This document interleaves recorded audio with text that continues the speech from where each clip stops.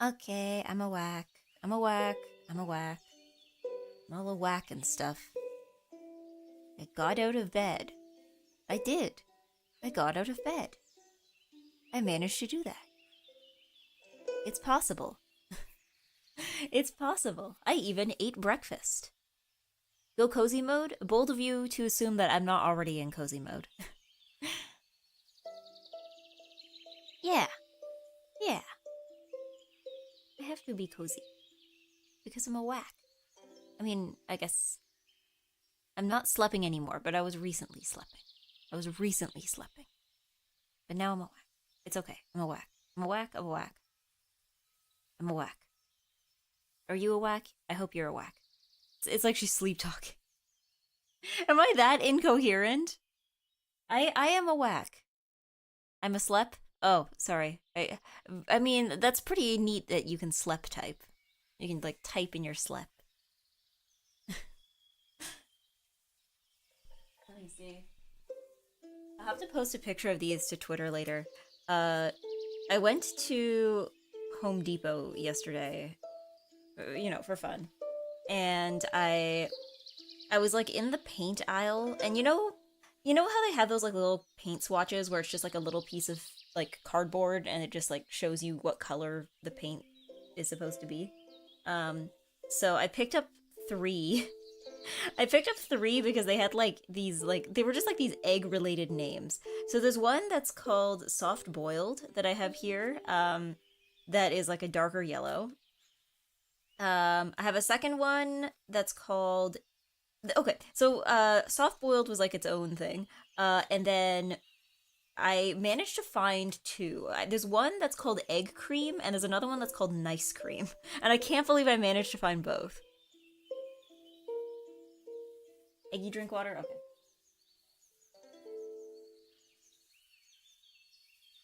Yeah, like brand new combination to paint your walls just dropped. Egg cream and nice cream. I can't believe I managed to find both. Because I saw, okay, initially I saw soft boiled and I saw egg cream, and I was like, oh, I need to pick these up. And then I was like trying to see if I could find, like, to, complete the three. I tried to see if I could find, like, something with, like, eggshell in the name. Because, like, eggshell white is, like, a pretty common, like, color name, right? But I couldn't find anything that was, like, eggshell. Uh, and then I found nice cream, and I'm like, oh my god, this is perfect. This is perfect. Nice cream. He stays slept the accident was your no, I will a whack. Look, look, look, look, look. Look at me a whacking. Look at me a whacking, like literally right now. I'm literally a whack. I'm literally a whack. Listen to this a whack music. Okay, it's not like that a whack. But like it's okay. It's an okay amount of a whack, okay? Yes, good morning to Embu, and good morning to Panis, and good morning to Punkasian, and good morning to Hickory Dellingham, and good morning to Baxter Crook, and good morning to Gin and Juice, and good morning to... I think that's everybody. That's everyone who said hi. Begone, imposter. What? You implying that I'm a fake because I'm a whack? Also, okay, nobody said hi on YouTube yet, so we're good. What? You think the real Eggy would never be a whack? The real Eggy would. I also picked up a whole bunch of like paint swatches that I'm like, I feel like I feel like I could use these for some kind of like Oshikatsu Eat a Bag project, but I'm just not sure what. I wonder if these have like the same dimensions as like...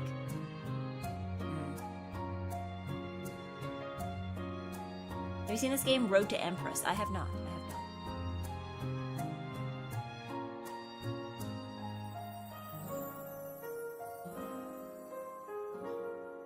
Yeah.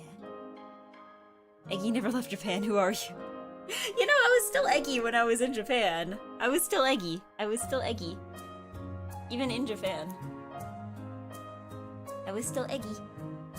But yeah, no, I picked up a bunch of paint swatches because I'm like, I feel like I could make like some kind of like, because I did this because initially I saw one color that was called Japanese Koi, and it made me think of Shinri, of Hollow Stars Tempest, and then I was like, you know, I could probably put together some kind of like eat a bag project with these. So I just tried to find like colors to match each of the boys, but I'm not sure what I'll do with them. If I was a better artist, I would probably do a little doodle on them, but I don't know if I'm good enough, and also I only picked up one of each, so if I screw it up, then like I'm kind of just stuck with it. Maybe I can put stickers on them. Maybe I can make like a little like photo card kind of thing. Or like maybe stick on a picture and have it look like a Polaroid. There's gotta be something I can do with these. You're doing paint swatch crafts? Maybe, I could. I could do paint swatch Oshikatsu. Because I tried to pick up like one for each of them. With like, because I tried to pick not just like a color, but also like a name of a color that matches their name. So I think I got 6 of them. Some of them match better than others. So I have Big Chill. That one is like a blue. That would probably be Altair. Inferno is like a darker orange for Axel. Japanese Koi is like a lighter orange for Shinri. Flirt Alert is a red for Flayon. Eccentric Magenta is like a light purple for Betel. And then Kimono Violet is like a darker purple for Haka. I think Kimono Violet, I think I could have gotten a better one. I don't know, none of the purples had good names. None of the purples from like at the store I was at had good names. Road to Empress is a live-action cinematic palace drama game. I had not heard about it. Is it recent, or is it just is it like old and I just hadn't heard of it before?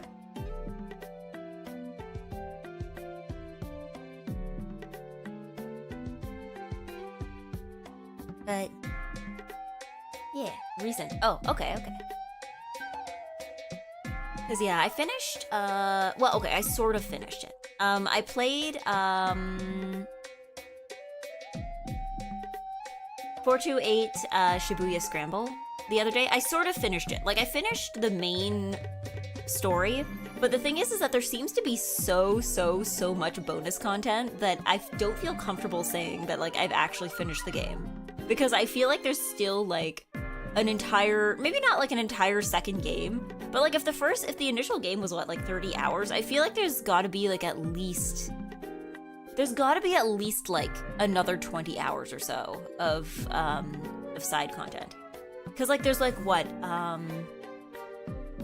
many side stories is there? They're probably not all equal in length. I played one of them last night, and I think that one was what, like 45 minutes, an hour, something like that. So it was, you know, not that long, but I'm just like, yeah, there's got to be at least like another 10 to 20 hours in here of content. Like, this is the game that keeps giving. But yeah, I need to unlock all the bonus content though. I want to play game. It's a good game. It's interesting. I don't think I've seen another game like it. Hi, nice to see you again. Hello. Cause yeah, like, so 428 Shibuya Scramble is a game, again, I think I posted about this on my second account. Everything I learned about this game makes me feel like I am insane. Like, this thing just popped into existence just to, like, confuse me. So this game originally came out on the Nintendo Wii in Japan in 2008. It did not get an English release until 2018. Not on the Nintendo Wii. It was on like other consoles and PC and stuff. But yeah, so this game, it's a visual novel, and it works with live action. So instead of doing like animated sprites and animated scenes, it's all done with like live action, and it's kind of shot. It's honestly shot like a TV drama kind of. And yeah, it was reasonably popular and well received in Japan. Like, it has a perfect Famitsu score, which is like, again, a thing that I'm just like, huh? And nobody told me this? Good morning. Good morning, Ryan. Yeah, and then the other thing too is that it also has an anime spin-off. Like, the thing is live action. I don't think they ever made like any kind of like movie or drama out of it. it was live action, like the game is live action, but it had an anime spin-off, because there's like a side story that was written by Nasu, like the guy who wrote Fate. So they got Type Moon working on a side story that they eventually spun off into its own anime. And the worst part is I actually had heard of this anime before. I just didn't realize these things were connected. I had heard of the anime before but usually because the anime did get an English release, but it was usually just like, every time I heard about it, it was in the context of like, hey, here's a cool action anime with cool action. Like, that's usually the context in which I heard about it. Didn't even realize they were connected. And I'm like, I'm sorry, what? Like...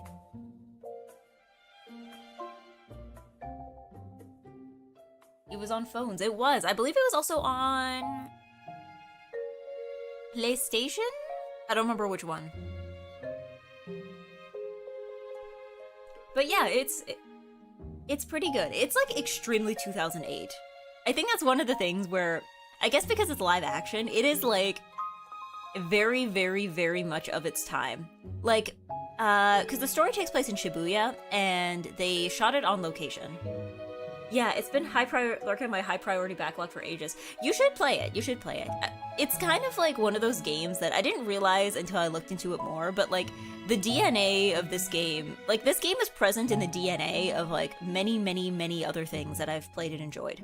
Like the producers for it, they went on to work on like Zero Escape and like some of the later Danganronpa installments and like a lot of other Spike Chunsoft games. So yeah, this game is kind of in the DNA. And I imagine it's probably, even if nobody from the team worked on the other games, but like, well, I mean, they did, but like, I feel like this is the kind of game that probably is like an inspiration for like later games. And it's just like nobody, because it didn't get a release in English until later, it's just like something that just flew completely under the radar. But granted, I understand why it probably didn't get a release back then, because it's like, I guess they probably just thought it's like, this is too Japanese to be able to sell here. Because like, I guess it's one thing if something is anime, but I feel like a lot of stuff, until recently, I feel like a lot of like Japanese live action stuff just like wasn't very popular here. So they probably would have just thought like, oh yeah, this is too Japanese, this is a story about a bunch of Japanese people, even though there's actually quite a few non-Japanese people in this story, but that's like a whole other point.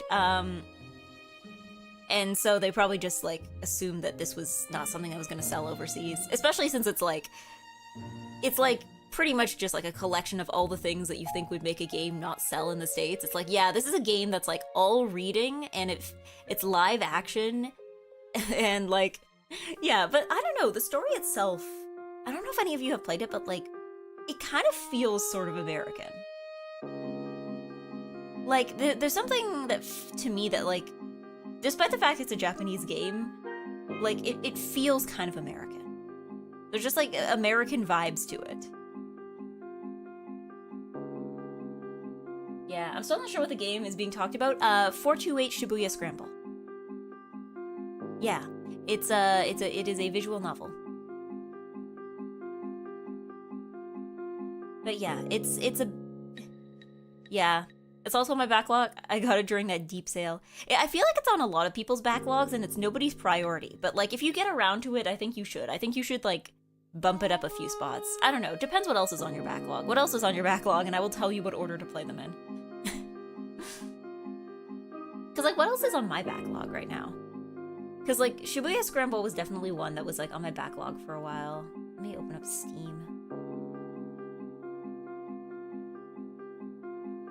Like, in terms of, like, visual novels, I'm, like, I have other backlogs for other things, but in terms of, like, specifically visual novel and visual novel adjacent games. What do I have on my backlog? I need to finish Chaos Head, because I started playing it and I need to finish it. Okay, I started playing Chaos Head and then I got derailed because Hundi Line came out. And then I was gonna get back to it and then I got derailed because I started playing Shibuya Scramble. So one of these days I will get back to Chaos Head. Once I finish all the other stuff first. The backlog also includes Fata Morgana. Okay, I would say Okay. Fata Morgana, you should definitely bump up the priority list. Okay, Dark Souls, Somnium Files, Zero Escape. Personally, I would say... Man, it really is hard to justify jumping up, like, bumping up Shibuya if those are your other things. I would say... The thing with Zero Escape and the Somnium Files is I would say play Zero Escape first, but you don't have to play them all in one go. So it's not like you have to play all the Zero Escape games and then all the Somnium Files games. Like, it's perfectly okay to play, like, 999 and then play, like, the Somnium Files and then come back to Zero Escape. Like, it's okay to, like, alternate them, I think. What do I have? I need to finish. Yeah, I have Chaos Head. I need to finish. Coffee Talk I never even started. I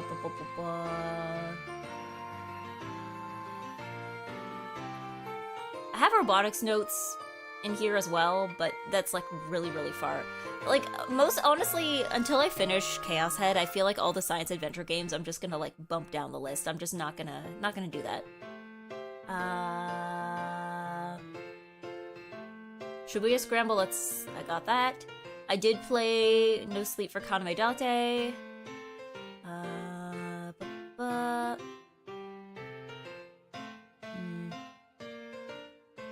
Busta Fellows, I started ages ago and then forgot. I'll come back to it one day. I intend to finish it. That's what I say for all of these. That's what I say for all of these. I also have a bunch of games that I tried, like I tried demos for. I think at the last time Steam had like the Steam Fest thing, and they were really good, but then I'm also just like already drowning in visual novels, and this is not helping.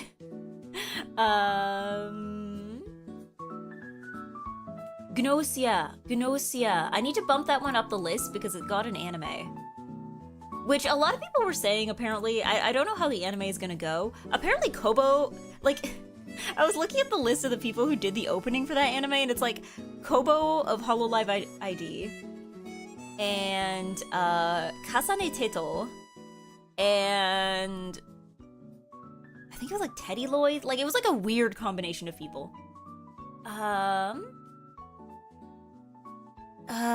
But yeah, no, I should probably bump that up the list, because a lot of people were saying, they're like, Gnosia feels like a really, really weird one to adapt to an anime, so I'm like, I guess I should play that before I find out how they do it.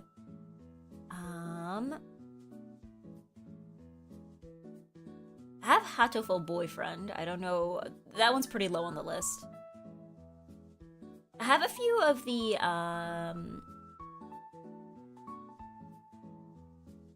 I have Heart of the Woods and Highway Blossoms, but those are also a little further down the priority list.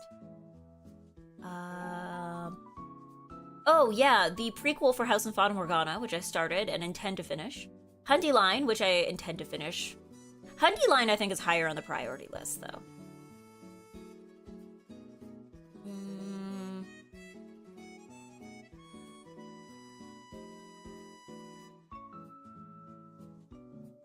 Let's see.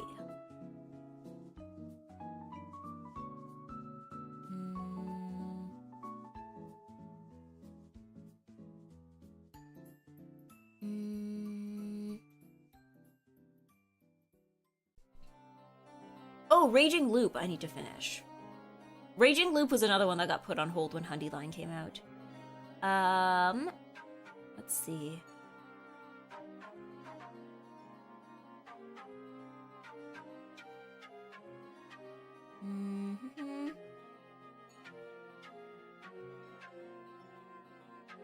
Oh, and then Umineko. Umineko, that's one I just kind of like go back to. I'm not in any hurry to finish it. There's one called Will, A Wonderful World that I had on my wish list for 9 billion years, and then I bought it, and then I still just never played it. I think, yeah. Oh, and I need to finish Zero Time Dilemma as well. I never finished Zero Time Dilemma. But that's another one that's kind of like mid-priority list. Kind of, yeah.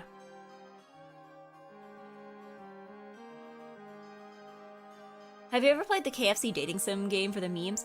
No, but I don't plan to. I don't know. I feel maybe I'm being snobby about things, but I think I'm allowed to be, if you'll allow me. Because I think I don't like playing visual novels where whoever made them does not seem to actually like visual novels. Like, even for the memes, like, I feel like if you're going to make a visual novel, like, you should wholeheartedly commit to it without a single point of irony. Oh, like Doki Doki Literature Club? No, I think Doki Doki Literature Club was made by somebody who actually likes dating sims and visual novels. I think the problem is that everything that came after Doki Doki Literature Club was people trying to, like, cash in on that. Like, I don't remember if the Sonic Mystery game was good. Oh, actually, I heard good things about the Sonic Mystery game. The Sonic Mystery game was, like, the exception to the rule there. But yeah, like, a lot of the ones, like the KFC one, or even, what was it, Class of '09. I don't know if, I don't know the situation of the people who made Class of '09, but even just, like, the Steam description is just, like, really off-putting to me.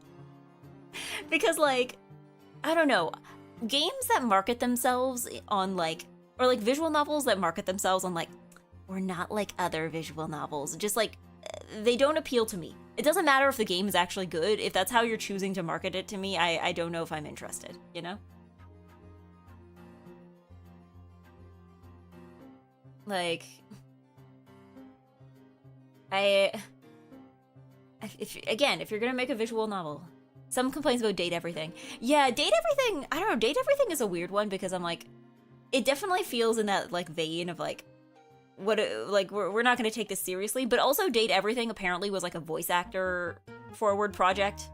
Like, it was just a project that was, like, from what I heard, was, like, a thing that with voice actors were like, what if we just did something silly? And then that's why every character is voiced. Yeah.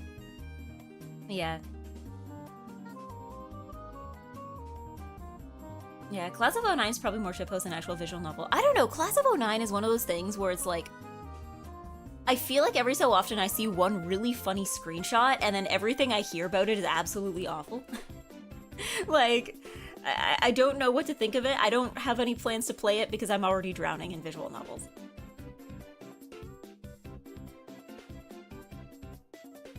Like, honestly, that backlog just now was only for visual novels that I already have.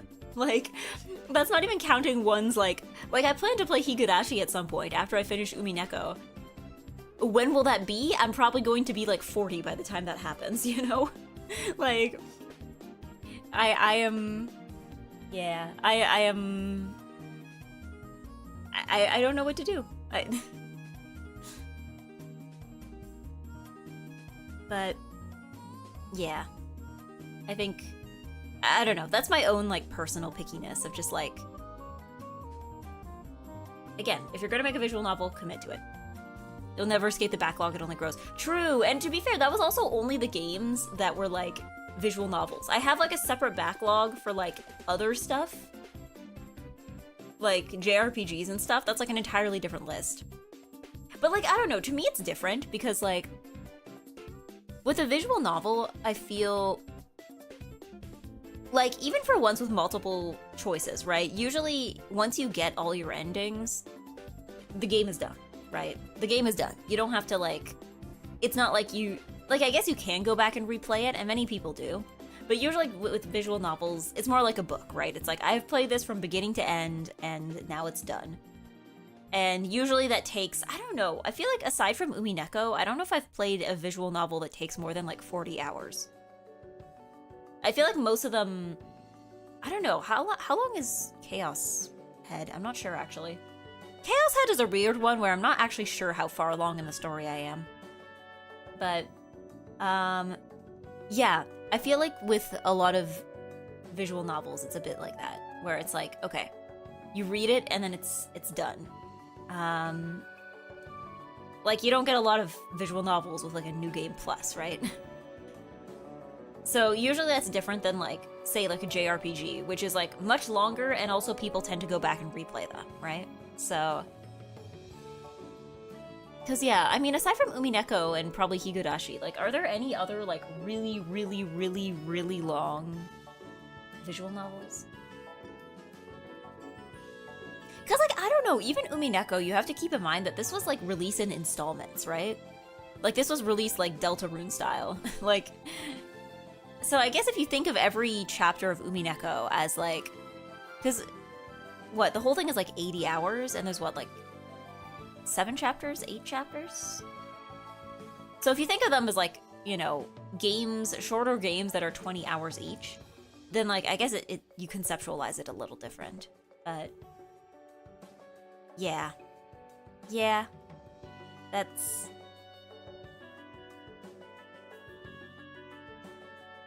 At the very least, some of the because I have cleared off the backlog in the past few months, a little bit. But at the very least, a lot of them were for shorter games, right? Like, there's some games I've played that were like longer, but a lot of them were just like games that turned out to be like, you know, quick 10, 15 hour kind of things, right? Like I clear them in less than a week kind of thing, which is always nice.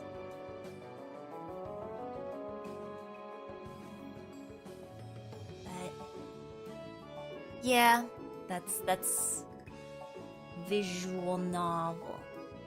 You should play visual novels.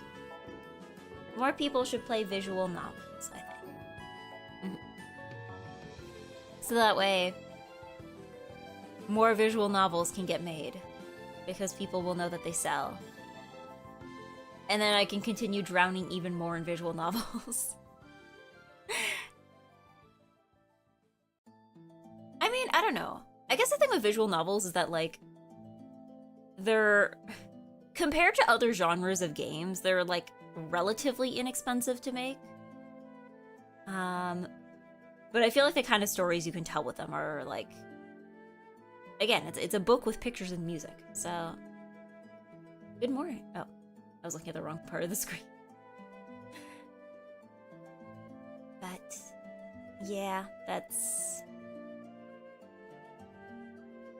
Egg.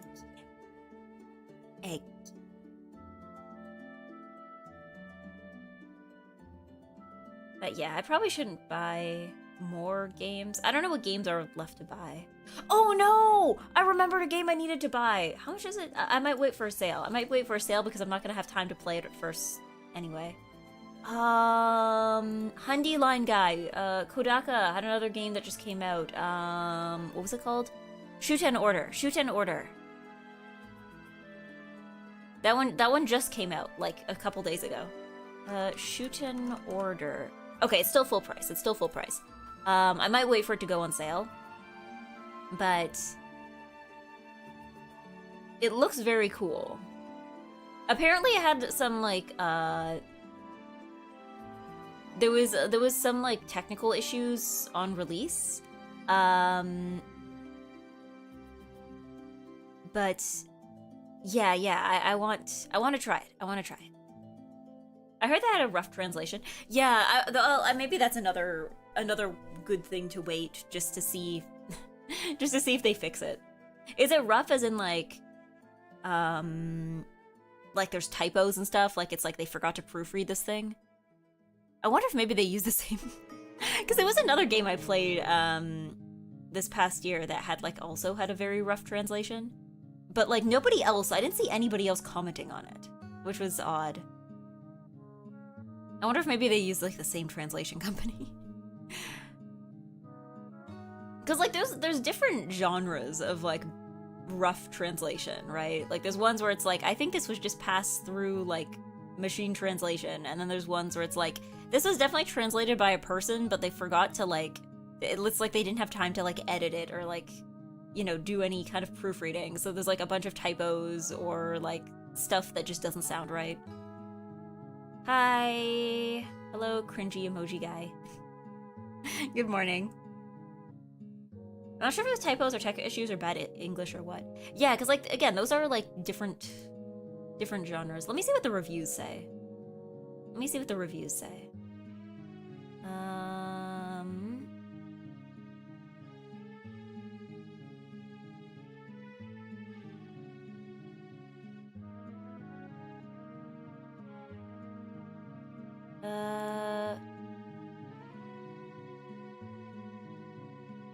Many mistranslations, some parts are only partially translated.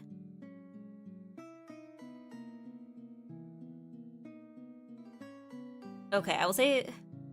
Oh, okay, so this is like a very messy translation.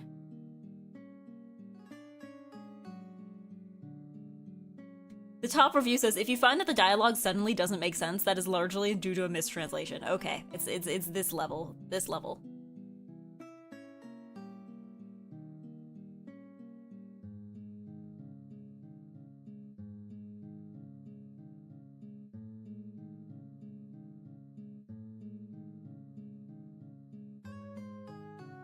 Yeah, there's a lot of the reviews are like, this thing kept crashing on me. So, I don't know, maybe I'll try it for the Switch. Maybe if that version might be more stable. Shujin has 2 versions where it doesn't allow you to buy the extras later. The digital novel seems to be an early buy bonus. A lot of, I feel like that's not the first time. I feel like Hundyline also had something like that. I have a question for you. Okay, is it a normal question or is it going to be a weird question? Answer carefully. Yeah, no, I think Hundyline had a pre-order bonus. I think there was like a separate like Hidoko like prequel side story thing that I think was also, to my knowledge, only a pre-order bonus. But I think, I don't know. With a lot of these, they're just like text, right? So it's not like a bonus game. Like a lot of the time, inevitably somebody will just like, you know, take the story and post it somewhere online. Because, like, if you can't buy it later, it's like, what are people gonna do, right?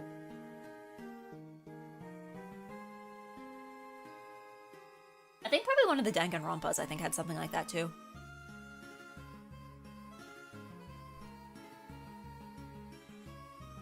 But, yeah, I don't know. I guess that one can go further down the list until they, like, inevitably patch the game. Did they patch the game? Let me see if there's, like, updates.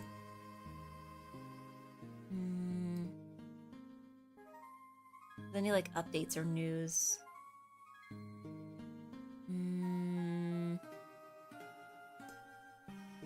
I'll add it to my wish list though. I thought it was already there.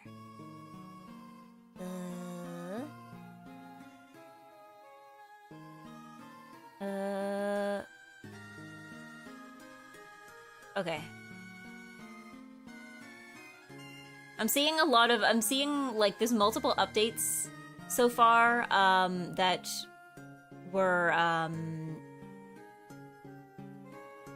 that they're fixing. I think they're slowly fixing things, but I guess maybe I'll give it a little longer. Apparently one of the, okay, regarding issues caused by Windows language settings, apparently, oh my god, okay, so apparently one of the reasons that some people were getting, like, black screens and game crashes was, we have confirmed an issue where if your Windows region and language setting is set to a language other than Japanese or English, the game may experience black screens or significantly longer loading times. I have no idea how that has happened. We're working on a fix. A patch will be released at a later date. In the meantime, you can temporarily avoid the issue by setting your Windows language to something other than the following: Indonesian, German, Italian, Spanish, French, Dutch, Belgian, Portuguese, Brazilian Portuguese, Luxembourgish, Swiss, Greek, or Turkish. So it's like the game, if you have your computer set to like any of those languages, the game will not work. This is the first time I've ever heard of an issue like this that's caused by that. Is that common? Yeah. Because yeah, it looks like they don't have a bug fix yet, but they have like, they have a few posts that's just like, yeah, we're aware of the issue. We haven't fixed it yet. Here's some workarounds. I didn't realize Hundyline had a demo. Yeah, Hundyline has a demo. Hundyline demo is like literally just the first like 8 hours or so of the game. Because like the game is so long that like giving you 8 hours for free is like, that's like nothing. Like that's like that's just like a little sample. That's like a little tiny, that's pennies, you know? That's nothing.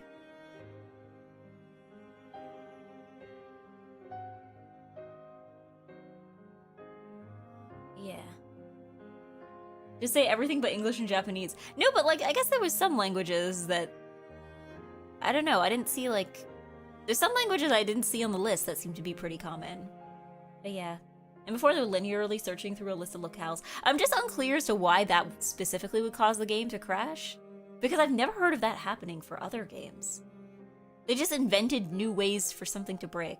Incredible.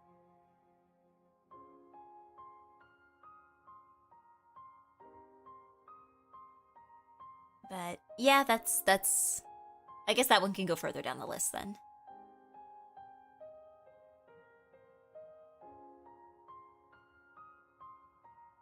Yeah. Programmer skill issue. I mean, to be fair, I don't know. Maybe the Switch version doesn't have those issues. Because I guess the thing is that when you're programming for a console, it's probably a little different than for PCs, right? Because like if you're programming for like the Switch or like the PlayStation 5, right? It's like every Nintendo Switch is exactly the same, right?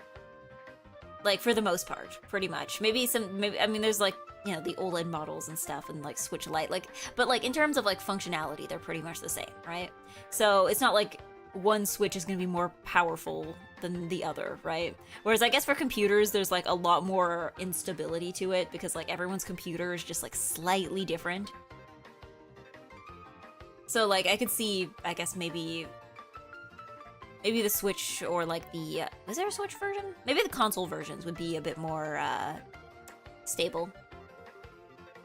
Not even everyone in Luxembourg speaks Luxembourgish. Yeah, I mean, clearly enough people do that computers, like Windows allows it to be a language setting. So clearly enough people do that that's a thing. But I don't know, what do they speak is in Luxembourg? Is it French? Or is it English? I don't know enough about Luxembourg. Aside the fact that it's in Europe, that's about where my knowledge begins and ends.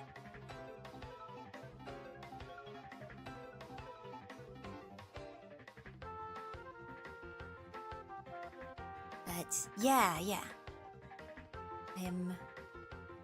Japanese companies struggling with a PC port classic. Then again, Western AAA devs have optimization issues, so I guess many PC ports just have issues. Well, like I said, I imagine porting to PC is probably a bit more complicated because, like, again, there are so many different kinds of PCs, and that I imagine probably there's just like so many potential ways for something to break, right?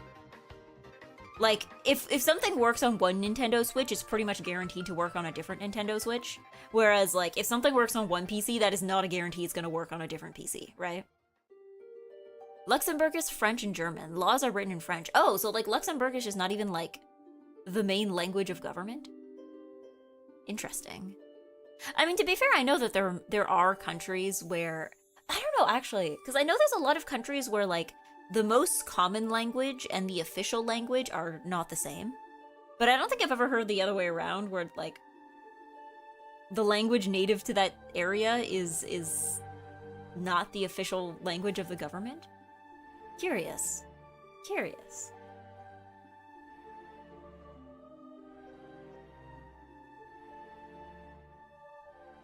Like... Because, yeah, I guess in Canada our laws are written in both English and French. But so is everything else. Oh my god, okay. The paint swatches that I bought yesterday, actually, that I was talking about earlier, also, they also have French names, but, like, they're not, like, very good. They're not very, I mean, well, some of them are okay. Some of them are, like, they're very direct translations. And I don't think they all work. Like, okay. What do I have? Soft boiled in French was à la coque, which I guess that means the same thing. Egg cream is crème d'œuf, which that checks out. But then nice cream is gentil crème, which is like not the order those words are supposed to go in. Isn't it usually like crème gentil? Because, like, French has, like, the weird thing where some adjectives come after the noun and some come before. So, like, usually, I don't remember how they do it, but, like, colors, for instance, come after the noun. So, like, instead of it, like, or so, like, I don't know, like, a blue sweater would be un chandail bleu. Like, it's like a sweater blue. But then... size is usually before. So, like, if that sweater is small, it would be like la petite chandail. Oh god, is chandail masculin or féminin? I forgot. I think it's un chandail, un petit chandail bleu. So it's like petit is like the size adjective, and that comes before. but then the color comes after. So it's like, it's kind of like goes all over the place. But like crème gentil, wouldn't it be crème gentil? Or gentil, maybe it comes before. I forget what gentil, like, un gentil garçon, un garçon gentil. Yeah, does gentil come before or after?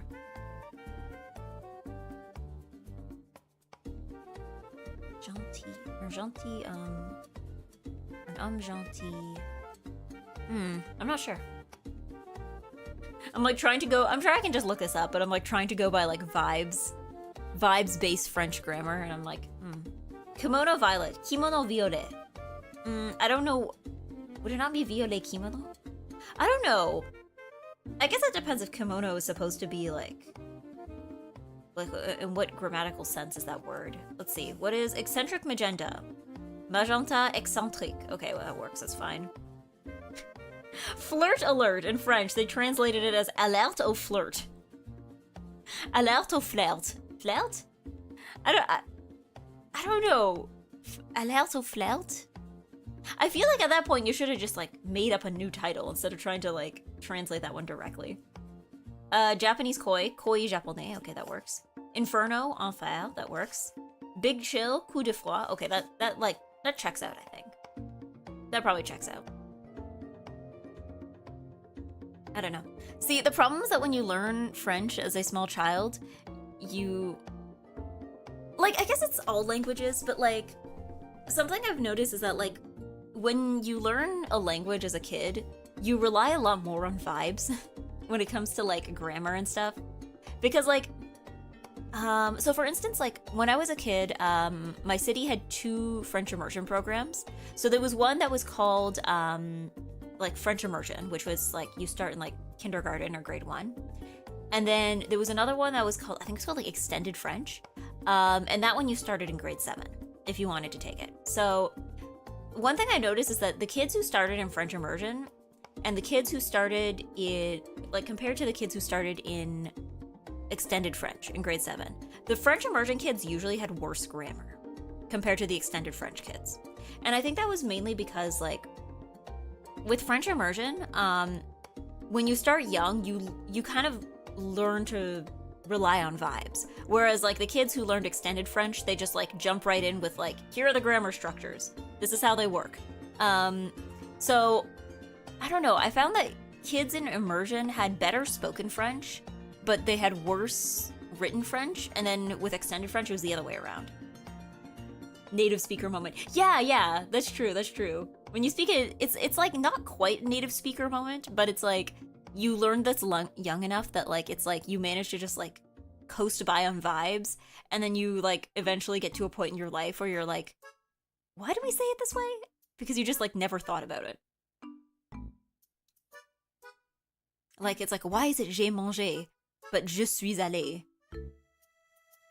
And then you just like move on with your life, and you're like, well, I guess I'll never know.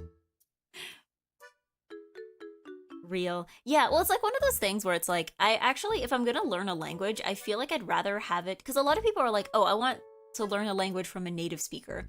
And like, I mean, I guess if you want to learn proper pronunciation and stuff, maybe that would help. But I feel like if I'm gonna learn a language, I would actually rather learn it from somebody who also learned it as a second language. Because like, if you're a native speaker, there's usually a lot of like if you were trying to teach somebody English, right? There's a lot of things in English where it's like, it's said like this. And then if they ask, why is it said like this? And you just like, you've never had to think about it this way, right? You've never had to think about it before. So you're just like, well, it just is, okay? Like, it's like, why is there a GH in through? I don't know. It just is, okay? Like, whereas somebody who had to learn English probably would have like a more thorough explanation of that, right? Because they've actually had to like think about these things. Like, I know it's not Japan exclusive. It reminds me of a post where it's like, I speak like a Japanese textbook because I learned from a textbook. Yeah. I mean, I feel like that's like a weakness for like a lot of people learning languages, especially early on. Like, I don't know. I don't think I speak French like a textbook. I think I speak French like I speak French like a French teacher. I speak French like a high school French teacher is my problem. Like my French is pretty say-so. My French is very say-so because like I learned it at school. So of course you're only going to learn the say-so stuff. Or I mean, I don't know. I guess I get if I'm talking to my mom's family, I get more Québécois. But like I can't summon it. That's the thing. I can only summon the Québécois when like I'm talking to somebody else who is also from Quebec and is also speaking Québécois French, which is pretty much just my mom's family. So I feel like I can't summon it in any other situation. It's only when I am like talking to other people who are speaking Québécois French. That's the only time I can do it. I'm just like adapting to my surroundings. Yeah, I speak like a game member because I learned it from playing Yakuza games. I don't know. I remember early on when I was learning Japanese, like before I went to Japan, like before COVID, to practice listening practice, I would watch like children's shows, like I would watch like Pretty Cure and stuff. And at some point, I was like got scared because I'm like, am I going to be speaking Japanese like a magical girl? Like, am I going to be speaking? Because like I imagine there's probably like a genre of like people who got into Japanese by via anime and who like mostly used anime for listening practice, who probably like if you don't have a lot of other exposure to Japanese, like if all your listening practice is like, you know, like textbook listening examples and anime, then like are you gonna start talking like Naruto? Like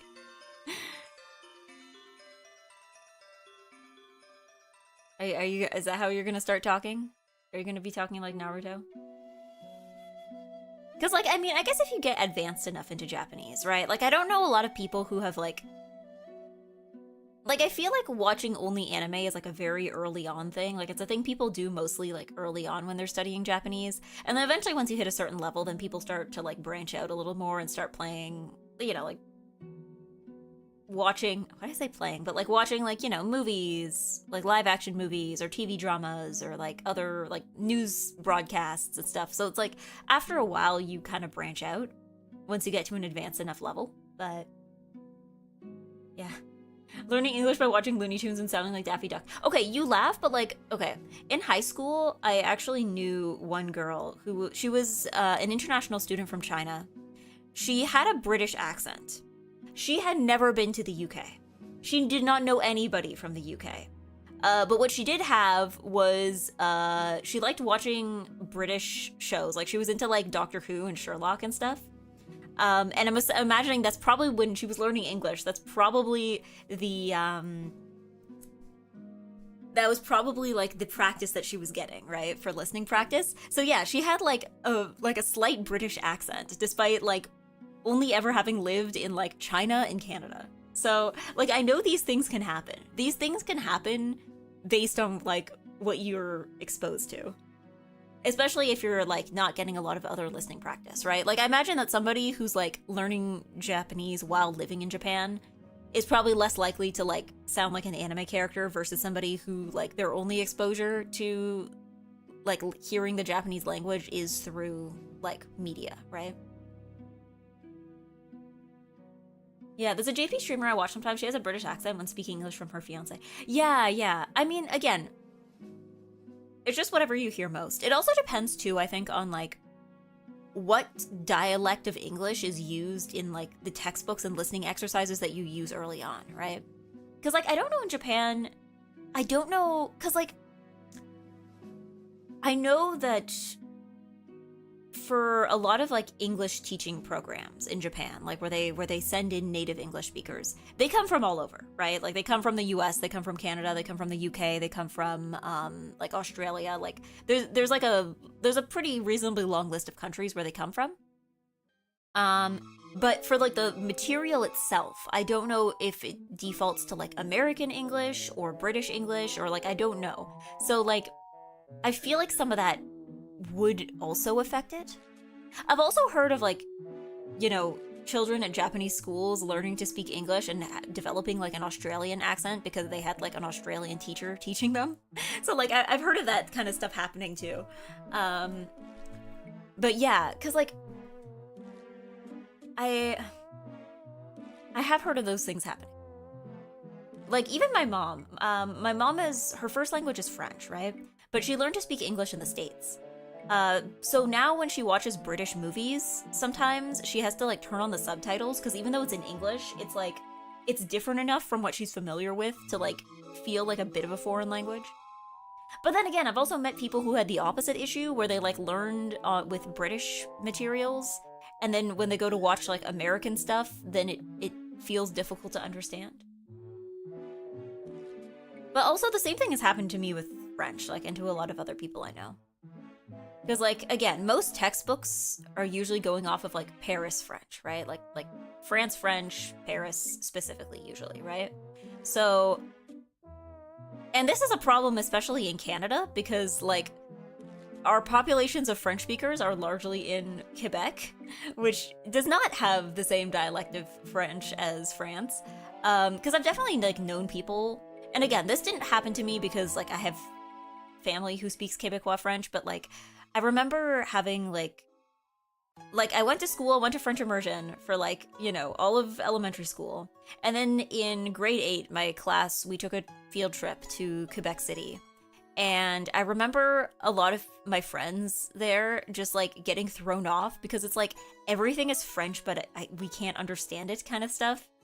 Like I had a lot of people who were just suddenly like, has everything I learned been for like absolutely nothing? Because it's like it's just like different enough that it's like, oh god, if you're not like ready for it, then yeah, it can feel like a foreign language.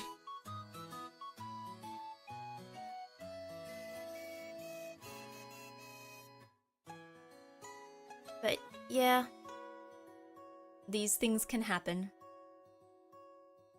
I don't know. I imagine there's probably people out there too who are like learning languages from VTubers and streamers, right? There's gonna be someone out there that's gonna sound like me. Potentially, there's gonna be somebody out there who's gonna sound like me because they listen to me for English speaking, like English listening practice.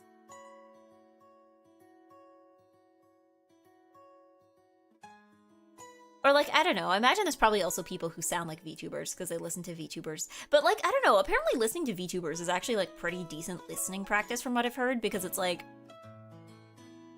it's a more natural form of speech, right? Compared to like, if you're watching something that's like scripted, right? Yeah. The thick Quebec French versus je suis very épais. What?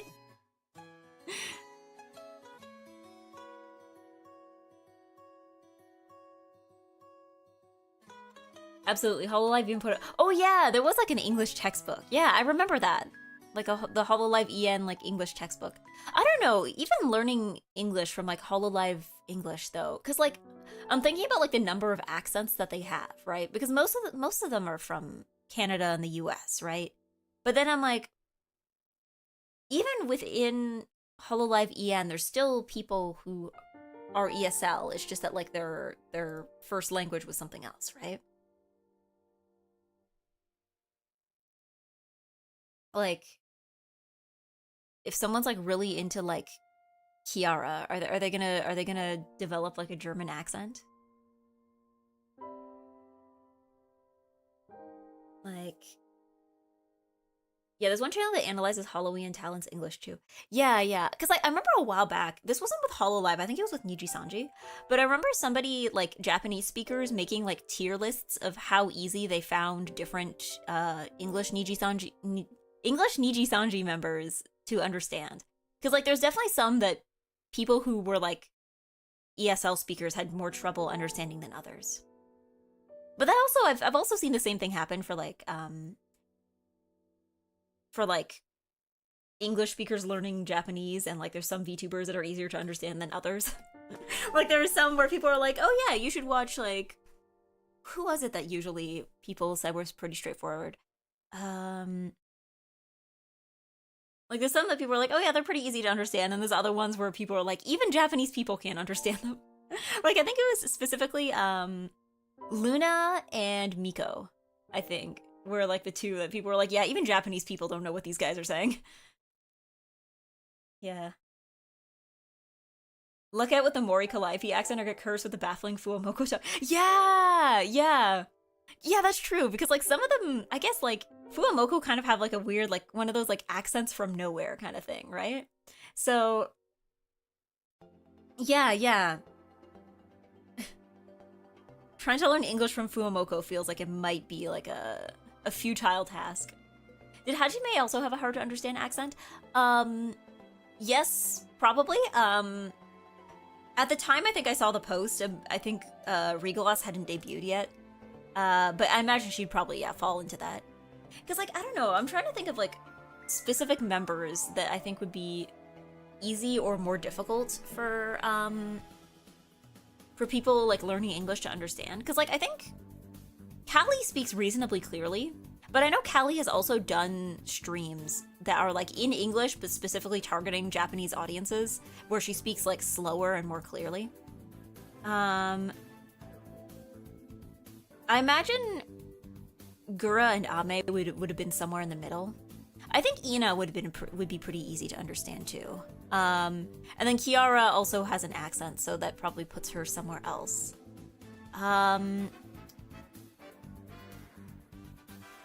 For Council, I don't know. I think Iris speaks pretty clearly. For Bei and Sana, I'm not sure, because I feel like they speak reasonably clearly, but that's like if you're familiar with Australian accents. Fauna, I imagine, was probably pretty easy to understand. Crony as well. Mume, I don't know, I feel like everyone in Council was pretty clear. Yeah, the only times where it's not clear is just because they're from somewhere else, right? Like an Australian accent. I wonder if Bibu would work with the slow pace. Yeah, well, I don't know, because like Bibu, I feel like Fuamoko, I think would be on like the harder end in terms of comprehensibility. Like, I don't know. Do we have anybody in EN that I think would be like? Because you know how they say like how like Miko and Luna are hard to understand, and I'm trying to think if we have anybody in Hololive EN that is like the equivalent, and I think the closest we might have is Fuamoko, of just like, even we don't know what they're saying, they just sound cute.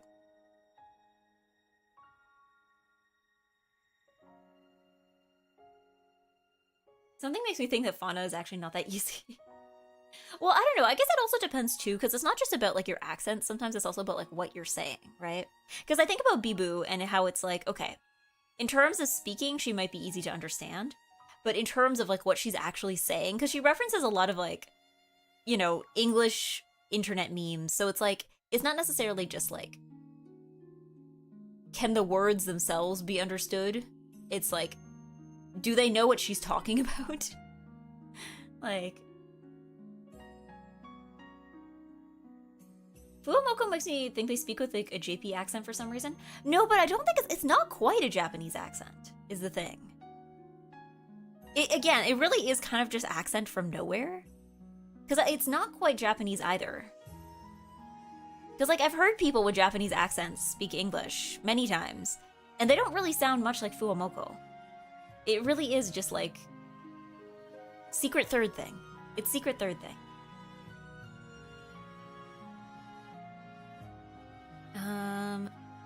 And I guess also Liz is probably in her own field because she's the only British member, right? So I guess maybe that's entirely another thing of just like entirely dependent on how familiar you are with British English. But yes, good morning Zully and good morning Dirk. Hello.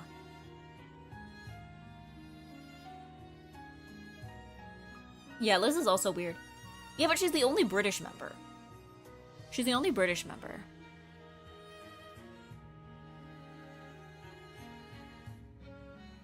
It's not only about her being British. She has like a weird cadence. Maybe a little. She speaks very theatrically, which I mean, I like makes sense for her, but like she speaks very, like very, yeah, I guess theatrically is the right word, right?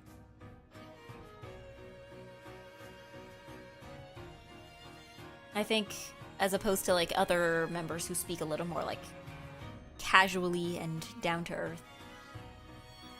Because yeah, that can also affect it. It's like how like if you listen to like voice acting, like English voice acting, versus like just English natural speech, right? It's like how if you like, you know, watch a show and you hear a voice actor talking and they'll sound one way, and then you like hear an interview with them later where they're like speaking naturally off the cuff, and like obviously they sound the same, but even when they're not doing a character voice, they don't always sound the same, right? Yeah, I don't think Justice has a good member to learn from. That's true. You got Liz, and then you got Ceci, who is also has an accent, and Dauda, who also has an accent, and I guess Gigi. I guess there's Gigi. But I guess maybe she might be a little speedy. She might be a little speedy for someone who's, like, not confident in their English abilities yet.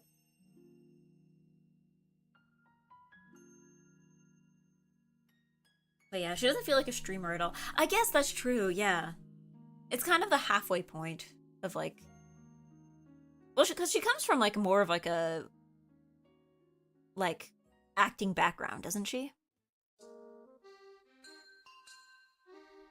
Because, like... I feel like... how you got into VTubing, right? Because there are many roads that lead to VTubing, and those will all, like... have a huge effect on how you sound on stream, right? Because, like, people who came in from, like, singing, right? They're gonna sound different on stream, even when they're just talking, from people who came in via voice acting versus people who got into VTubing via, you know, like streaming. Like, they were, like, regular streamers before, and then they became VTubers. Like, the many roads lead to VTubing. It's not even just about accent. You can get two people who are from, like, the same country, but then, like, one of them got into VTubing because they were, like, doing voice acting, and somebody else got into VTubing because they were, like, streaming, I don't know, like, League or something. And, like, those will lead to two completely different, like, accents, right? I don't know. I feel like there's somebody somewhere has probably written a paper on this. I'm sure there are smarter people than me who are working on this right now, but, like, I feel like there's gotta be, like, an internet dialect, if that makes sense. Like, I feel like, I'm not talking about, like the way people, because I've seen a lot of videos of, like, you know, people analyzing, like, you know, the specific ways people talk in, like, TikToks or something. And that's not what I'm talking about. I'm talking about how, like, you'll have people who... they might have learned English at school, but most of their, like, real-life experience with English comes with talking to people online. And I feel like, in my mind, that would result in different, like, almost like a kind of weird unified internet dialect, where it's kind of just like a hodgepodge of every accent on Earth. My accent? Is that what you have? I don't know, because, like, I've definitely talked to people online who are ESL, and you would not know it. They sound kind of just generic American. Because I guess if most of your... Again, if most of your English practice happens online, you're going to be hearing from people. It's not like with usual English speaking, where it's like, you know, somebody moves to the US and learns English there, and so they get an American accent, because all they're hearing around them is American English. It's like... you know, you're learning English and then you're hearing from every English-speaking country on Earth, right? Yeah. Artists, singers, cosplayers, voice actors, streamers, teachers, game devs, riggers. Yeah, they're all gonna come from, like, a different place. They're all gonna come from a different place. They're all gonna sound different. Yeah, it depends who you're around with online, you absorb their accent. That's true, that's true. But it's not just about, like, who you're around. I think it's also, like, what you're listening to, right? Although I guess that's sort of who you're around. Like, if you watch a lot of, like, American YouTubers, that's gonna, like, probably affect your accent differently, right?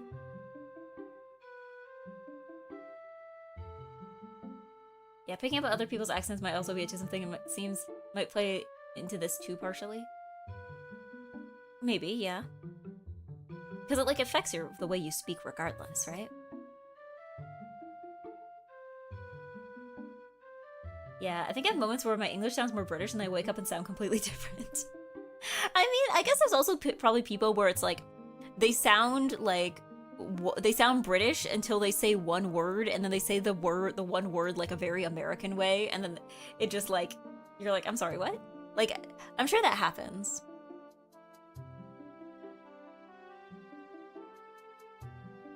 Yeah. We're all wearing our PJs while watching stream, right?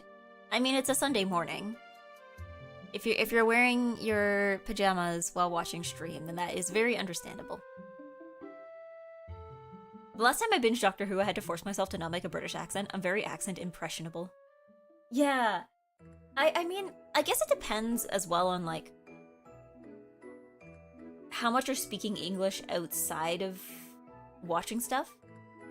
Because, like, I imagine that, like, if you live in a place where, like, English is not the, like, default language, then you might watch, like, an English movie, right? But then you'll go back after you watch the movie, you'll go back to your regular life, and you'll go to your job, and, you know, you'll talk to your family, and you'll do all that in, like, a language other than English, right? As opposed to, like, English speakers, where it's like, I don't know, I feel like here it's like people will watch a British movie, but they won't get any more British, because they're gonna come back, they're gonna leave the movie, and they're gonna be like, fun movie, and then they'll go back and, you know, be surrounded by people speaking Canadian English, right? So, but then again, I've also heard of, like, small children who watch, like I remember hearing about how, like, there was, like, an uptick in, like, small children developing British accents at the time that, like, Peppa Pig was really popular, because, like, oh, thank you, Alonso Reyes, thank you for sprouting. I imagine that, probably is the same thing that's happening. Isn't Bluey Australian? I imagine probably there's, like, you know, in the same way that, like, children were developing British accents from Peppa Pig, I imagine that, like, children are gonna become Australian via Bluey. Like, we're gonna have, like, generational gaps just based on, like, what accent did you accidentally develop as a kid because of the TV shows you were watching?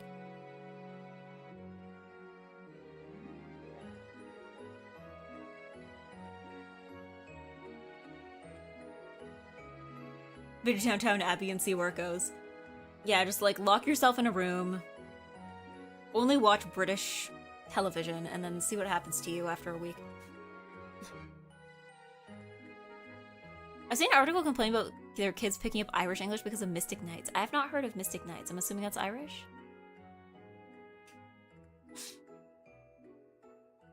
But then again, I imagine maybe I wonder if there's probably, like, some reverse thing happening in other countries where, like, I don't know, kids in the UK develop, like, American accents because they watch, like, Sesame Street or something. Like, I'm sure it happens the other way around, too.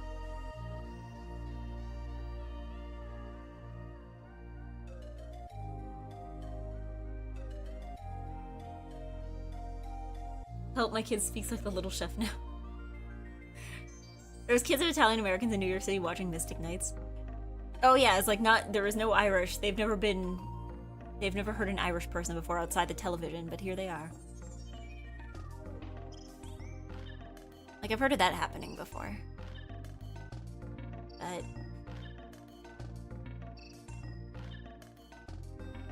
yeah. Mystic Knights is basically Seven Entertainment going Irish flavored Power Rangers, legally distinct. Okay, I've not heard about it. I guess I don't know if is it just not well known in Canada? Because, like, I don't know. I don't have children, and I don't know anybody who has, like, children who are of the age to be watching television. Like, everybody I know who has kids, either the kids are, like, teenagers, or the kids are, like, babies who are not old enough to watch television regardless anyway. So, I don't know. The only kid shows I hear about are the ones that are, like, explosively popular. Like,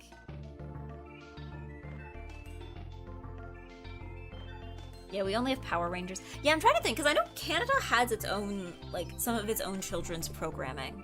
Like, what was it, the Big Comfy Couch? That was, like, a Canadian production, wasn't it? Obviously, I don't think it's still running. Maybe they brought it back? I don't know. Yeah, Mystic Knights is from the 90s. Why do I know this? I've never heard of this. It aired around 1999. I guess maybe it was, like, slightly before my time? I don't think I heard of this. Yeah, we have a mix of, like, Canadian, American, French, and British kids shows. Pretty much. They bring everything here. Because I'm trying to think of, like, when I was a kid, there was a channel in Canada called Treehouse that was, like, it was for, like, programming for like preschool, kindergarten, like very young children, right? So I'm trying to think like what was on there, because I definitely remember there was I remember watching, like, I think they aired Big Comfy Couch, which was a Canadian production. And they had a few, Zaboomafoo, yeah. Was Zaboomafoo Canadian? I don't think was Zaboomafoo Canadian? I don't think it was Canadian. What else was there? Because I remember, I think there was Bear in the Big Blue House, but that was American. And I know there was, Is EGGY cute today? a little bit, I think. I think I need to wash my hair. Hello, Kuro. I remember watching, like, Dora and other, like, Nickelodeon, like, Nick Jr. shows. I think Dora and Blue's Clues were both on Treehouse. What else was there? There was some that I think were, like, European. The thing is that there was definitely some shows that were European, but they didn't have a lot of dialogue, so even if they weren't, I don't think I would have noticed. Like, what was it? Was it Pocoyo or something? But I don't think that one had a lot of dialogue. Or I think there was a lot of shows as well that I think when they were dubbed into English, they like just, I don't think they had dialogue, they just had narration. Because I remember there was like a Miffy, like a little bunny one, that aired on Canadian TV, but I don't remember there being dialogue. I remember it just being like animation and like a narrator's voice. But apparently there was some shows that were like in other countries they had dialogue, but when they were like translated and brought over to English, like they just took out the dialogue and they just made it in 100% just narration for whatever reason. Man, I never had Treehouse. If it makes you feel any better, I had Treehouse, but I didn't have Family Channel. So when I got older and wanted to watch like Disney Channel shows, I had to like go to friends' houses, or I had to go to like my grandparents' house because they had Family Channel, but it wasn't in our cable package. We had YTV though, but I think everybody had almost everybody who had cable had YTV. I think it was part of like the basic cable package. Cyber Chase? I don't think Cyber Chase was YTV, because I think that was a little slightly older kids. Like Treehouse was like very young kids. That was like, again, like kindergarten, like 6 years old at the oldest kind of programming, right? As opposed to YTV, which was like for slightly older kids. Miffy is like Domo, stop motion show. Yeah, Miffy. Yeah, I believe it was from the Netherlands, I think.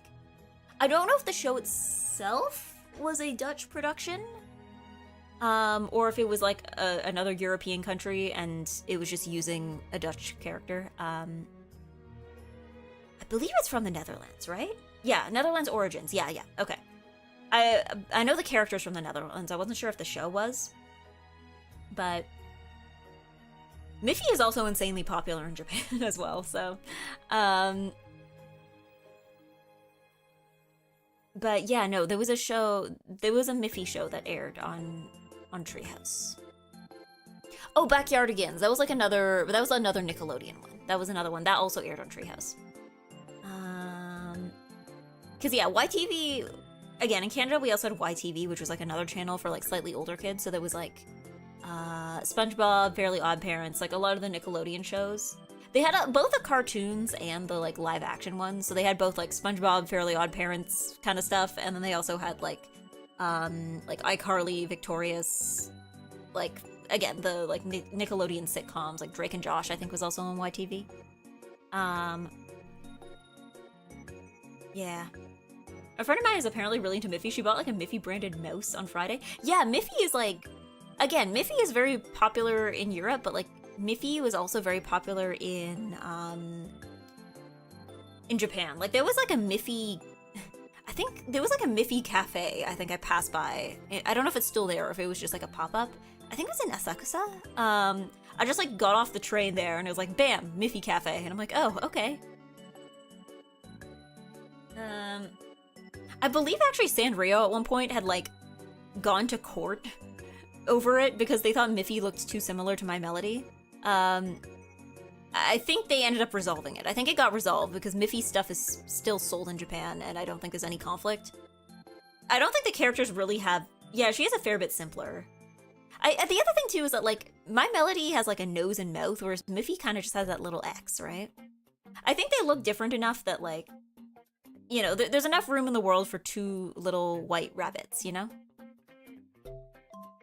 The other way around, streamer. Oh, was it Sanrio suing the Miffy people, or was it Miffy creator suing Sanrio? Miffy is older than Kitty. Oh. It was the other way around? Yeah, we had Babar the Elephant Show, which apparently was French origin. Yeah. There's probably some French shows. There's probably some shows I didn't even realize were like French until later. I do like her more than Hello Kitty. I think the appeal is different. I think the appeal is different between like My Melody and Miffy. Because Miffy to me feels more, and maybe it's just because like I was aware of Miffy as a child, but I was not aware of My Melody. But Miffy feels more like, I guess maybe the simpler design just makes it feel more childlike, like more nostalgic compared to My Melody, which can be kind of nostalgic. But I feel like My Melody, I don't look at My Melody and instantly think, ah, childhood, the same way that like I look at Miffy and think that, you know?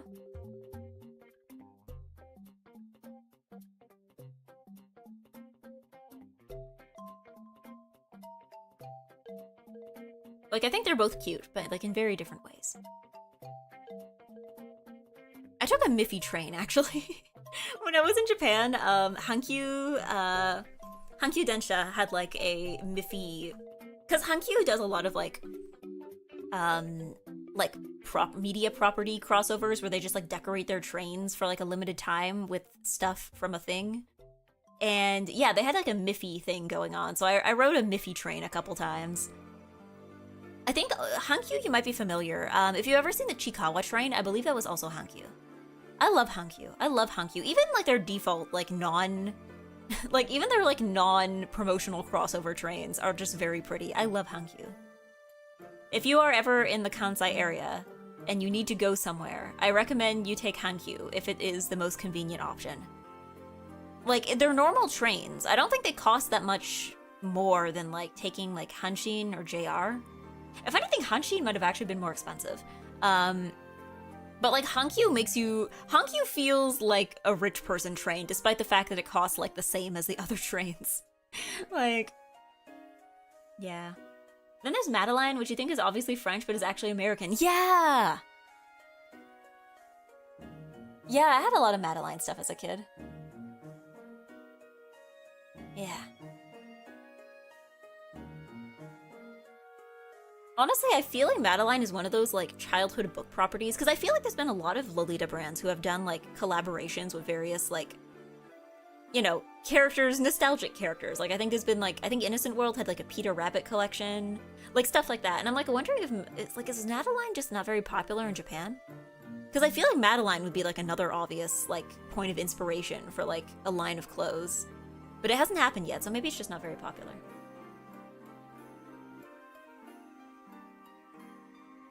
But yeah, no, that was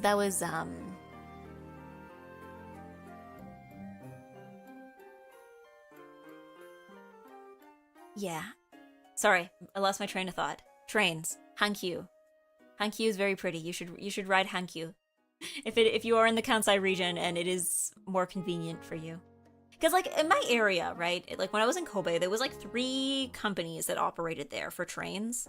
Like there was Hankyu, there was JR, which is, you know, kind of everywhere. And then there was Hanshin. And like, I don't know, I just remember like the vibes of each one was different. Because like JR was kind of just like default trains, right? But like Hankyu was like almost felt fancy. Like it felt fancy, even though it was like the same, more or less the same price. And then Hanshin, I don't know what was going on with Hanshin, because Hanshin had some like very nice looking stations, and yet I feel like the train itself, like I think Hanshin is like one of the loudest trains I have ever ridden on. Not like in terms of like the people inside were loud, but in terms of like the train itself was very noisy. Like I would have to turn up my headphones when I was on the train, and then like as soon as I would like look at the volume, it's like I could barely hear what was going through my headphones, and it was at like top volume. Like the train was just itself is just like that loud.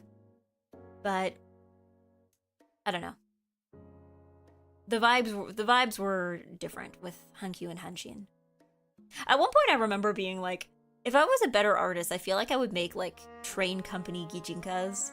Because I feel like you could probably do like Hankyu, draw like Hankyu as like this kind of like girly princessy looking one, maybe with some like Takarazuka kind of inspiration. And then like Hanshin would be like, because Hanshin also was like closely linked with like baseball team. I believe it was like Hanshin Tigers. It was like a baseball team, and they had like Hanshin had like a train stop like directly outside where they played. So I guess, yeah, Hanshin would be like, I guess you can use that like 4-leaf clover thing that they use in a lot of their logos, and like maybe have like some kind of like sports theme or like a tomboy looking girl. Yeah. That would be cute. I wish if I was better at drawing, I would do that. A few kid shows in Canada were a joint production with China, too. Wait, which ones? That doesn't sound completely, like, out of the realm of possibility. I just can't think of, like, which ones it would have been.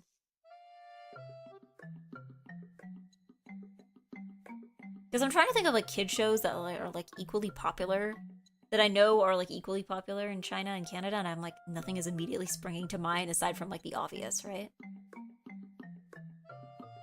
Like, you know, like the kind of stuff that's, like, popular because it's, like, popular, like, everywhere. Timothy Goes to School, Corduroy, George Shrinks. At least I've seen those. Oh, interesting. Interesting.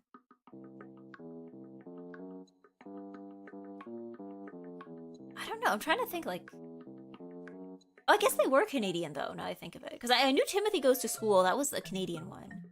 I didn't realize that George Shrinks was a Canadian one. I mean, Canada does have a fair amount of, like, children's animation. So, like, it's... There's probably more children's shows that I watched as a kid that were Canadian than I thought.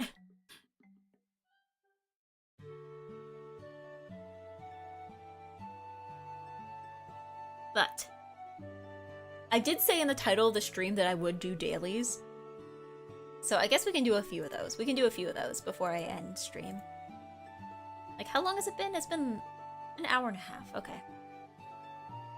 I didn't want to stream for too long today because I am somewhat eepy. Yeah. Animation is often had Canadian involvement for the tax breaks. Yeah, and I think Canadian channels are also, like, legally required to have a certain amount of their content be Canadian as well. So I imagine there's probably, like, an incentive for companies in Canada, like, especially broadcast companies, to, like, fund Canadian programming so they actually have something to air on their Canadian TV channels.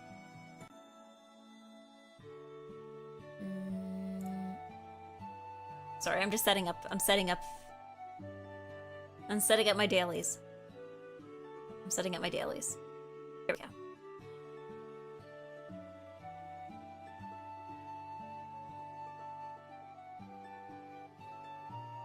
Yeah.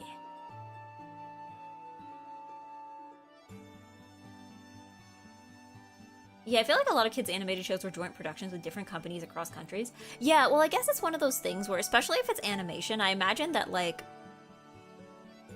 unless something is tailor-made for a certain country, I imagine a lot of these things are probably pretty easy to, like, translate for overseas audiences. Because, like, there might be certain things that might look different. Like, I imagine maybe there's probably kids that grew up outside of the US who, like, who had, like, a lot of American kid shows that they would, like, look at, you know, they would look at, like, the houses and the surroundings and be like, my surroundings don't look like this, what's going on? You know, in the same way that, like, American kids would, like, watch, like, Sailor Moon, and they would see, like, you know, schools and houses that don't look anything like where they live, and they're just like, you know what, I'll just roll with it. It looks like a house, so it's a house, right? But yeah, I guess a lot of kids' stuff is kind of, like, to a certain extent, is probably a little bit universal. Okay, let me just, like, set up all my tabs ahead of time, so I can just, like, go through them one by one.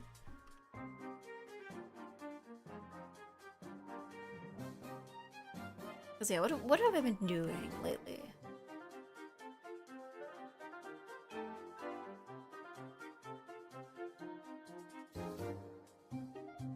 Okay. Okay, I've loaded up like 5 of them. Like 5 daily games. So I think we should be good. This should be enough games. There should be enough games, you know? It should be enough.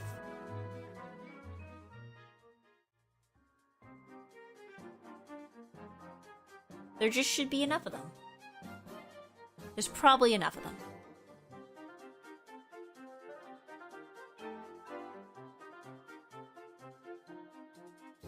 But yes, we're wordling. We're wordling. We're wordling. I don't know, I've been pretty good at Wordle lately. The other day I got it on like a second guess. That's only happened to me like a handful of times. Rattle, New York Times, Scrandle, Mahjong Handle. Oh, I should get, I'll open it up after. Because currently I have Wordle, Connection, Spelling Bee, Scrandle, and Rattle open. I guess I could do the golf one at the end if I feel like it. I don't know if I feel like it at this time, but I guess I could. There's nothing stopping me. Because, like, I don't know, the last time you guys had me do the golf one, it was like a day where, like, it was really difficult. Like, instead of being, like, kind of hard golf, it was, like, very hard golf.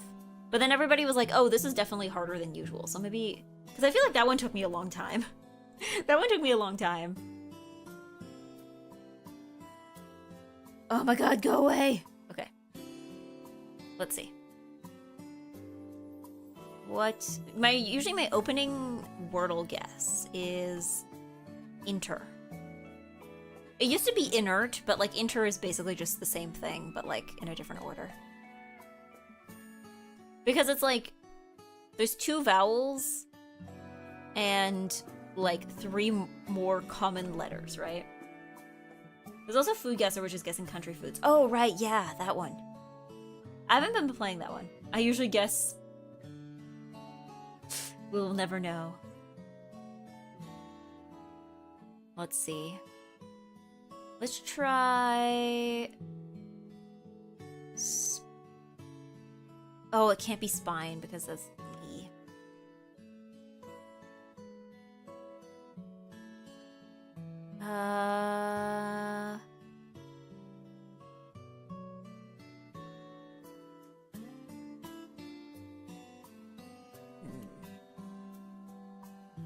It has 2 vowels, 2 good letters. 2 vowels? Yeah, 2 vowels, 2 good letters. 2 vowels, 3 good letters? Is actually penis. Oh, you're one of those people. What about... I'm gonna try Winks. W-I-N-K. Yeah, because that's all letters that were not in there. Okay. So we now know we have an S. Maybe try something with SH. S-H-I-N...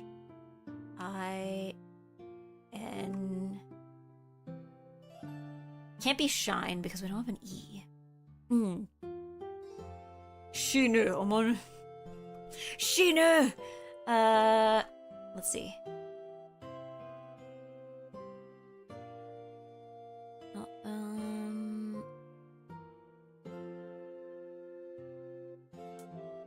Maybe it's not that.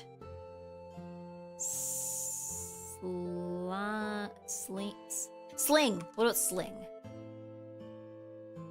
Okay, it's not that, but we're onto something. Okay. Hi, hello, Cloakify. Hello. Shink! I think I tried naming my Chrono Trigger characters after the word of the day. That involves getting, but then you gotta find it first. Let's see, so it's not sling. And there's no G. Okay. You know, we're still missing a couple vowels. Like, it could be, like...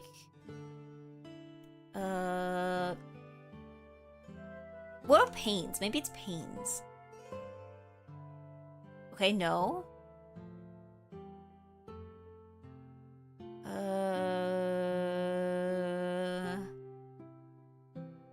was gonna say noise, but we're still missing the E. I say noise. Okay, we only have 2 more tries, so I need to lock in. How is pains a word? It's pain, but plural. Like, you know, you can have, like, you know, aches and pains.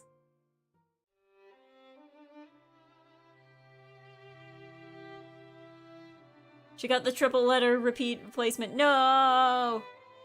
I'm a fool. I'm foolish. I'm sorry.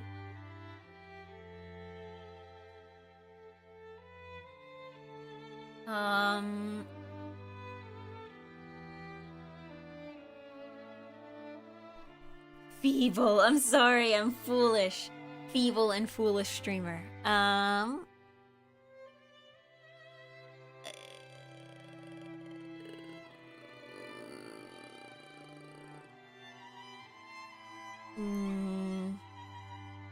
Because something makes me inclined to think that, like, there's like a 2 consonant sound in there.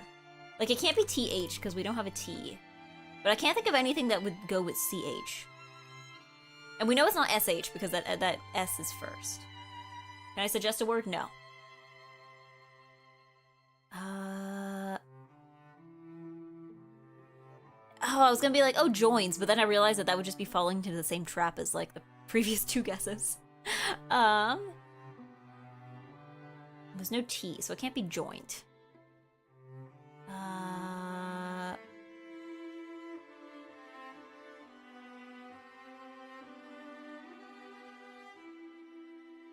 No. Noisy?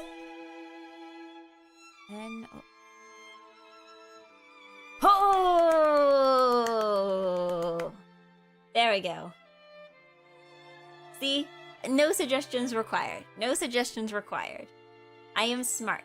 I am smart. I am egg-telligent. Witness my 89% win rate. I don't know if that's, like, higher or lower than average, but I don't know. What is everybody else's, like, Wordle win rate? Is 89 higher or lower than average? I thought it was noise. See, I would have thought it was noise too, but because there was no E. Like, I confirmed the lack of E early on, so I knew it couldn't be noise. I guess Y is not that common of a letter, right?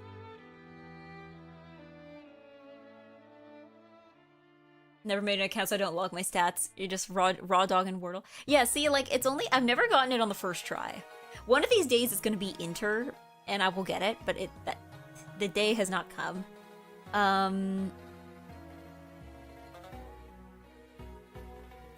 I've gotten it on the second try a handful of times. Like I did just the other day. Did you see that random streamer that showed up on my YouTube shorts? Yeah, you told me, like... I think, yeah, I saw it. You posted in the Discord, didn't you? There was another egg VTuber who had, like... also had blonde hair and also had an egg hat. I don't think they're copying me. I don't have, like, a trademark on wearing an egg as a hat. Yeah, it's like the ultimate not eggy. Like, it's the ultimate not eggy. We found it. Like, the most not eggy. A second egg VTuber. I mean, there's been other egg VTubers. I think this is the first time I've actually seen an egg VTuber whose design has, like, overlap with an existing one, though. Like, I feel like up until now, all the egg VTubers I've seen are, like, completely different. Like, they take the concept in a completely different direction. But this is the first time I think I've seen any overlap. Does she cuss? I don't think I heard her swearing. What, are you trying to find Mean Eggy? Is that what you're trying to do? You're trying to locate Mean Eggy? You're trying to find out if she's, like, an eligible candidate for Mean Eggy?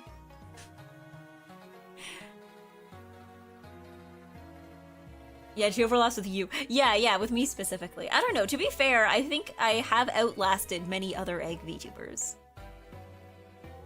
Like...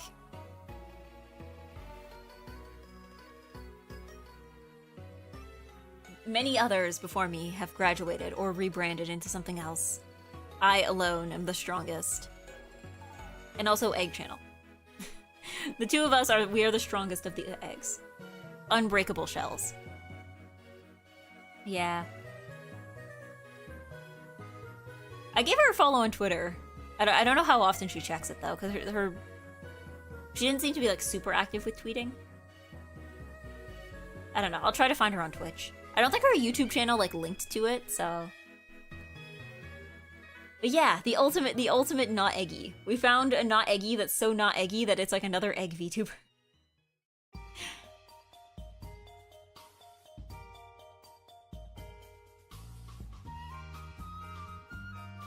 Is it actually? Oh, okay. Hold on. I'm gonna see if... Is she live right now? Oh, she's not. Okay, she's not live right now. I will give a follow.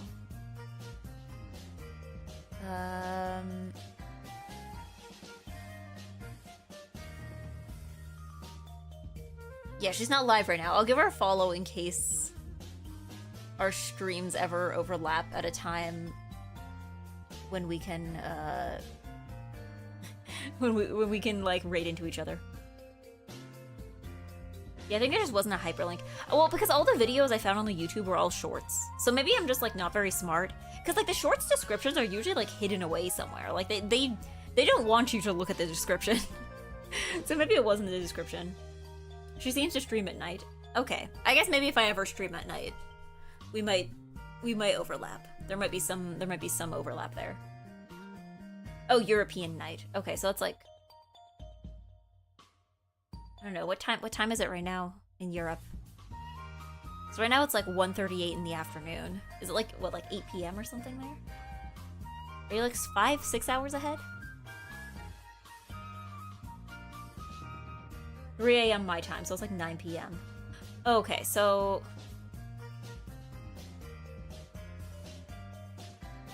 Okay, 9 p.m. Okay. Oh, so this is very early morning right now. Okay, understood. Let's play Connections. Oh my god, go away! Okay, what do we got?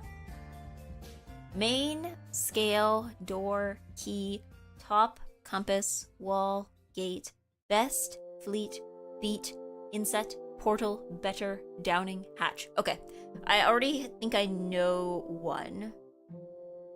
Best, beat, top, and I'm gonna say better.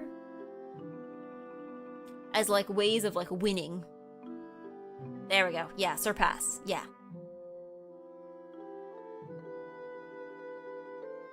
Dethroned is the most potent not eggy.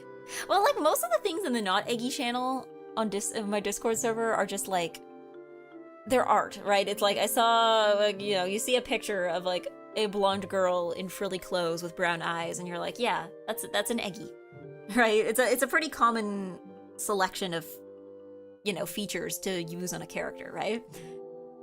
But it's like, okay, to have someone who's that and also just like dedicatedly an egg, it's like, oh, an egg. An egg.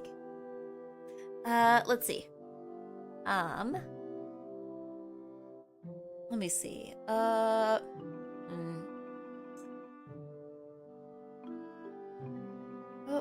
portal, gate, door. I'm seeing this as like a thing you pass through, but I'm just trying to think. Hatch? Maybe? Yes, okay, entryway. I'm smart. I'm egg-telligent. Are we out of music? We might be out of music. We are out of music. Let me put on more music.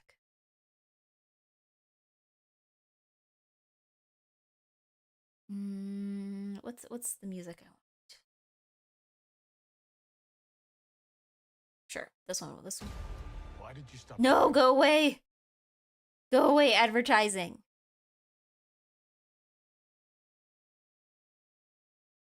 Go away, let me skip. Here we go.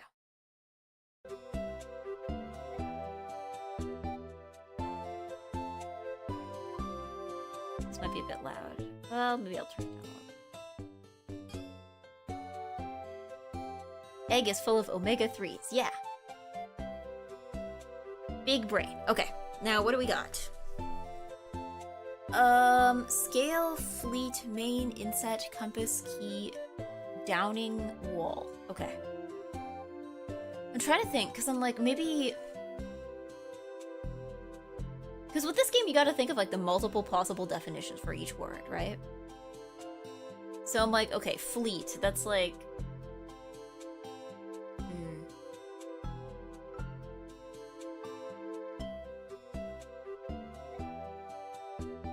Because like in my mind, I'm like, okay, compass and key could be like things that you would have if you're an explorer.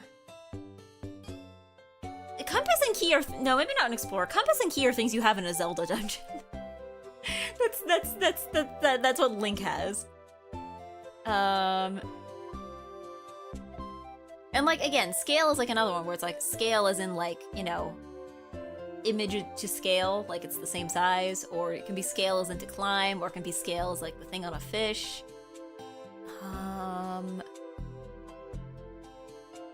Inset. Is this gonna be one of those ones where it's like, oh yeah, this is like a word minus a letter kind of thing? Like, is this supposed to be like insect, but like it's missing a letter kind of thing?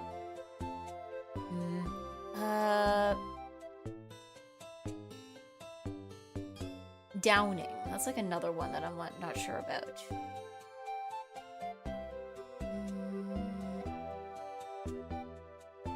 Oh, wait, hold on. These are things you can climb, right? Is that it? Is this gonna be like a rock climbing thing? No, okay, not even close. Okay. Feeble again. Feeble again.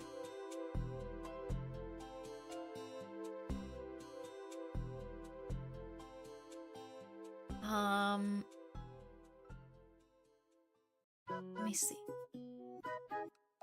What is an inset, actually, now that I think of it? Walmart? But, like, you're not gonna have, like, Key Mart or, like, Fleet Mart. Probably? Maybe. I don't know. Maybe Compass Mart exists, and it's just, like, in a part of the world that I just don't live in.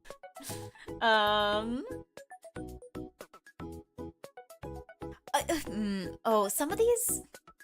I'm thinking like streets, like Main Street is... Downing Street sounds like something that exists, but I don't know where. Is this gonna be like another case of like, this is a thing that would be easy to figure out for Americans, but like everybody else from not America is gonna struggle with it? Eggy, drink water, okay. Might have to get up soon to go refill it.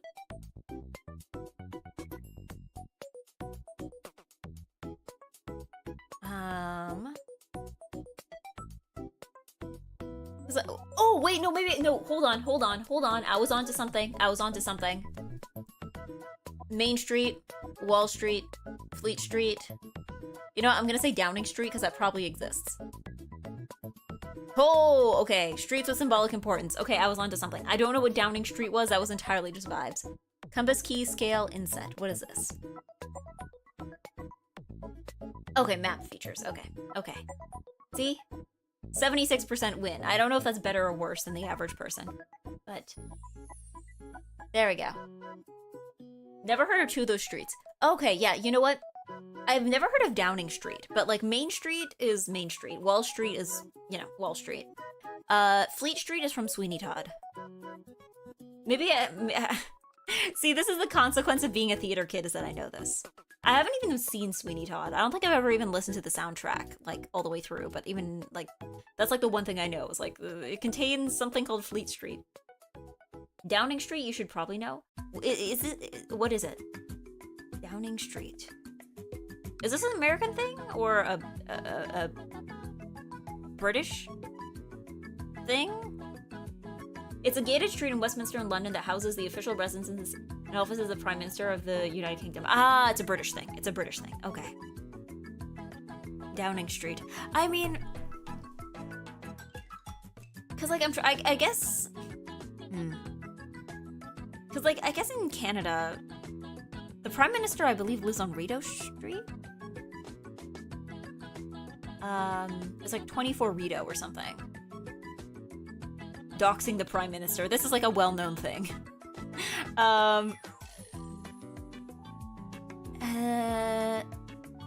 Yeah. Downing Street is very often used as a metonym representing the Prime Minister. Interesting. Because now I'm thinking... Because I know in the States they say the White House. And to my knowledge, the president does live at the White House, right? So usually they use the White House, like, yeah, keep up with everything happening in the White House as like a shorthand for like politics. But like in Canada, I don't think, maybe it's because the Prime Minister doesn't like live in Parliament.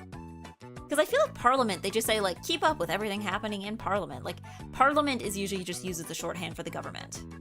Despite the fact that like the Prime Minister does not actually live there, he just works there, right? Yeah. Like saying like the White House is doing X or wants to do Y. Yeah, that's true. Canada has metonyms too, but I feel like we usually just use like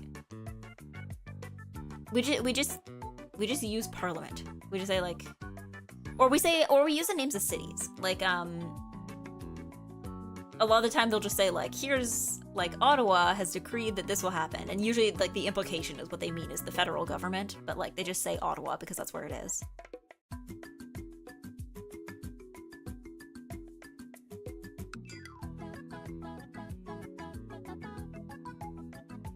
I'm sure there's a lot of British stuff in Canada that was used in the past, but I don't think younger people know. That's true as well. Maybe if you talk to older people, they might use different terms for things. Let's see. Here's some. Ottawa, Bay Street, Parliament Hill, Rideau Hall, the Hill, the Crown, the Mounties. No, but like the difference is like the Mounties, the RCMP, that's like an actual separate organization. That's like the Royal Canadian Mounted Police. Like people don't really use that as like shorthand for the government, right? Usually it's just treated as like, I mean, it's a government organization, but like it's not like the RCMP are like in charge of all of Canada the same way that like, you know, Parliament would be, you know? I've definitely heard Ottawa. I've never heard anybody refer to it as Bay Street. I've heard Parliament Hill. Haven't heard Rideau. I don't think anybody refers to it as Rideau because Rideau is like where the Prime Minister lives, but like he doesn't live in Parliament the same way that like the President lives in the White House, right? Yeah. I also feel like if you don't look this stuff up, you don't look at the terms we borrowed from the British. That's true. I mean, Parliament is like a British term, right? Like the UK also has like a Parliament, right? And they also refer to their Parliament as Parliament, right?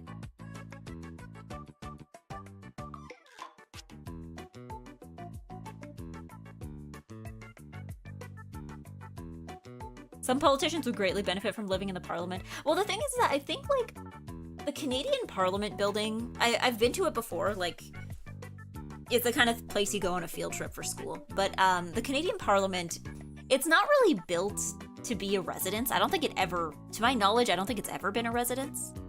I might be wrong. I might be wrong about that. But it's the kind of place that's more built like a courthouse than it is like a house. Like, even if they decided, like, okay, the Prime Minister lives in Parliament now, it's like, I don't even know where they would put the resident areas. I don't even know where they would put it. Like, it really is more of, like, a courthouse building than anything else. Yeah. The RCMP is standing for the whole institution, but no specific person. Yeah, but that's different than, like, the government, right? That's different than, like, calling the government that.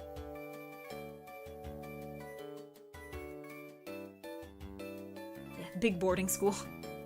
Big boarding school. I mean, I don't know. I just don't know from like a public security standpoint if it's a very good idea to have every single one of your members of government living in the same building. I'm not sure if they do that in other countries, but somehow it just strikes me as not a very good idea. Just to put let's just put all the important people all in one place all the time. You know? It'll be fine. It'll be fine. Nothing bad will happen.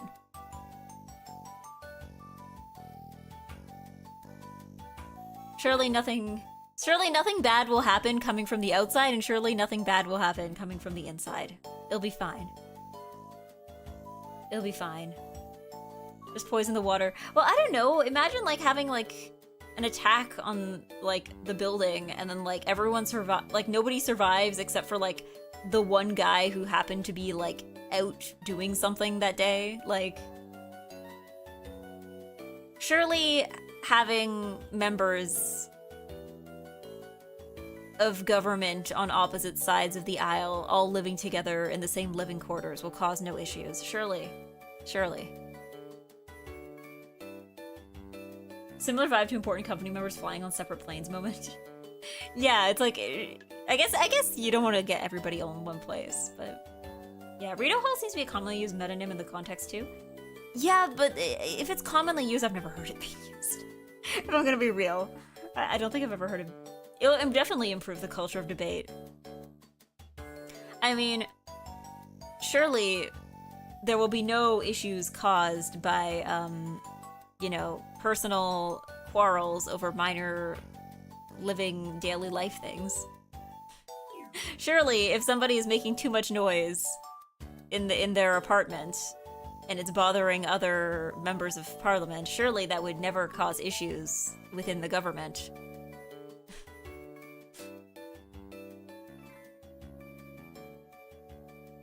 Yeah. I guess the Governor General rarely comes up. The Governor General is kind of a weird one, actually. Because, like, you know how Canada, like, was, like, it was a British colony and then it, like, gained independence, but, like, in a different way from the States. So the Governor General is essentially supposed to be the person who's, like, representing, like, you know, the head of the British royal family, whoever that might be at any given point. They're supposed to be kind of like their representative. But it's really more of, like, a symbolic role, because I don't think I've ever heard of, like, the Queen or the King of England ever, like, having to, like, step in and do anything. Like, I don't think I've ever heard of that happening, of where, like, they had to get, like, the Queen's go-ahead on something. Like, I'm sure it's happened, but, like, I feel like usually it's more of a symbolic role.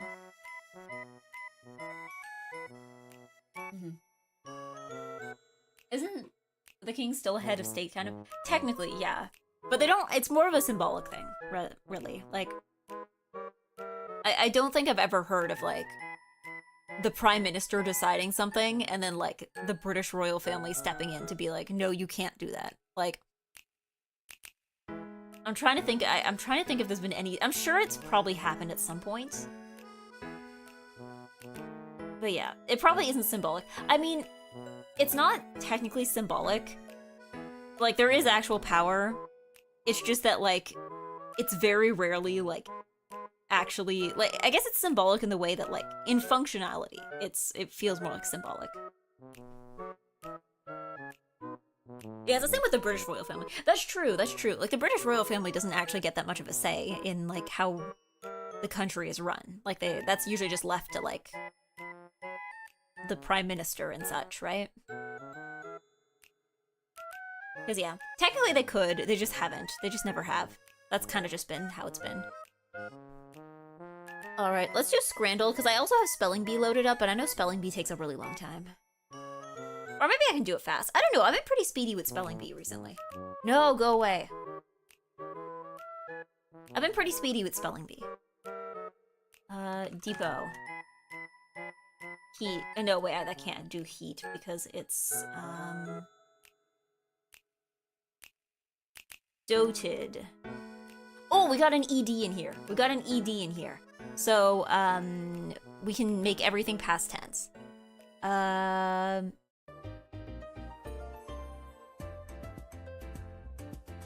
So...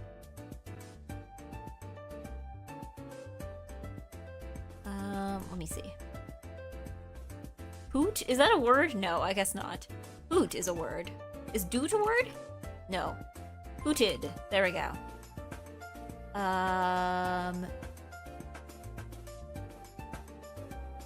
Toad.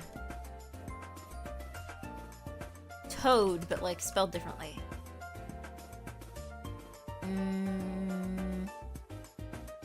Poop. Pooped. Poo-poo? I don't think poo-poo. Nope, not in wordless. This just in. Poop is a word, but poo-poo is not. Oh, Pope. Pope? Hope? Hope? Hope? I guess Hode is also probably another one. Dode? No. Dotted? Dotted.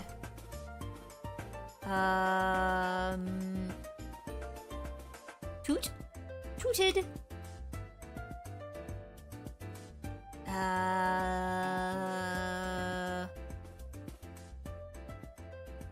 We still haven't found the pangram yet, though.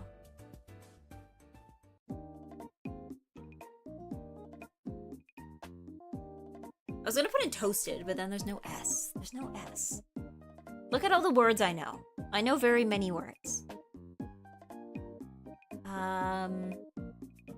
Okay, actually, speaking of words, I was having an argument with somebody the other day, I was having an argument, and I'm like, I need to prove this. Okay, how many people here in chat know what the word sapient means? Like, or have heard the word before and could tell me what it means?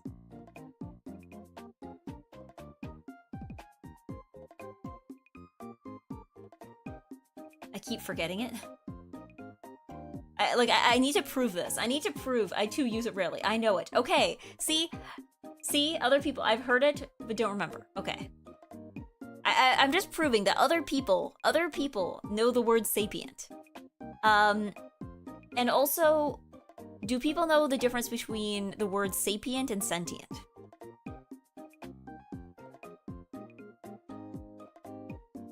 Because again, I was having an argument with somebody the other day about this. Of like, there is a difference between sapient and sentient.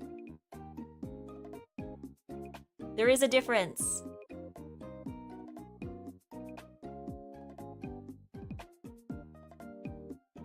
Couldn't explain it even if I tried. Okay.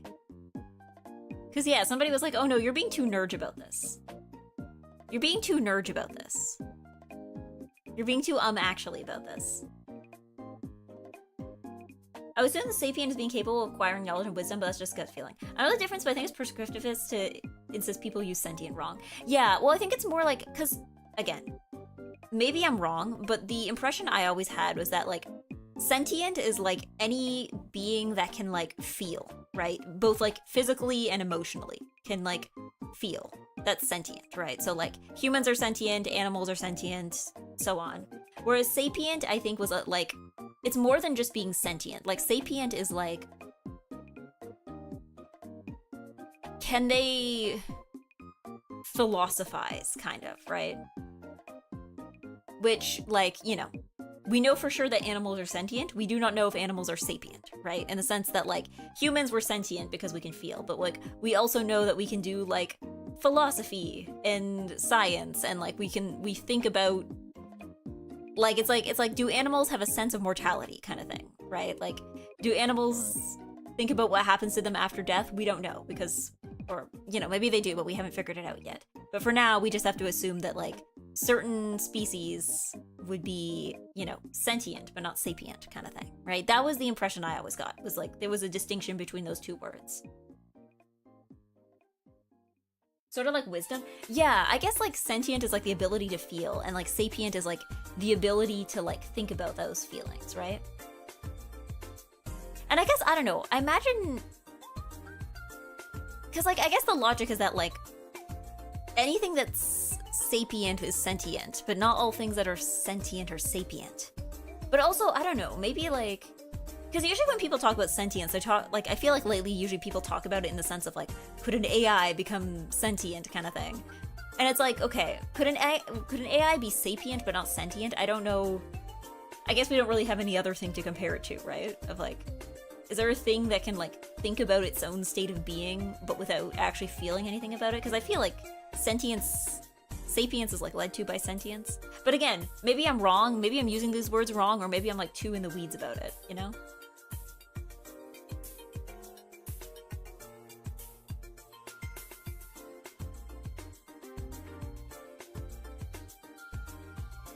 Yeah. I guess being aware of yourself, but I can't understand that information about themselves without, like, relying on instinct. Yeah. Well, it's more like, I don't know. Like, I imagine, like, something like a bumblebee can feel fear, right? Or it can feel, you know, stress, or it can feel pleasure, right? But, like, will a bumblebee be able to, like, philosophize about that? Will it be able to, like, explain the feelings? Probably not.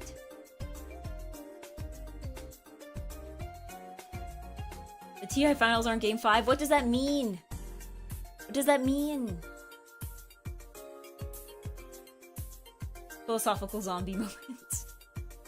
Again, maybe I'm overthinking it, but I was having this argument with somebody because I made a distinction in a conversation between sapient and sentient, and the person I was talking to was like, Eggy, what are you talking about? I've never heard the word sapient in my life. Nobody knows what that means. And I'm like, I was almost on the edge of like adding everybody in the Discord server and being like, hey, I need to resolve an argument. Do you know what the word sapient means? like...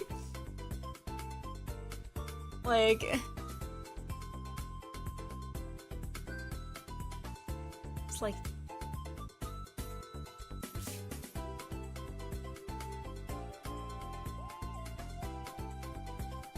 The eggplant army ready to spring forth. But then again, I'm also just like, I don't know, are the eggplants like an accurate sample of the population though? Because like, by virtue of watching me, I've already like filtered for people who are like me in some way, presumably, right? Like, I'm not gonna like brag and say that like my chat is smarter than other VTuber chats, but like, I feel like, you know, if I use words like sapient on stream, I'm already like filtering a certain number of people out, right? So I'm like, I don't know, maybe I'm like, that's not like an accurate representation of the general population. But also too, like, the eggplants are also, there's like, you know, a sizable chunk of people who like, English isn't their first language, so maybe they haven't heard the word sapient, not because like they've never like thought about it, but because like, you know, they maybe heard it in a different language and didn't realize that that's what the word is in English. So I'm like, what if that's also a factor? Like, filter for We Party U fans specifically. I don't know. Filtered for people who go, actually. Filtered for people who look like this.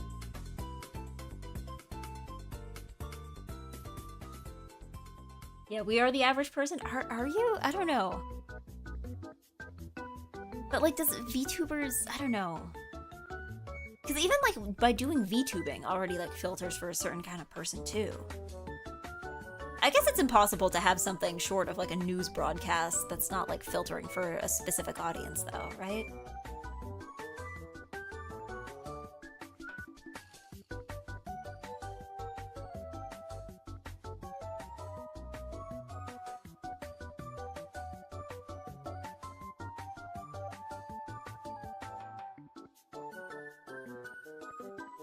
Oh, I can do, opt? There we go. Yeah. I mean, if it's... I thought sapient meant walks on two legs. I mean, I can see where you would have gotten that because it's like Homo sapiens, right? Like, that's like, you know, humans. So I can see where you would have gotten like walking on two legs. But yeah, it's not a common word used in daily use. I probably wouldn't be known normally. That's true. I guess if... Because, like, even if I googled, like, sentient versus sapient, like, the first result you come up with is, like, a science fiction subreddit being like, hey, reminder that there's a difference between those two things, and then people in the comments arguing if that person is right.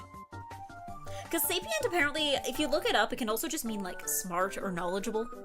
So, like, I guess you can be, like, sapient in a certain field, but, again, most people usually don't say that. They'll just say, like, oh, they're smart, or they're knowledgeable, right?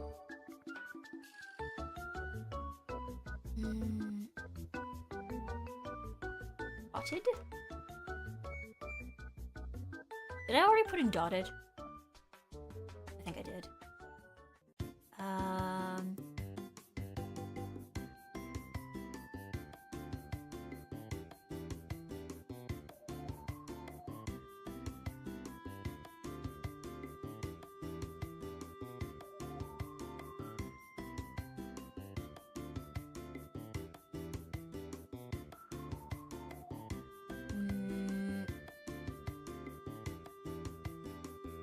Is top hat one word? It probably isn't, but it's worth trying.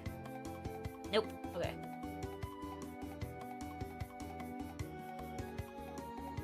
Dope isn't a word, right? Nope, I think dope is.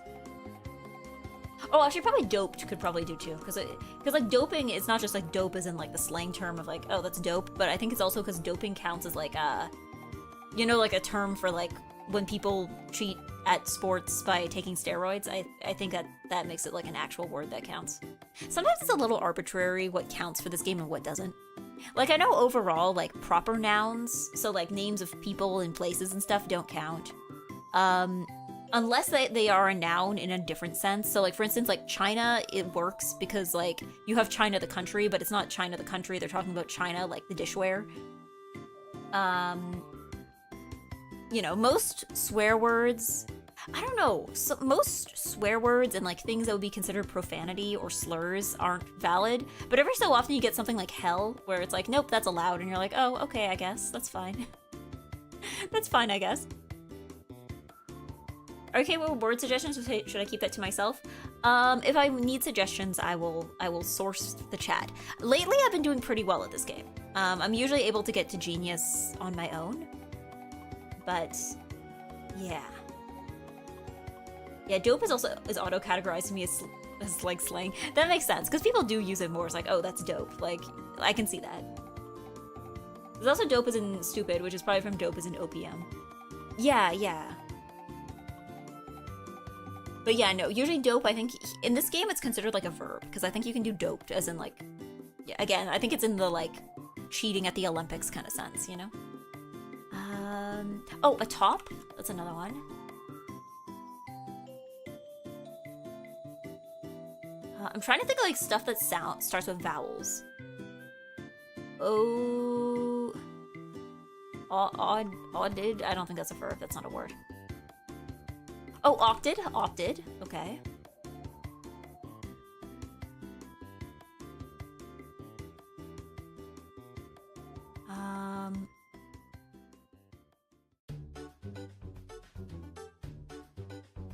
Oated? I don't think that's not a verb.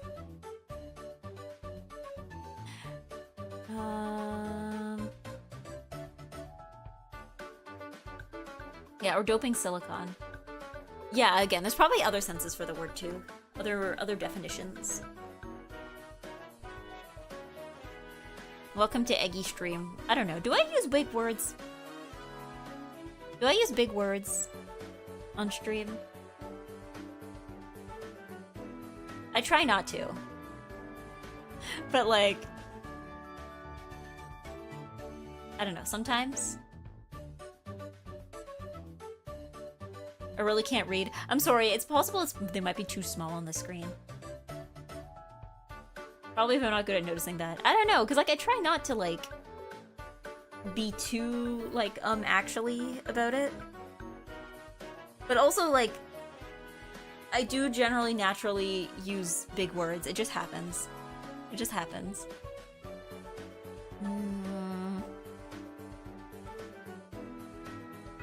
Is I'm gonna check if deported is a word. I don't think it is. It's not. And I can't... Yeah, I can't do deported because that's... that is a word, but there's no R. Popped? Oh, thank you. Yes. Oh, popped as well. I already have pooped in there.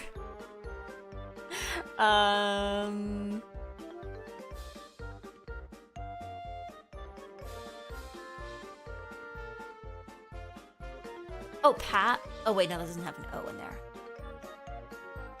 And there's no S. I can't even do, like, pathos.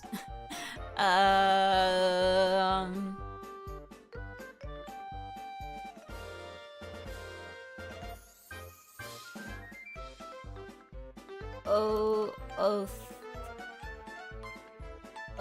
We don't have an R. Poet? Oh, thank you. Yeah, I'm open to suggestions now, since I guess Zully has opened those doors. If you don't ask a specific question to notice anything, I'm just vibing. I don't know, yeah, I guess... I don't know. Maybe that's the audience, is also people who use a lot of big words. Oathed? Oh, probably oath is one. Oathed? That's not a word. Oath is a noun, I think. Photo? I don't think photoed... I'm gonna be very surprised if photoed is considered. Yeah, because you usually use photograph. You're right that you might be onto something with photo, for in terms of like the pangram.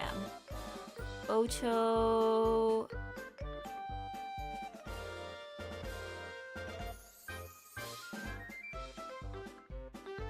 Look at this photograph. We don't have a G to make that word. Or an R. Photo... I don't think photo op. I don't think that would work. Potato? Oh, yeah, that's true. I don't think... Is potato a verb? I doubt it. I doubt it. Okay, didn't think so. It was worth a try. I wonder if D-dope would be work or D whatever verb. That's true. Let's look through our words now to see like what we have. Because D atop, it has to be a verb. D-dope, I don't think that's one. D-ho, D-hoot, D-hope, D-hop, D-oath, D-opted, D-photo. I don't think it... I don't think we can D much of anything here. Again, we can ED. Oat? Oh. Poted, maybe? No. And I already got potted. Adopt? Oh, thank you. That's a good one. Oh, and adopted, probably too. Adopted.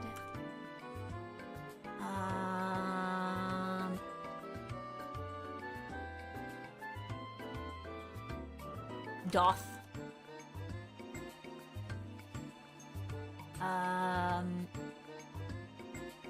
Because yeah, it has to be at least 4 letters too. So unfortunately, like stuff like dot or pot or hot would be like off the table. Is hotted a word? I don't think it is. It's not. Okay. Because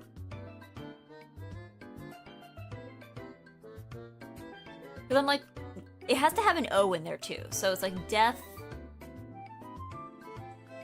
Death pot? I don't think that's a word. Death.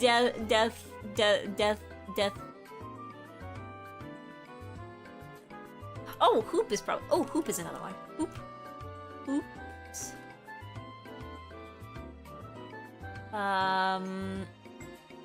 Potted. I don't think that works.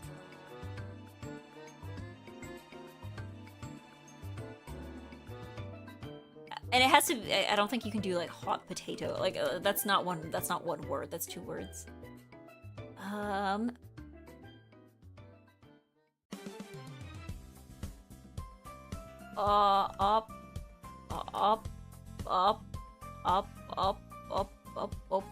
Gangnam Style. No.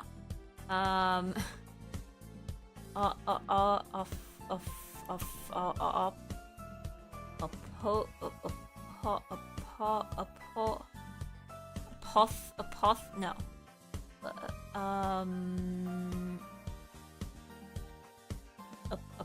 There's no S.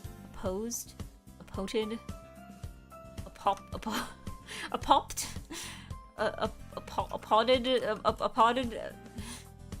You have doted, but not dote. I thought I had dote. Okay, I guess I didn't. Hot pot? Maybe. Oh, okay. I thought for sure we'd consider that 2 words.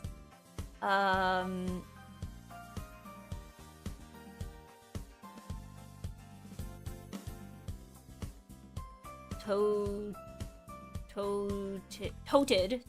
Oh, tote, that's another one.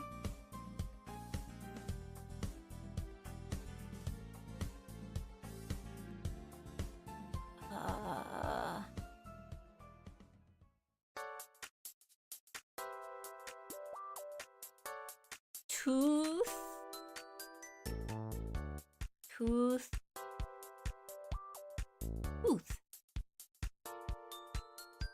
I can't do teeth. I can't do teeth because it has no O. Tooth. Tooth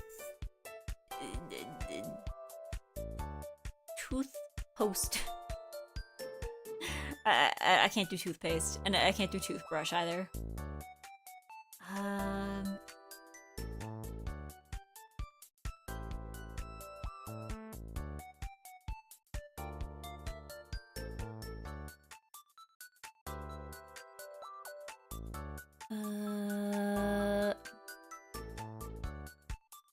Toth? Is that might be a proper? Yeah, that's not in the word list.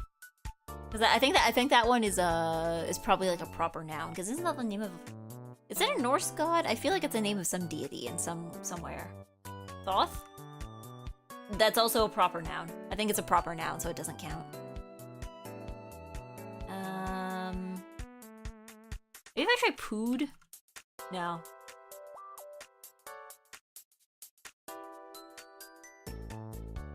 Eat, heat, heat, heat, heat, pod. No, that's not a word. Egypt god. Okay, Egypt god. Yeah. Taupe? Oh, that's a word. Okay.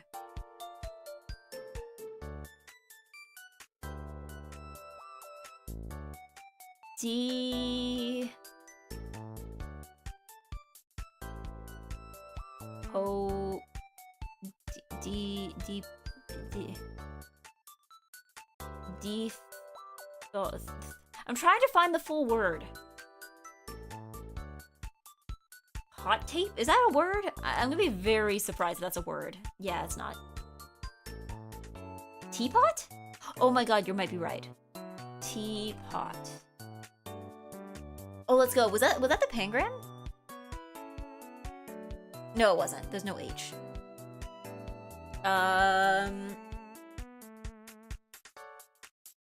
There's gotta be something with head. Oh, is pothead? Is pothead a word? Let's find out. Oh my god. Oh my god.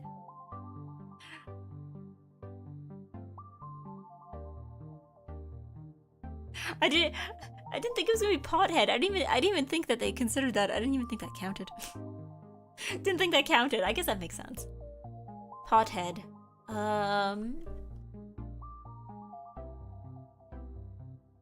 But now we still have a few more words we need to find. You don't have to find literally all of them, but like there's a certain number that gets you to genius. Oh, hood. And hooded.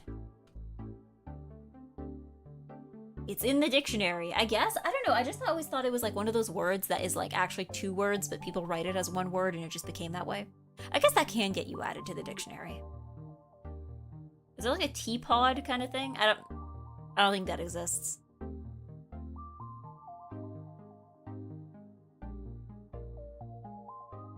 I don't know. I think if I was marketing a new product, and if I called it a teapot, I feel like that wouldn't be a very good name because it sounds so close to teapot that I think people would just mix it up. You have the letters for death. Well, the thing is, okay, I have death, but I can't. You need an A, like an O in there, and I can't think of any words that start with death that like have an O. Cause like what, like deathbed, that doesn't have an O. Death pot is not a word. Desktop, death, dead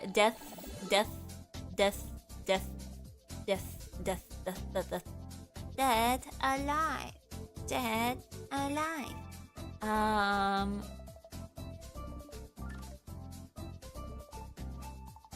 Deatho. Maybe not. Is doth a word? No, okay. Heat death? Yeah, but it doesn't have an O. You need to have an O. The O is important. You gotta have that center letter. Ugh, hold on, let me stretch for a bit.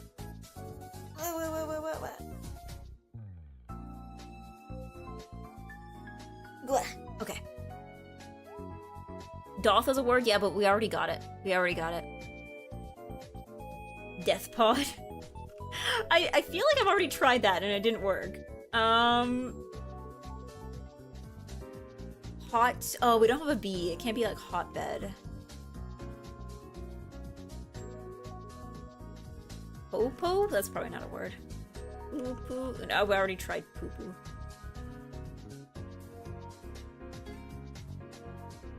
Hoot. Hoot. No. Poo?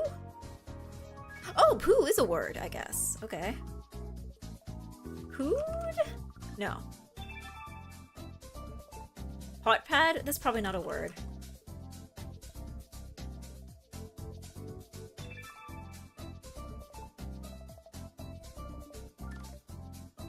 This is probably not a word.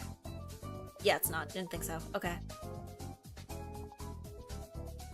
Toe pad, maybe? Toped? Okay. Oh, you're right, okay. Hot-headed. Oh, you're a genius. You're a genius.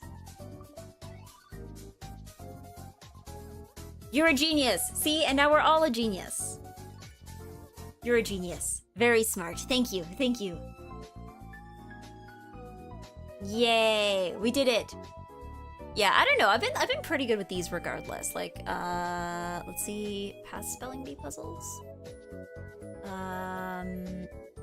Yeah, like I've been getting... I've been doing pretty well with them recently, I think. Like... Oh, and I did do it yesterday. Should I do yesterday's too? Maybe I'll do yesterday's too. Let's do yesterday's.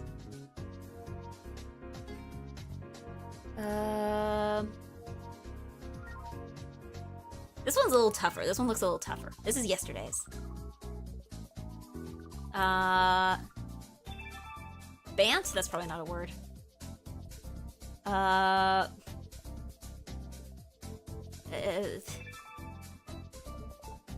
This will probably be a shorter one, because I can't imagine there's many words that can be made with these letters.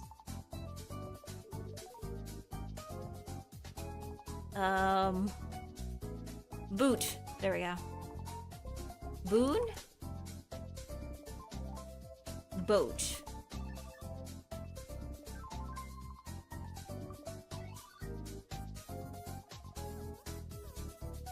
Boob? I mean, I imagine that was probably everyone's first look. That's probably everybody's first guess was boob, okay? Noob? Apparently noob actually is a piece of slang that they allow, so...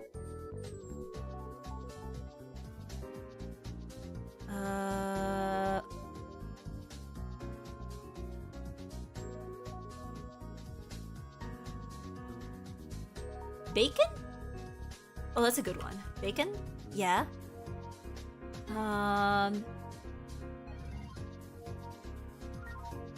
Probably...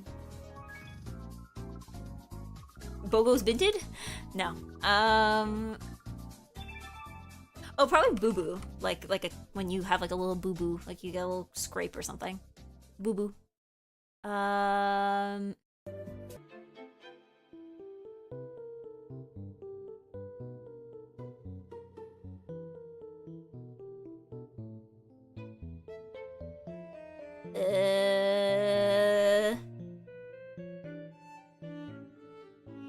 I'm trying to think of like cabin. I was thinking like cabaret, but I'm like, there's no R. And also no E. Bobbin, like the thing that goes in the sewing machine.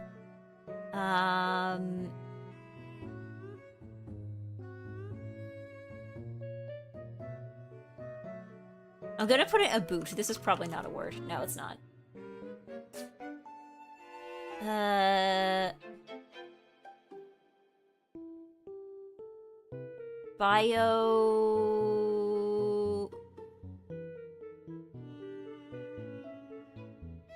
Bionicle? No. Bait? Oh, true.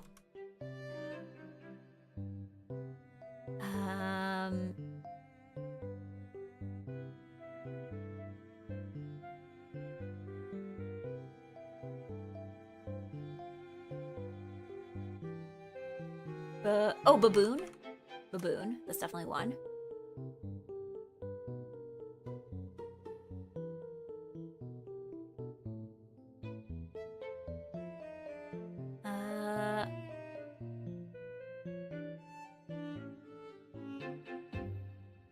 Antibiotic? Gordel, you are like insanely intelligent. You are smarter than me. I didn't even catch that there was anti. That's extreme. See, this is what I was saying earlier, where I think I filtered the chat. I filtered the chat for smart eggplants. Cob or cob? Cob only has one B, and the words have to be at least 4 letters. I could probably put biotic too, now that antibiotic is in there. Or also bionic, probably. Bionic. See, I can't believe I was onto something when I put in bionicle. I can't believe that I was on the right track.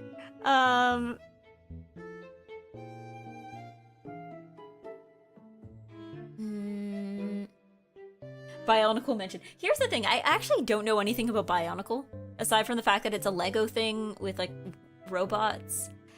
Okay, you know what I know about Bionicles? Okay, when I was a kid, I used to read these, like, they made these, like, Nancy Drew graphic novels. Like, they were, like, graphic novels of just, like, Nancy Drew stories. And I remember the company that published them also published, these Bionicle graphic novels. And I remember the only things I knew about Bionicle were because they kept advertising it in the back pages of the Nancy Drew graphic novels. Like, that's all I knew about it. I knew there was, like, fancy lore and stuff, but all I knew is that they kept advertising it to me and I wasn't interested.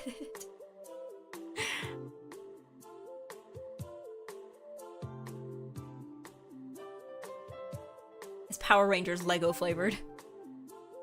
I mean, is everything Power Rangers? This is like the second time somebody today has been like, this is Power Rangers, but like with one thing different.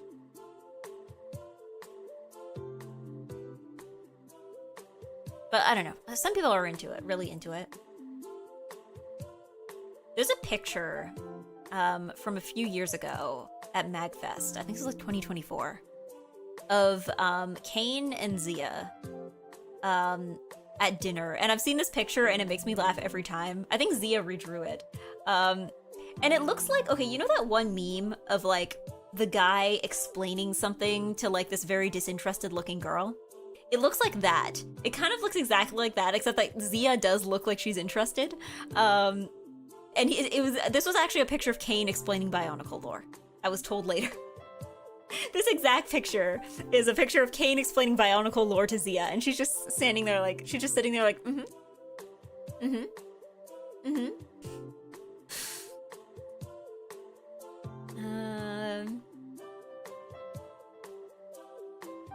part of me is a weeb and I want to put in Kon Beanie, but I know that's probably not going to count.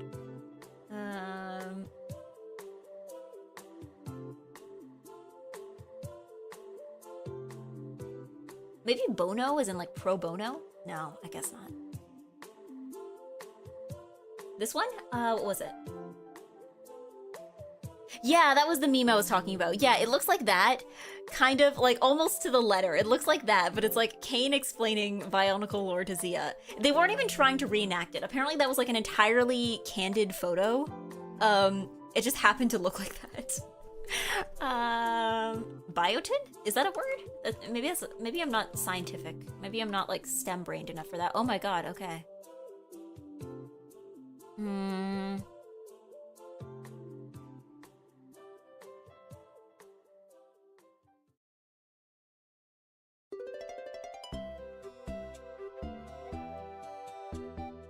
Except Kane is not holding Zia like that, probably. Yeah, pretty much. Like, his arm wasn't around her or anything, but it was just kind of like that same expression of, like, mid-explanation.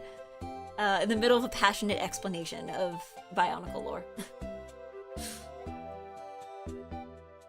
I don't know. It's a very good picture. It's a very good picture. A bot? Is that like a thing? Oh, I guess. Abbott? Oh, Abbott. A bot. Abbott. Okay. I can see Kane having that Vine word explaining. Yeah. I forgot Abbott was a word. I was like, a bot? I keep thinking about this one video of this guy playing Wordle. And he has like all the letters except for the first letter of the word.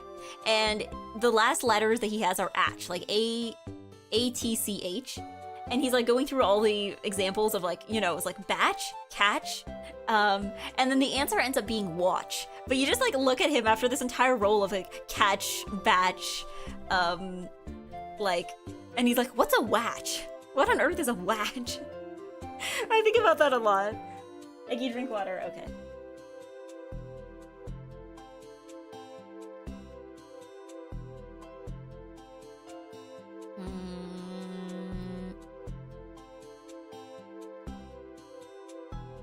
Oh, maybe Bonobo? That's like another kind of monkey. Oh, banana. Sorry, I guess I've just like threw in another monkey word there. Words are hard, yo. Yeah, hello Fuse Hunter. Difficult words. Difficult words.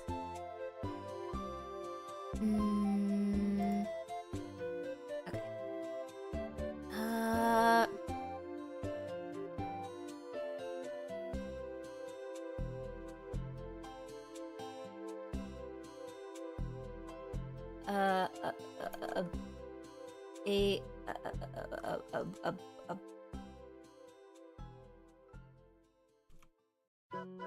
I can't put in abate because I know that has an E in it.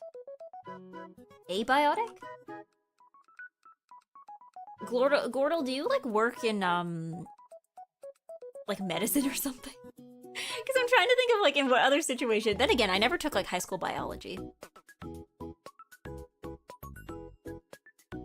The explanation picture would be fun with Eggy explaining the late addresses to Bodega. Yes, but it would have to be somebody other than Bodega, because Bodega already knows everything I'm talking about. I sell medical equipment. Ah, that's probably why. I was like, how do you know all these words? I'm like, do you work in like medicine or like biology or something? Okay, that explains a lot. Bocconcini? You know what? I might try. That's like a kind of pasta, right? I'm gonna laugh if that's actually... Okay, it's not in word list. Loan words from other languages I feel are like hit or miss.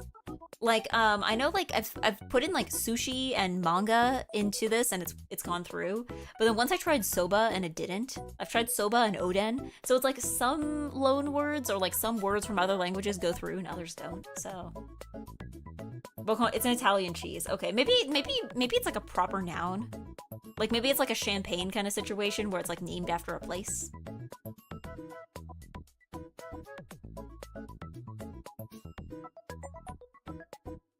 Soba is not in the dictionary yet. Okay, so it's probably going from like... Is bocconcini in the dictionary? Antibiotic? Again. Smart. Intelligent. You go for some bocconcini. Yeah, cheese. Cheese. You know, I don't know if I complained about this the other day. I feel like lately I've been in the mood occasionally for like butter chicken and naan. But usually it's like, every time I've ordered it from Uber Eats, because that's where I keep getting it. I feel like every time I've ordered it from Uber Eats, almost every time they screwed up the naan in some way. The butter chicken is almost always fine. I complained about this before, but I'm gonna complain about it again. Like, I've ordered cheese naan and gotten normal naan. I have ordered garlic naan and gotten normal naan. Why is it always the naan that gets screwed up? Nothing else in my order is ever wrong and it always comes on time. But it's for some reason just like... I've never had garlic naan because the few times I've tried to order it, they screwed up the order and gave me normal naan. They keep ungarlicking my naan. I don't know why this keeps happening. She straight up butter chicken cheese naan with the mango lassi. Yes, the mango lassi. Look, I'm sorry. My Indian restaurant orders are very basic. I'm sorry. See, okay, the thing is because like I'm very hesitant when it comes to ordering stuff that might be spicy because I don't trust restaurants when they say what is or isn't spicy. So usually I order the like basic white woman combo because I know for sure that it's not going to be that spicy. As opposed to something like that could potentially be like too spicy for me to finish, right? It'll be on purpose because they can get away with it.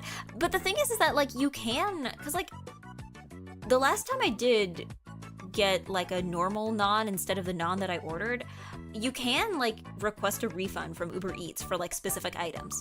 Because they can't exactly send you another because, like, obviously that'd be too complicated. Because, like, it's one of those things where, like, if you were in person in the restaurant, like, if you were eating in a restaurant and the waiter brings you the wrong food, you can be like, hey, this isn't what I ordered. And then they can, like, go back and check and be like, oh, very sorry about that. And then go back to the kitchen and go make you the right thing, right? But you can't really do that with Uber Eats because you'd have to send another guy to go pick it up.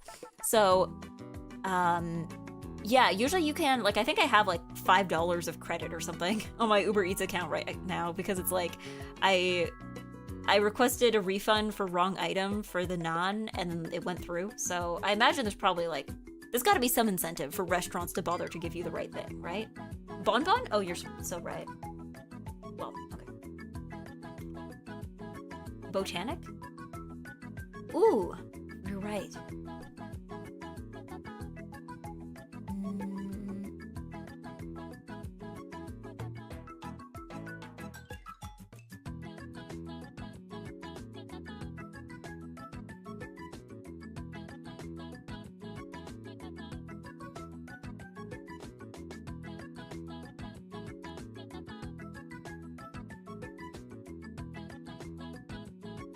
Bane? No, Bane. Bane is spelled with an E, like the bane of your existence. I don't know. I feel like Bannock probably isn't a word, but maybe it is. Who knows? I found that how this stuff advertised as spicy is just bland, save for the capsaicin. Well, the thing is just that like there's no universal standard of what is and isn't spicy, right? So like I feel like there's been times where I've gone to restaurants and they're like, I'm like, hi, I would like the mild thing, and then they make me the mild thing and it's still too spicy for me. But then again, there's also been other restaurants I've been to where they're like, here's our new super spicy thing. It's so spicy, your mouth, your entire body is gonna light on fire, and then you try it and it's just like, you know, it's like a little bit spicy, but like it's not like that bad. So yeah, I don't trust restaurants. I don't trust restaurants when they tell me something isn't spicy. I have to just kind of like order and hope for the best. Like, I mean, there's a lot of cuisines where, like, stuff usually isn't spicy. Like, Japanese food is not exactly known for being spicy. Same with, like, Italian food. But, like, yeah, I feel like when it comes to, like, a lot of other cuisines, like, I feel like Indian food and Chinese food, I feel like, are the ones that are just, like, a major toss-up, where it's like, this could be super spicy, or this could be not spicy at all. It's hard to tell. Yeah. Cobb? I think Cobb only has one B. Tibia? Oh, right. Man, maybe that's why I'm struggling more with this one. And that's why you guys are so good at this one. I didn't take high school biology. And that's why I'm failing this one.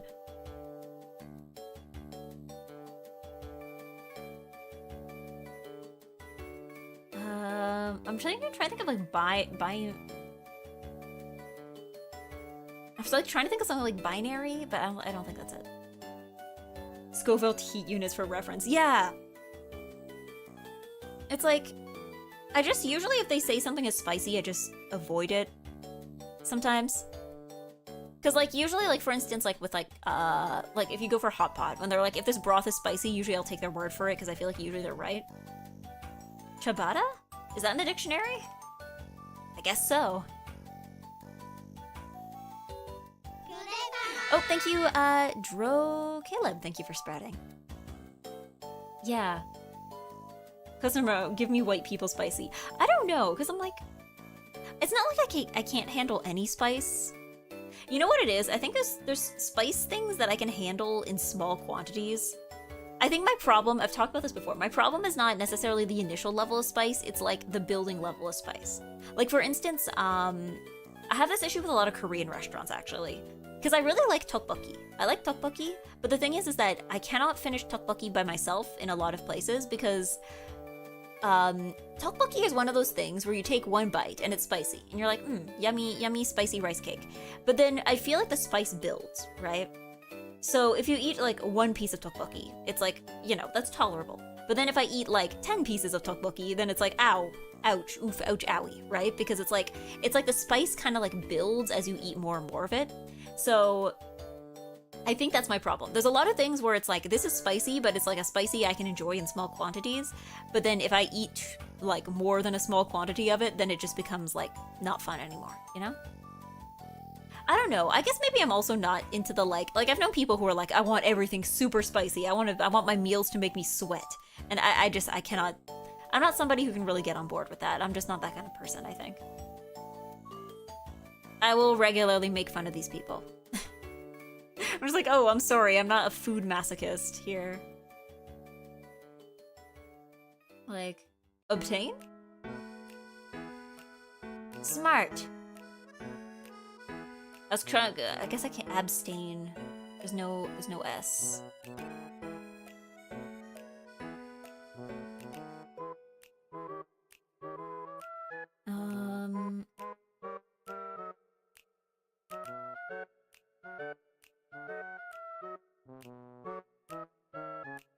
Maybe cabana? Yeah? Oh, yes! We got it! No more words are needed! No more words! No more words! We got it! Enough words. We can, maybe let's, actually since we're already talking about food, maybe we can do Scrandle next. Yeah. The Thai place near me has a caveat on their menu. The drunken noodle is always a little spicy, even if ordered mild. Sorry. I don't know, I appreciate when restaurants are honest like that, though. Of just like, this is very spicy. Please believe us. Like... Yeah. I can handle the super spicy meals, but it's definitely a once in a while thing. Yeah, again, I guess it's just like, it's something I can tolerate sometimes, but it's not something I specifically want to seek it, you know? Like...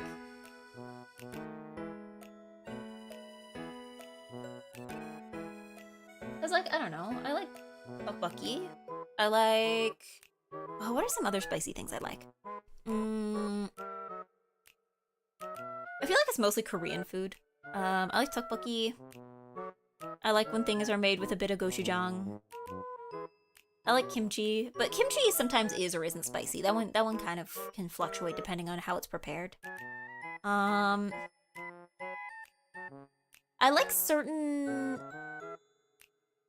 I feel like when it comes to meat, it's kind of hit or miss. I'm not a big fan of like spicy chicken, but like I've had like spicy beef before, and that was pretty tasty.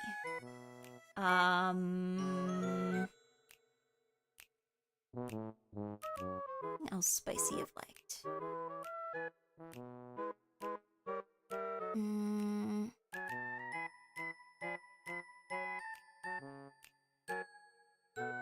It's gotta be something else.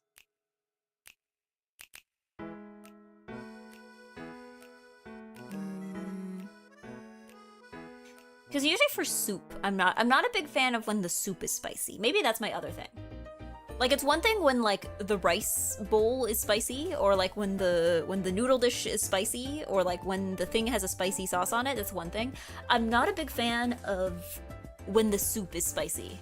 Because, especially like for the broth, it's like if the broth is spicy, it will make everything else spicy, but also it's already hot, so then it just feels like a bit too much. You know, it's hot like temperature-wise, because it's hot soup. But, I don't know, it's just, like, it feels like a lot. It feels a little overwhelming to me when the soup is spicy. Like, even in Japan, and Japan is, like, not known for spicy food at all. Like if I wouldn't order, like, tantanmen or anything that often, because I'm just, like, it's too much. It's just too much. The soup is spicy, and it's big, and it's overwhelming. Like...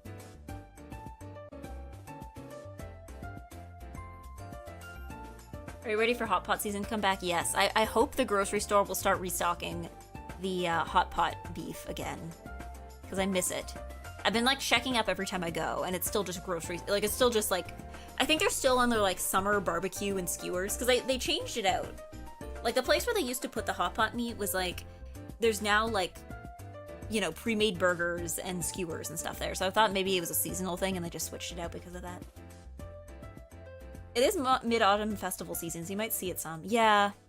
Or maybe they might switch it out in October. Because I'm trying to think when they switched it out, and I feel like now that I think of it, it was probably around June or July. So, yeah, maybe it's just like a winter thing. Let's do Scrandle. Okay, what do we got? We got kebab roll with sauce and chili flakes for 6. And we got chicken and fries with pepper sauce for 220. I'm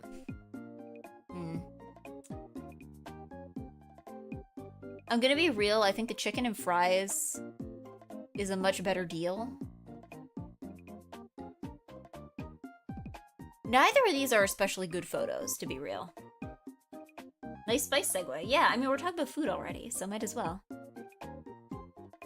Yeah, I think I'm gonna go with chicken and fries because, like, neither of these are especially good pictures, but this one is cheaper and looks like a much better deal compared to, like, $6 for just this.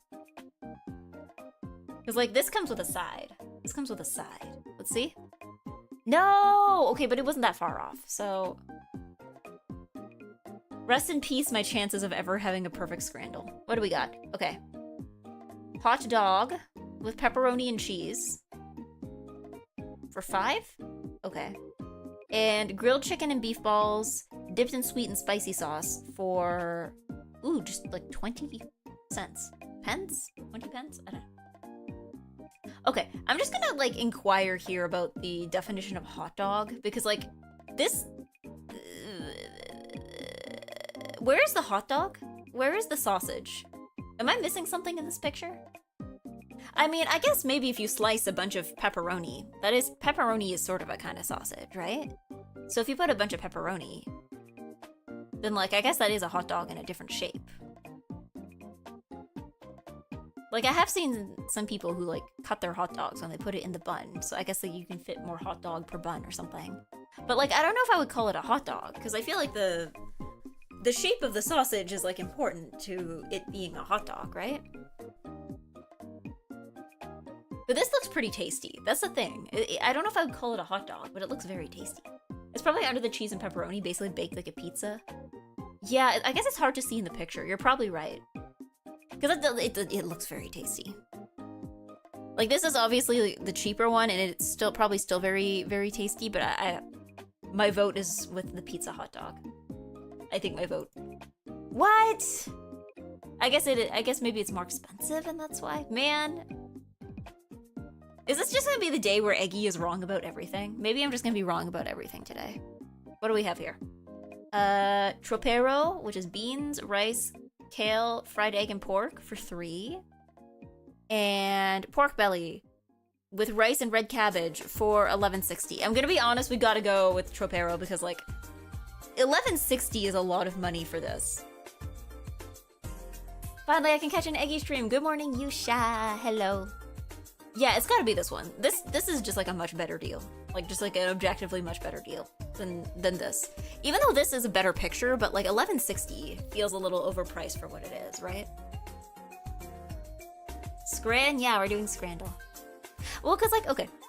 This one is from the States too. This one's from the States. I feel like a lot of the things with the American ones, I keep falling for this every time, where they'll show you something and you're like, oh, okay, that looks pretty good. And then you like click on it and you're like, what do you mean I lost? And then you look at the price. Like, I remember there was one that I saw that was like, it was like insanely expensive. It was like a burger and fries and it was like 42, I think. And it was like, okay, that's probably why that one lost, because like the prices are just like insane.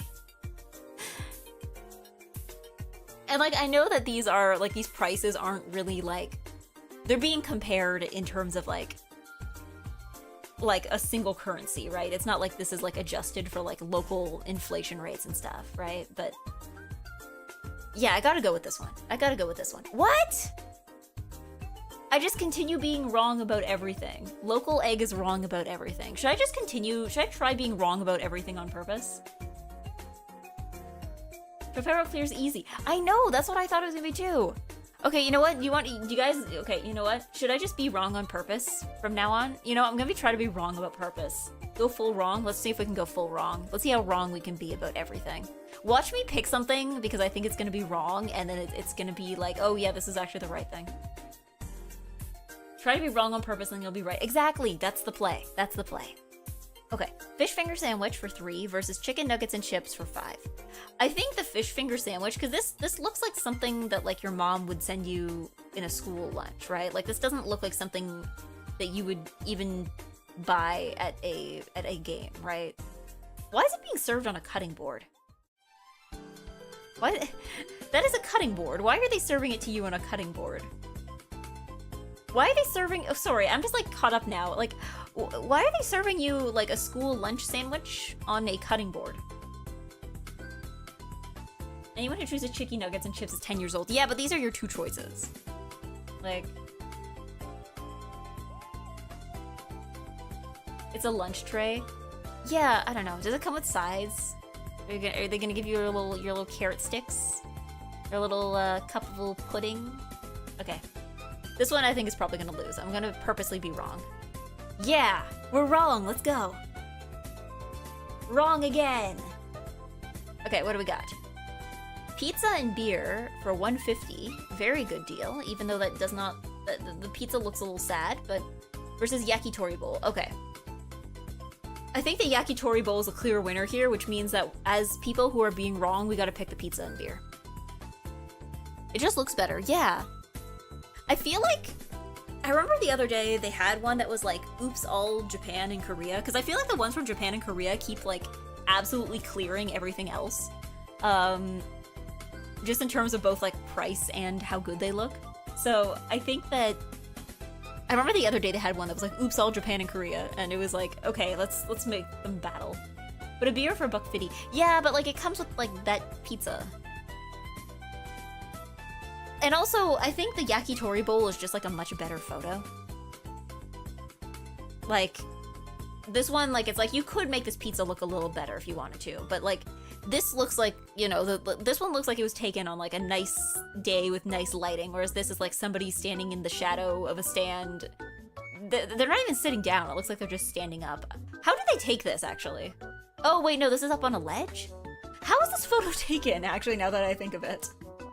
Is their pizza just floating?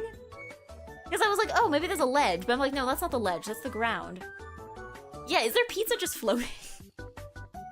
Did they put the camera on their mouth? They're like balancing it on their neck? Somebody is like taking the photo from behind them? A beer for $1.50 at a sports game? Yeah, but this is in Brazil, so I imagine that probably like the local, you know, purchasing power of that amount is probably different.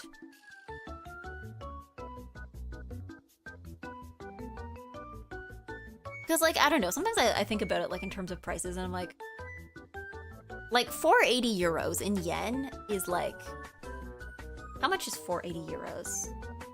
Or is this pounds? Is this pounds, or do you know if this game measures in pounds or in euros?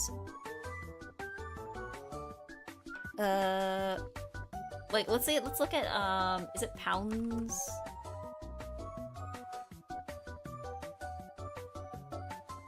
Is that pound or euro? Oh, I think it's pound. Pound to yen. Let's see. What did they say it was? 480? Okay, so 480 pound that is 962 yen, which is an insane price by Japanese standards. Like, for the record, like, a konbini bento is usually around, like, 500 or 600 yen, for comparison. Like, if you go to the konbini and get, like, a rice ball, that's usually maybe, like, somewhere between, like, 100 and, like, maybe 250 yen at the most.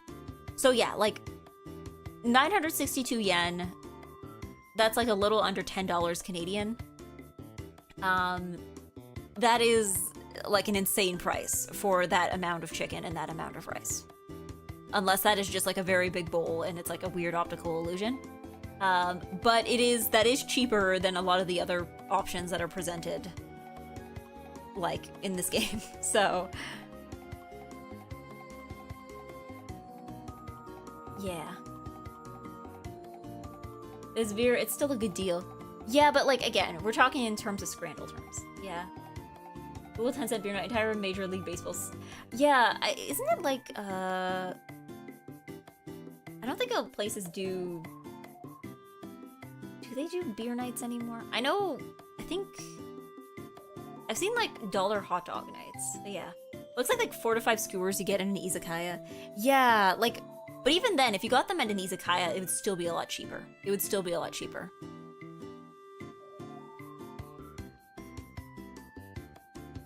Like, I know portions in Japan are usually smaller, but like, I feel like even Saizeriya would give you more food than this. Take it over to the right side? Okay, but we're trying to be wrong on purpose. So, here we go. We're gonna continue our streak of being wrong. Okay, what do we got? Sticky Korean chicken with chips versus the most miserable looking burger I've ever seen. So we're being wrong, so let's keep being wrong. Let's go! Incorrect. Incorrect. Incorrect. Incorrect. Incorrect. That is the saddest burger ever. This game has like the magical abilities to find like just the worst looking pictures of hot dogs and hamburgers I have ever seen. Let's see. What do we got here? What do we got here? Butter chicken with tikka and rice for $6 or £6 versus scheme poutine Fries loaded with haggis, cheddar, and popcorn sauce. Well, first of all, actually, if it is, that is made with cheddar cheese and not cheese curds, that is not poutine, that is simply, cheesy fries. Actually. Imagine that this is like an actually, but with like a Canadian flag flashing behind my head. Actually.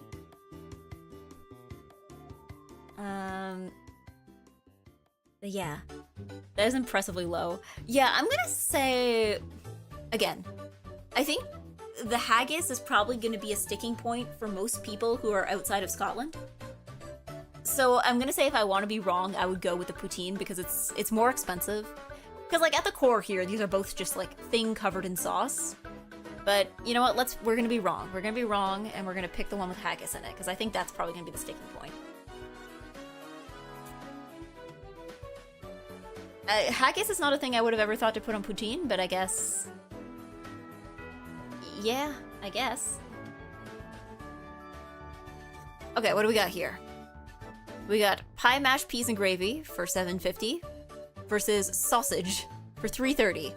I think the sausage looks like it's halfway to being ash, so I think that's probably the wrong answer. This is probably the wrong answer. What's in the pie? It's probably like a meat pie. Like, this is like very British thing. Yeah, steak pie. Yeah. Usually that's what these end up being. The sausage is half the price, so you get 2 burnt sausages. I mean, they do look reasonably big, but also, again, how good does this thing look in the picture is like... Probably, like, I'm trying to think in terms of, like, scrandle, of, like, okay. How good is the picture? Is, like, a very high thing in the, like, determining if this will win scrandle, right? How good is the picture? Like, something can taste really mid, but if you take a really good picture of it, it will probably win out, right? Versus... Price is, like, an important one, but I don't think it's as important as how good does the food look, right? You got like the burger buff and the dessert debuff, where burgers, unless it's like the most miserable, dry looking burger ever, burgers usually win if it's a decent looking burger.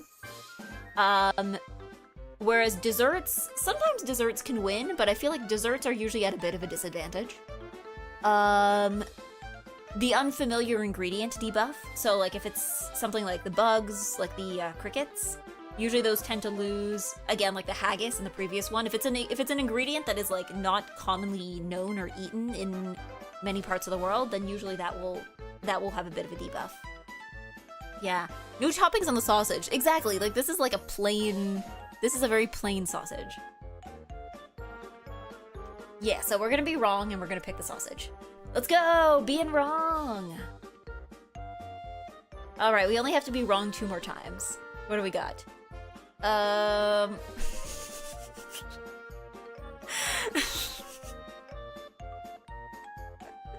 Okay. People don't understand sausages. Okay.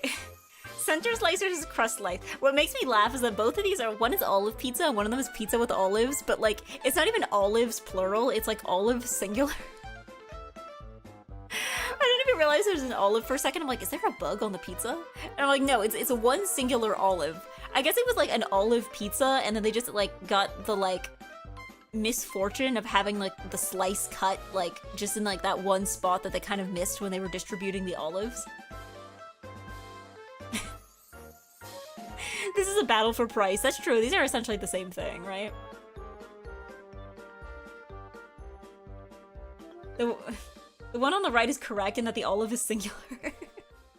That's true. They did promise olive pizza, and they didn't deliver on that. Whereas the other one promised pizza with olives, and they failed. So yeah, the S of an olive stands for singular. Just one. One olive. One olive. A olive. Okay. So I guess if we're going for price, I guess if I want to be incorrect, I just have to pick the more expensive one, right? What? I can't even be completely wrong? Okay. Man, I couldn't even be all the way correct, and I can't even be all the way wrong. It's Jover. I'm a failure. I'm a failure. I can't even fail correctly. I failed at success, and I also failed at failure. I can't do it. I can't do it. I picked olive pizza instead of pizza with olives. Man. Alright, what do we got? Barbecue bacon loaded fries for $4.95 versus butterfly sugar crumble pastry for free. Is it free, or is it like a thing that came with another thing, like a free thing you get if you like purchase a certain kind of ticket or something? I'm not gonna lie, the dessert really does look good. I would eat this. This looks very tasty. But I am aware of the disadvantage that desserts get, usually. And free, yeah. So I guess the loser here would be the loaded fries, right? Because like, even though it is dessert, it is free, and it does look tasty. Because like, I've seen some things that say free, but then they look like the worst, like things that you would probably have to pay people to eat. Whereas like, this one is both free and tasty looking. Yeah. It looks like a good pastry. I want that pastry. I can't have it right now. But it looks, yeah, it looks yummy. It looks tasty.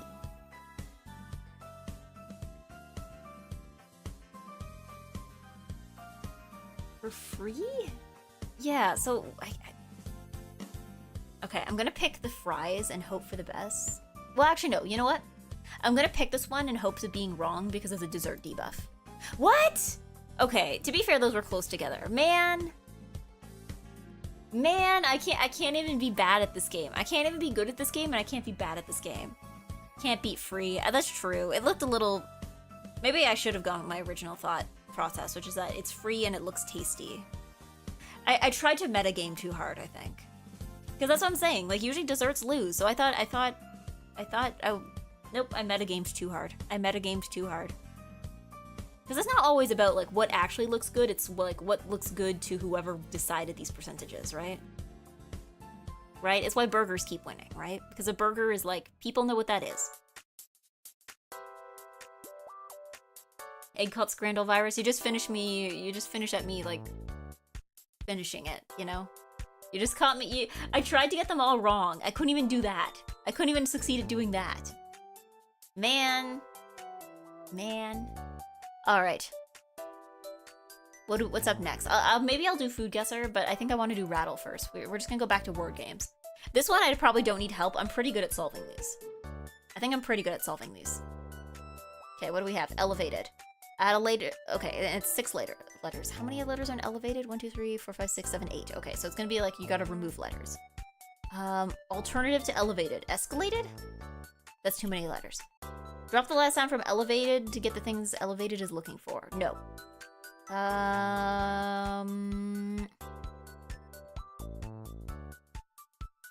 People who are elevated to you. Higher? No. Taller? Oh, remove a bigram. 2 letters from elevated to get happy. Easy. Elated. Okay. Common alternative to elated. I don't know, like depressed? I don't know.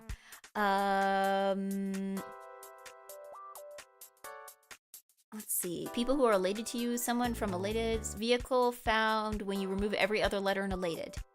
E or L. LTD? No. EAE. No. Okay, it's probably not that one. Oh, add a letter in front of elated to become connected. Related. Okay. People who are related to you, family. Long-running TV show, family. How many letters do I have? 3. Guy, family guy. How many letters? 4. Common alternative to guy. Man? No. Dude? No. Kind of guy that ends up last. Oh, nice. Let's see. Common alternative to nice. Good, that's not enough letters. Drop the last sound from nice to get the kinds of things nice is looking for. I'm nice. I'm nice. I am nice. I don't know what I'm looking for though, so I don't think this is useful. Fictional inspector with a nice accent. Do I have a nice accent? Maybe that's me. I'm nice. Long-running TV show. Nice. Someone from nice is vehicle found when you remove every other letter nice. Well, it's either gonna be IE and that's not enough letters. NiceEggy. Trying to think of like, okay, what else could nice be? Because none of these seem to work for like nice. I need to be like connections brain, where you have to like think of every other possible definition of the word.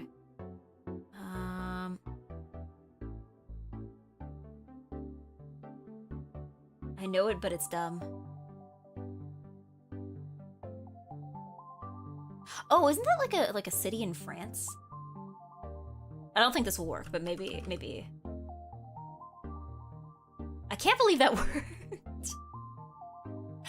You know, I'm like, I keep remembering, because like back when Facebook News was a thing, like, you know, when they would just like show you headlines, I remember there was one that somebody screenshotted because it was something like, it was like Chinese CEO takes all his employees to Paris, Nice.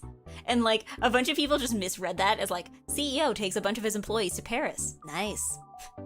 Like it was like commentary on the events here. Yeah, it's Nice. I've never been to Nice. It's funny. I'm an EGGY, and everybody knows that I speak French and that I have the word nice in my name, but not a single person has made a NiceEggy. You know, if I ever take a trip to France, I'll make sure to visit, so then everybody can make a joke about like NiceEggy. Okay. Common alternative to the French. Drop the last sound from French to get the kind of things French is looking for. Friend? I don't think that's it. Fictional inspector with a French accent. Long-running TV show, something French. Vehicle found when you remove every other letter in French. RNH, no. FEC, no. Okay. I feel like it's probably fictional inspector with a French accent. Who has a French accent? Wow. Maybe there's 2 R's. How many letters do I have? 8? Oh, Clouseau. Like the Pink Panther. Okay. Clouseau? There we go. Clouseau. Inspector Clouseau. Yeah, okay. Yeah, that's what I was thinking, Poirot, but I was trying to think, because I'm like, Sherlock Holmes is British, and like most of the ones I could think of are either like British or American, so I'm like, French. There we go. She's too nerd. No, it's because, I remember watching, not the original Pink Panther ones, but like the, like 2006 remake ones as a kid. So that's why I remember like Clouseau. Drop the last sound from Clouseau to get the kind of thing Clouseau. Oh, I like this. Okay, clues. That makes sense. Clues, because it's like Clouseau and he's a detective. So he's looking for clues. Okay, that's cute. I like that. Long-running TV show, Blues Clues. Common alternative to the blues, jazz? No.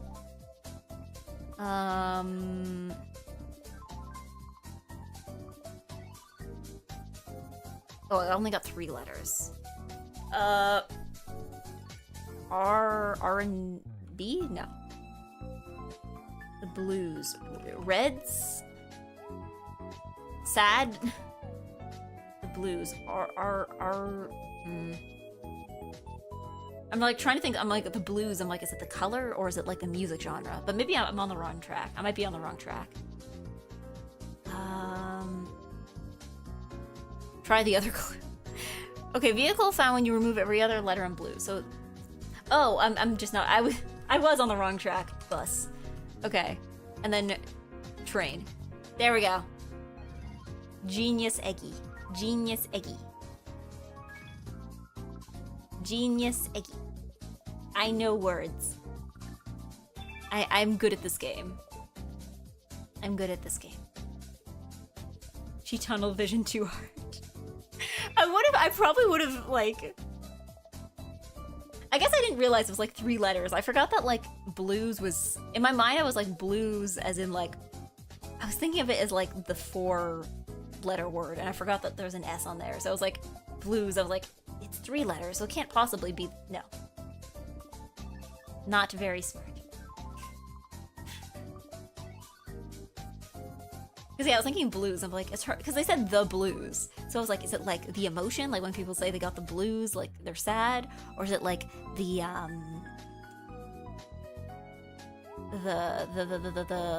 music genre, like? But yeah, no. This game, occasionally I have to look something up. I think in this game, there is no shame in having to Google something. I've had to do it a few times because especially when they ask about like pop culture ones, right? I feel like that's when like you, because the pop culture ones are kind of hit or miss, right? Because there are some that I'm familiar with. There's some that I can get via guessing, where like I don't know this thing, like I'm not super familiar with this thing, but I just like, I can put in something that's tangentially related to see if I'm right. But some of them are just like some of them are, I've had to look stuff up, right? Because like, it's impossible to know everything, right? I think there's no shame in not knowing everything. Yeah, pop culture or USA related? Yeah, I guess, is this an American? Is the person who makes these American? Because I know sometimes it does have like the same weakness as like New York Times Connections, where it's like, you know, this was made by and for Americans, so like if you... Because like I definitely remember there's been some that like really made British people mad. Like I think there was one Connections one time that I saw people complaining about because one of the answers had to do with like families from American sitcoms, and some of them were like sitcoms that never actually even aired in the UK. So people were like, how are we supposed to get that one? Really, guys? Like, because yeah, I've had some with like history, where it's like US history, and I'm like, okay, I have to look this up because this might be common knowledge for Americans. I think it's an American site, so probably. Okay, yeah, that sounds about right. Okay, I think I'm gonna do one more. Maybe I'll do Food Guesser. I think I'll do Food Guesser to finish this off. Because I don't think I have... This is all the games I have. I don't think I'll do the golf today, but I think I'll do... Give me a second. I'll get Food Guesser, since we were already at Scrandle.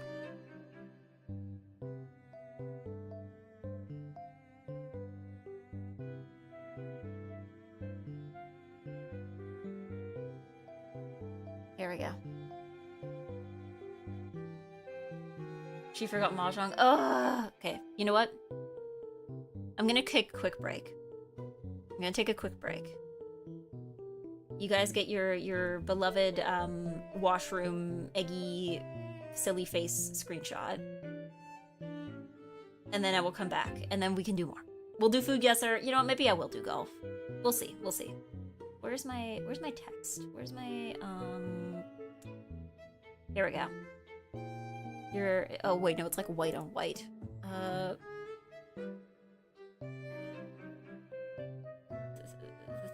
I'm trying to like put it on a thing that like will match up. This looks kind of artsy, doesn't it?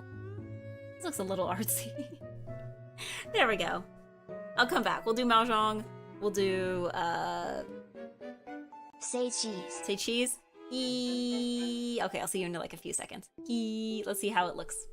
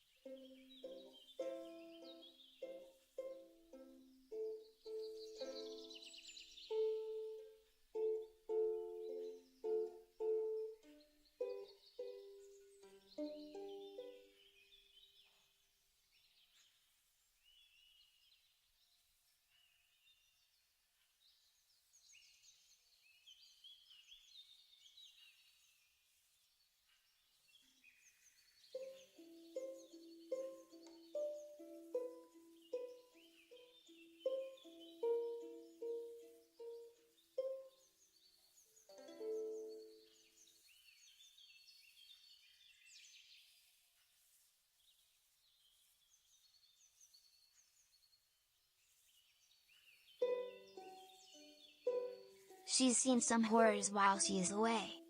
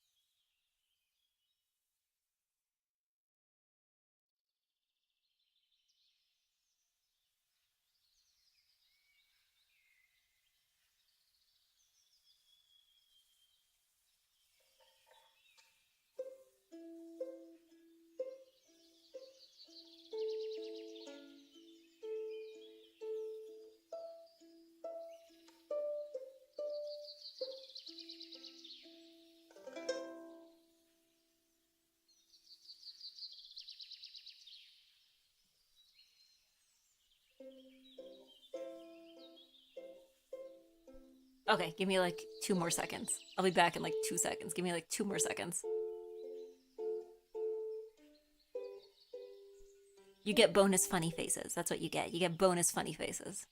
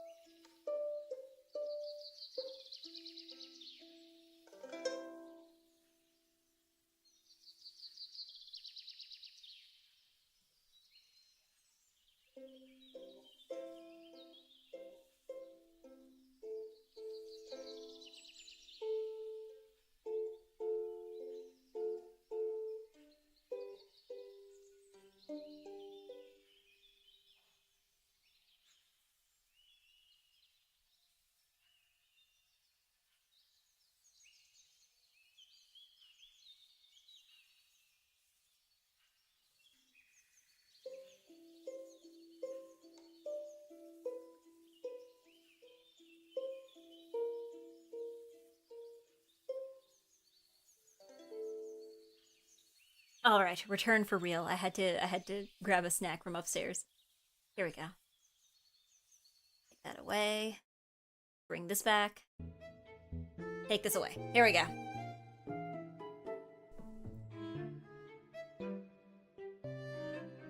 This is a great expression, great thumbnail material. Yeah. Okay. I know it's like, I feel like that's like half the Discord server activity is you guys taking screenshots of me when I'm of me when I'm away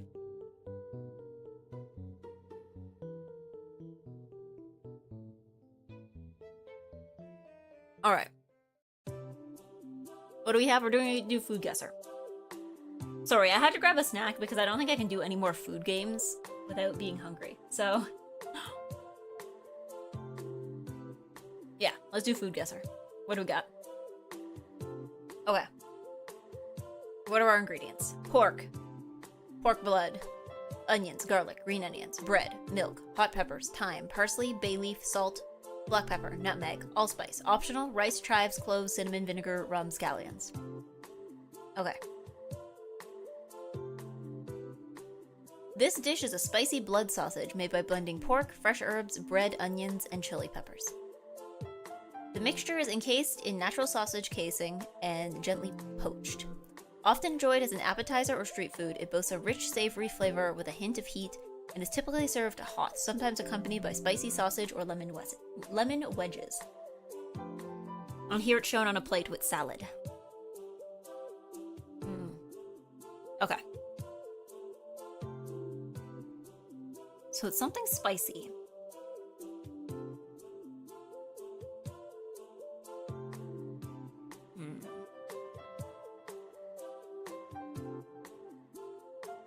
Let me see. I'm trying to think. Spicy sausage. Spicy sausage.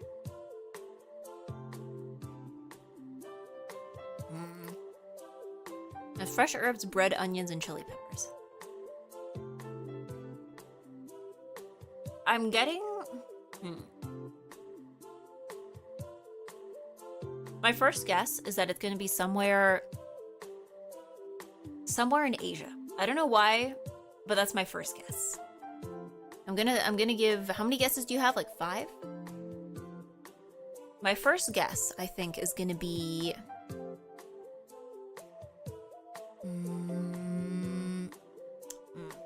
Actually, maybe I need to rethink this. Oh, but those are optional.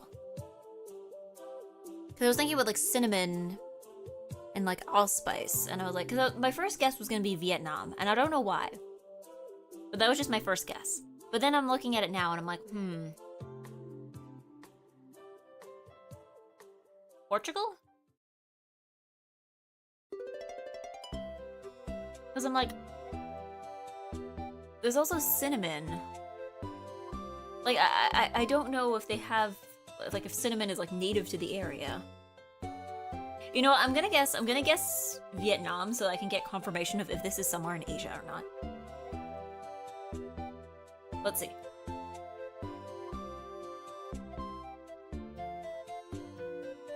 Cold. All right. So you're probably right that it's somewhere in Europe. Because it's saying it's going, like, go southwest. Southwest, okay. Southwest. Southwest? Then it's not in Europe, because Vietnam is pretty far south, right? So southwest would have to be... I don't know, maybe it's South America?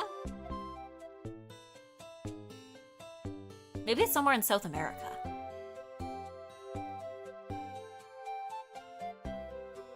Maybe... Let's try... Brazil. Borders! Okay, we're close. I was right with South America. We're close, we're close. Boudin Creole. Okay, so this is probably somewhere that speaks French. Somewhere... Okay, hold on. We need to start looking up world maps again. What borders onto Brazil? Map of South America. What borders onto Brazil?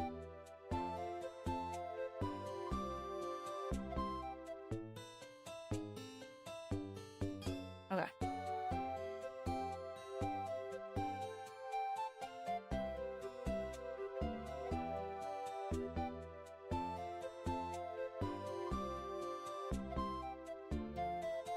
That seems to be a lot of countries that border onto Brazil, now that I'm looking at this.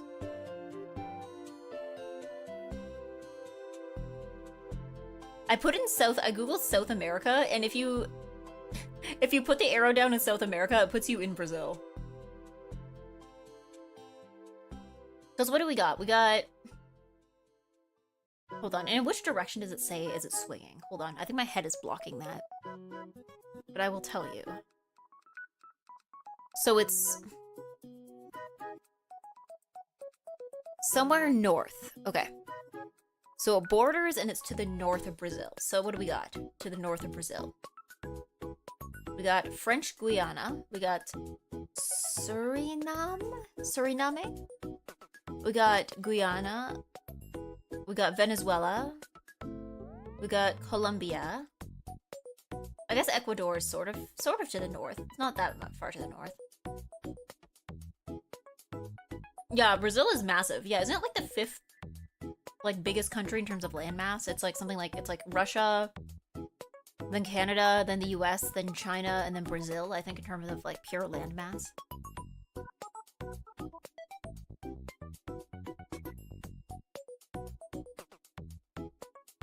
You know what? Because this looks like a French name, I'm gonna say French Guiana is gonna be my guess.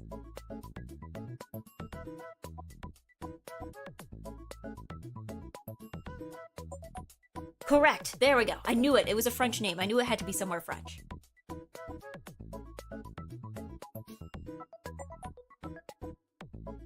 Eggy, we got a winner for TI 2025. I don't know what that means, Faye. I don't know what that means. There we go.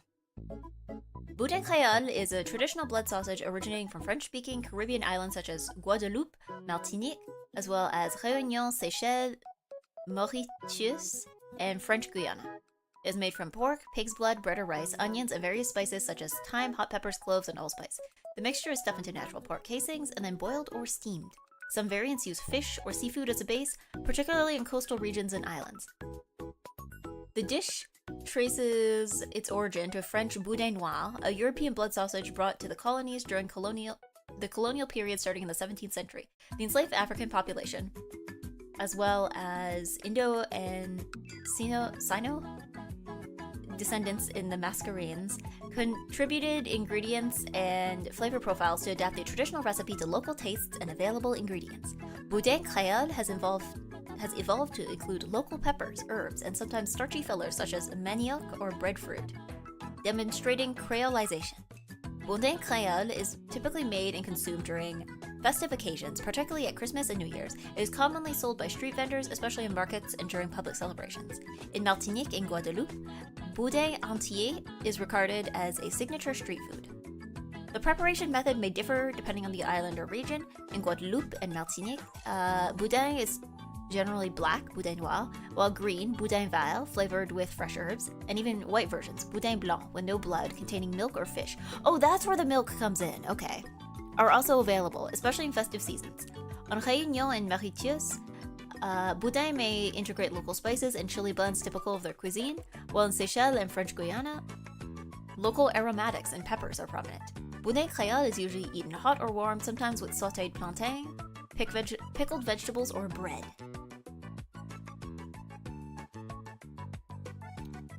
I like your plant pot headwear. I'm not wearing it on my head. It's just the flower pot. It's the flower pot where the eggplants go. Good morning, Good afternoon, actually, Mr. Donato.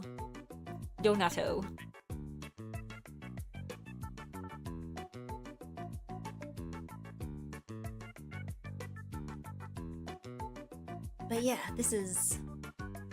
Okay, so that was like 3 guesses. I think that's like a reasonable amount of guesses, right? This is what happens when you can speak French.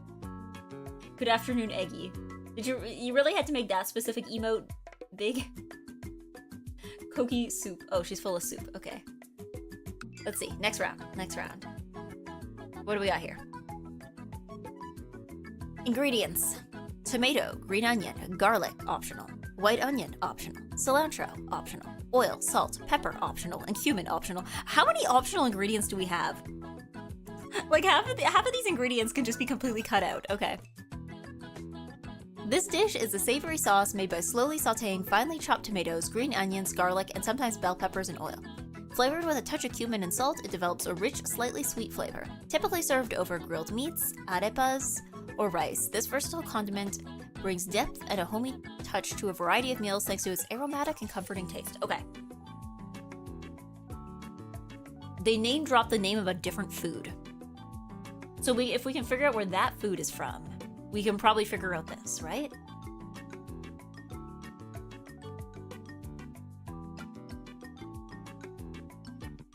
Mexican? I don't know. What are arepas? I don't know what those are. I'm assuming that that's what's in this picture here. Is like those things to the side of the sauce, right?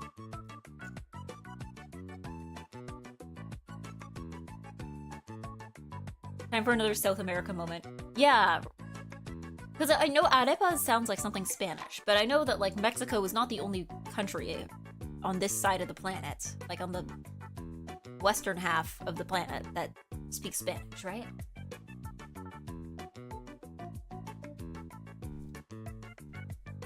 Yeah. I think it's like fried potato dough. Yes, but where is it from? Because I don't think it would be Mexican, right? Because I feel like Mexican food isn't really big on potatoes, right?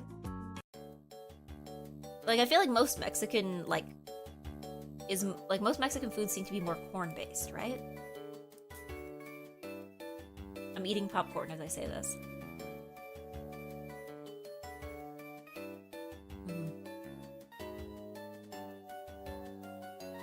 Tomato is a primary ingredient. Sounds like Middle South American. Okay. It's corn, not potato. The frying still stands. Okay. Well, because, like, what are the countries in between, like, Mexico and Brazil? Like, in that little... Because between Mexico and Brazil, we got Guatemala, Belize, Honduras, El Salvador, Nicaragua, Costa Rica, Panama... And you got like Colombia and Venezuela. I wonder maybe if I search something. You know what? I'm gonna search something here. Maybe if I search one of these countries in the middle, I can maybe. You know what? I'm gonna put in Colombia. I'm gonna put in Colombia so they can tell us if it's like further north or further south. Watch me be completely wrong. Like watch it just be like, oh yeah, this is a European thing. Okay. Let's do Colombia. Let's do Colombia. And then we'll see if it's further north or further south.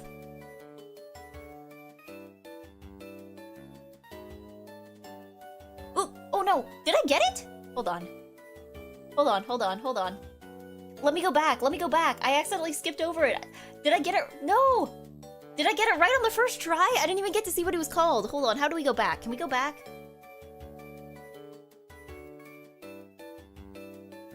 Did I get it right? Let me go back. Can I see the previous rounds, please? Did I get it right on the first try and I don't even get to see what it is?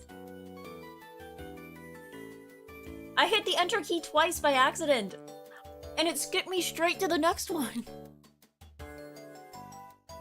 Was I that good? I guess I'll never know. I guess you can probably look at them after. I'll read it after. I'm sure there's a way to look at it. You'll get to see it at the end. Okay. I'm sorry. I didn't think I would get it right on the first try.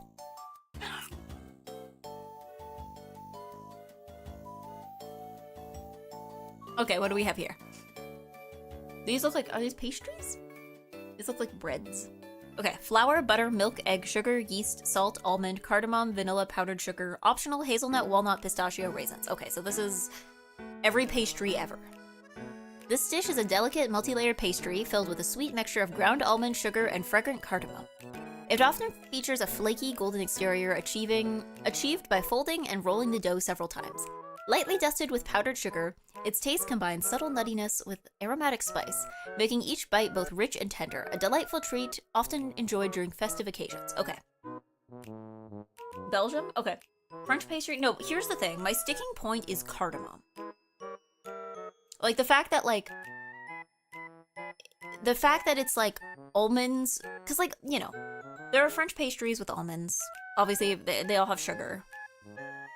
Stuff like hazelnut, walnut. I think the sticking point is cardamom, and the fact that that's not listed as an optional ingredient, but, like, as, like, a default. Because I feel like cardamom is, like... Cardamom is not... super common?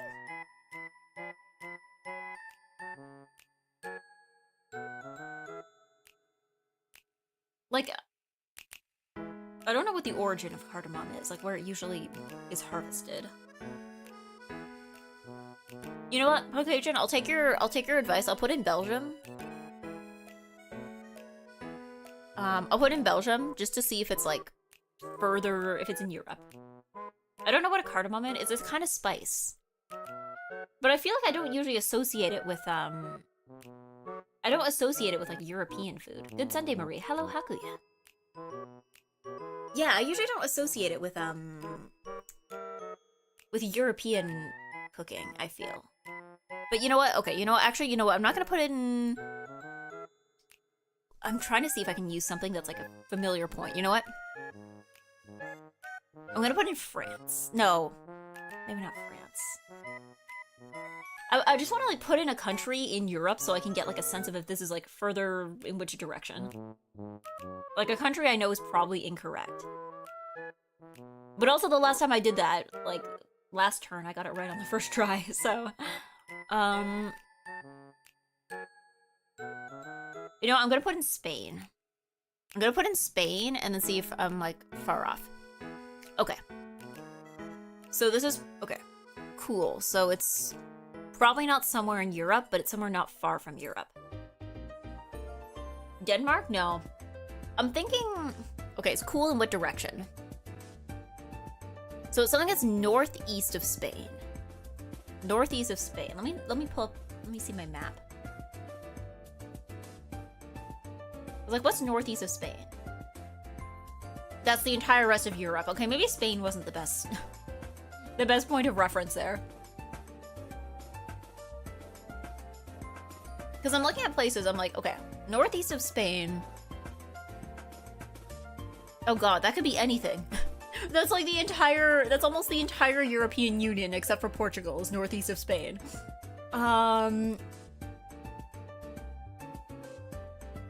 Okay, what do we got? Because I feel like France is off the table. Yeah, that's all of Europe. Yeah, exactly. Like, I feel like, again... Because cardamom, I don't associate with, like, France. And I don't associate it with the UK either. I don't think the UK is far enough east to count as northeast.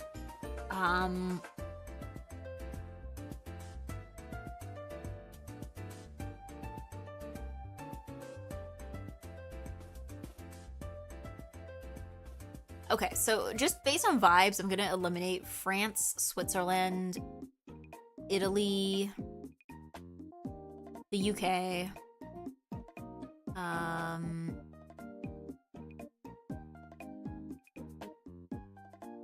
probably Greece.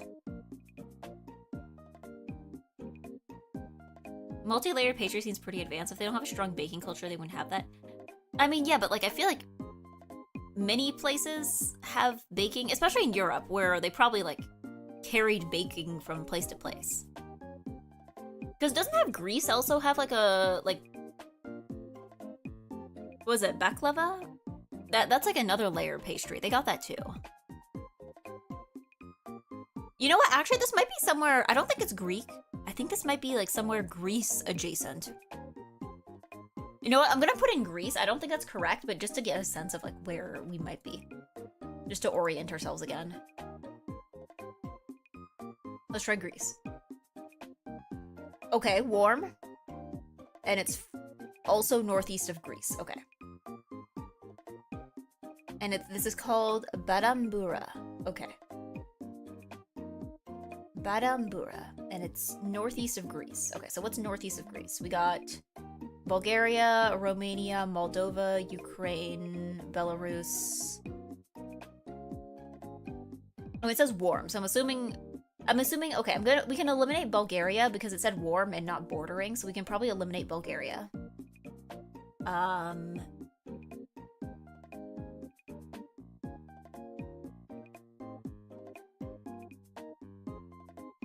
Maybe...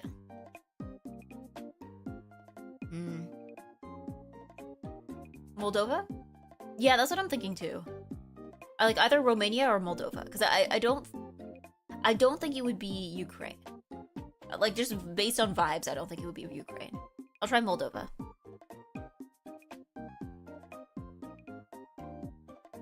Warm? Okay, so it's not Moldova. That one's also getting a warm. But it's... Oh, it was probably Romania. It was probably Romania. No, it can't be Romania because it borders on Romania. But it's southeast of Moldova. Okay, so it's northeast of Greece and southeast of Moldova, but does not border on either of those two things. Okay. Is it Serbia? Is there like another country I'm missing? Is there like a very tiny country that like I'm not zooming in on? Or maybe I need to think east.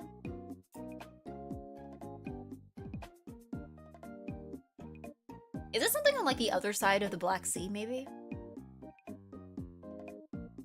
Is it Turkey? No. Because Turkey is not north of Greece. It's kind of I don't know. Southeast of Moldova? Yeah. So it's let me look again. They're both warm, but it's okay, actually it's east of Greece. Maybe it is Turkey, actually. Maybe it is Turkey. You know what? It might actually be Turkey. It might actually be Turkey. Let's see. Because I have what, like 2 more guesses? Let's try Turkey. It might actually be Turkey. Borders! Okay, borders on Turkey. We got 1 more guess, I think. What borders on Turkey? And it's to the east, so it's not gonna be Greece. Okay, what do we got? We got Georgia, Cyprus, Syria, Armenia, and Georgia. Maybe it is Georgia? I thought Turkey was bordering Greece. You know what? You're probably smart, and I didn't think of that. That's not the Numa nation.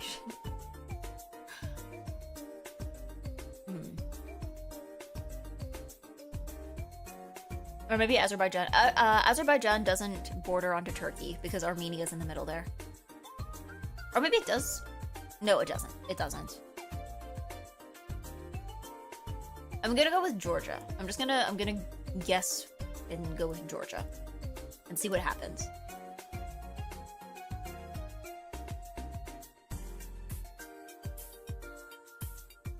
Hey, yes. EGGY wins. Alright. Badembara is a traditional Azerbaijani pastry. The name... Or wait, hold on. Did I not get it right?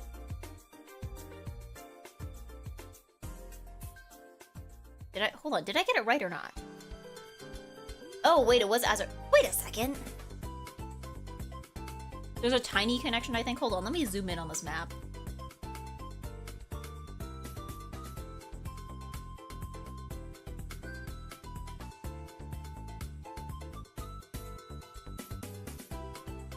Is this like one of those things where like the lines on the map are not like... Is there like a 3-way border somewhere? No, because that's...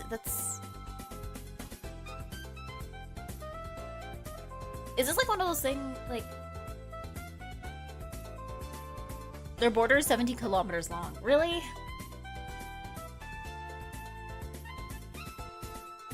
Because I couldn't figure out where on the map they border.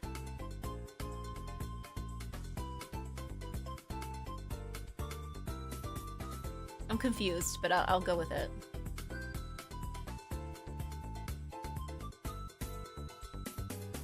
There's a little nub of land just between Iran and Azerbaijan. Ah, okay. So it's like a little, like, just tiny little hallway border.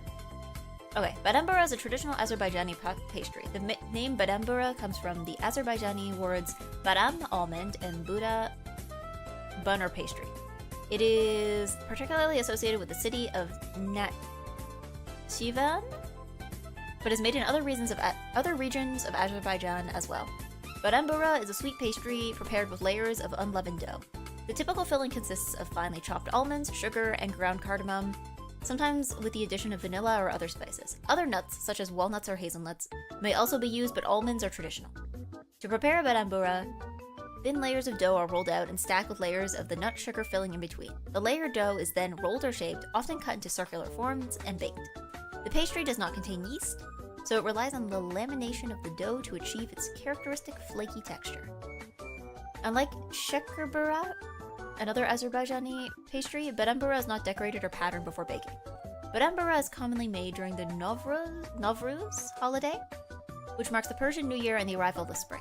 It is one of the staple pastries, along with shekerbura and paklava, okay, served during Novruz celebration.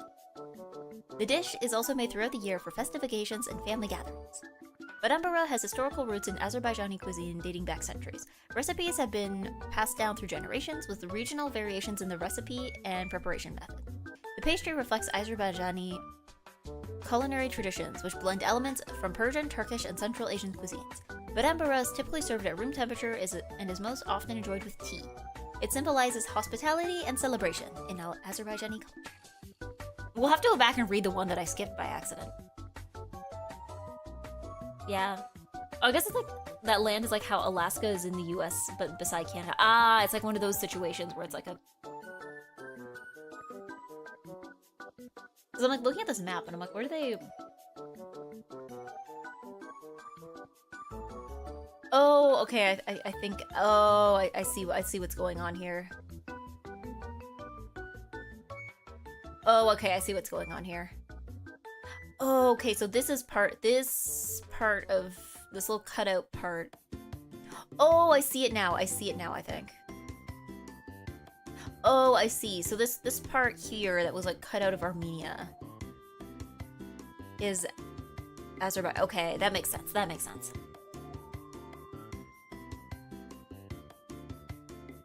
Okay, I see how it is now. I got confused. I got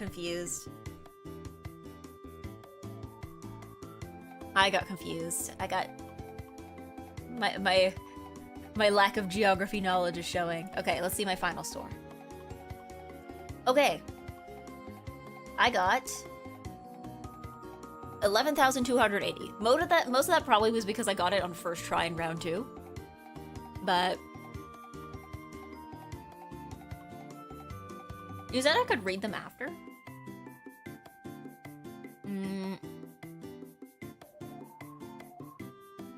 Back to home? Man, I never got to find out what that other one was. I never got to find out what that other one was that I skipped by accident. It was Hogao, but I never got to read the description. I just know it's from Colombia. That's all I know.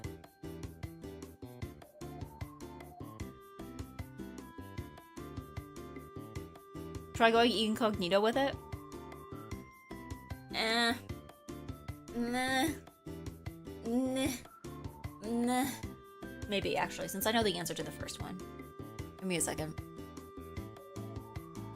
New incognito window. Okay, hold on. Food guesser. Daily. Okay. So the first one was from French Guiana. Correct. And then the second one was from Colombia. Alright. Sorry, I can't show it on here, but I will read it out. Hogao is a traditional Colombian sauce or condiment. It is primarily made from long green onions, scallions, and tomatoes, cooked slowly in oil, often with additives like garlic, cumin, salt, pepper, and sometimes cilantro or bell pepper. The onions and tomatoes are chopped or diced and then simmered to create a mild, savory flavor. Hogao is used across Colombia and serves as a base or accompaniment to various dishes. It is commonly served with arepas, corn cakes, bandeja paisa, a traditional platter, and meats, as a topping for rice and potatoes. It also forms part of the preparation in Colombian tamales and can be used as a cooking sauce for meats and stews. The name hogao comes from the Spanish word ahogar, meaning to drown or to stew gently, reflecting the slow simmering process. In the Antioquia and Andean regions of Colombia, hogao is a staple. While related to guiso, another Colombian sauce, hogao typically emphasizes scallions and a shorter ingredient list. Hogao's origins trace to Spanish colonial influences, blending old world ingredients with native Colombian products. Unlike Mexican salsas, hogao is always cooked and has a milder, less spicy flavor profile. Tomatoes and onions, introduced by Europeans, became central to many Colombian dishes, including hogao.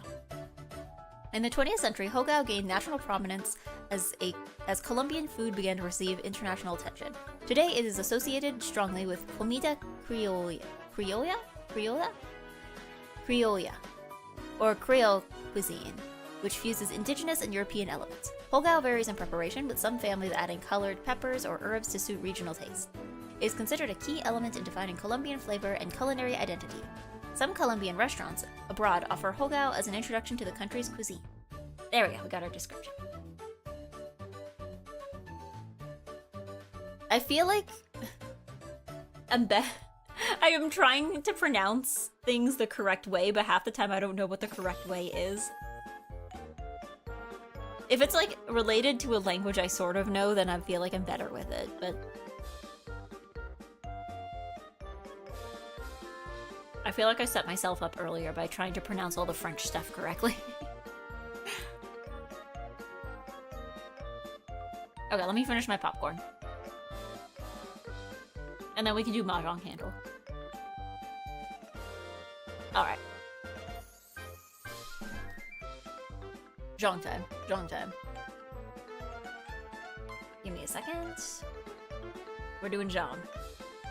I think this will be the last one. Just getting language walled. Well, it's like I got the answer right.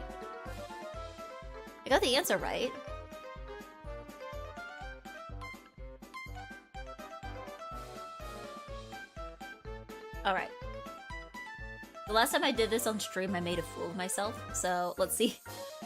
See how this goes this time. I remember the opening hand is always... The ideal opening hand is always 13 orphans. Because then you get to see if there's any honors at all. Okay. So we got that much. We know that much. So... I wonder if it's Tanya. Not Tanya. Chitoy. I'm wondering. Because we got like 1 and 9. But none of the other ones in 9s. I'm gonna try various ones.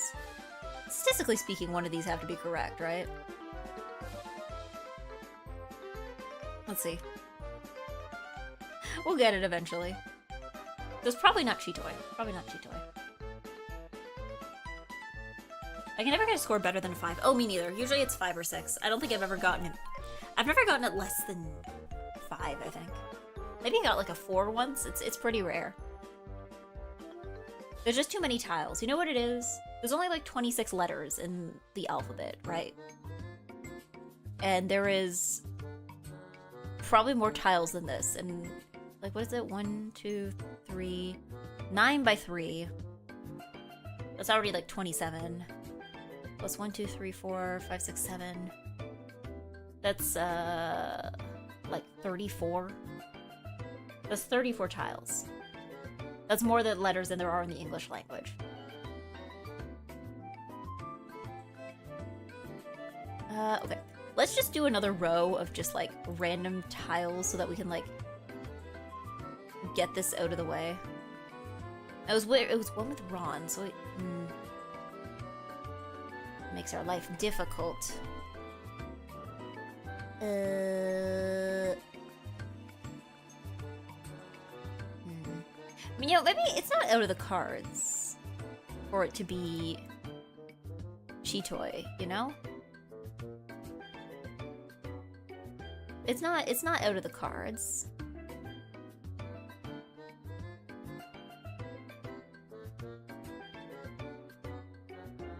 Maybe I just had it in the wrong order, you know? Okay, so it's probably not Chitoy. And I think I know what the winning tile is, at the very least. Okay. Huh. Maybe something like this?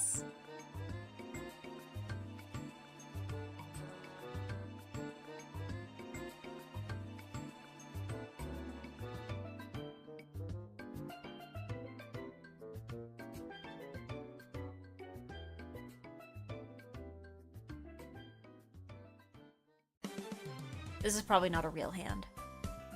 It is. This is no Yaku. Okay.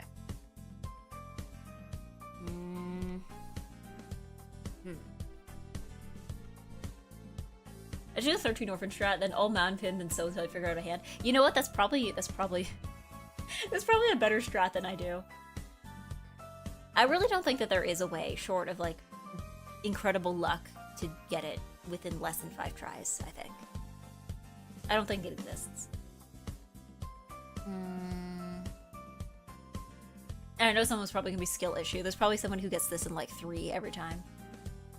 But I'm not listening to them. I'm not listening to them. Yeah. No, let's do another try of just like random ones that we know are in there. 1, 2, 3.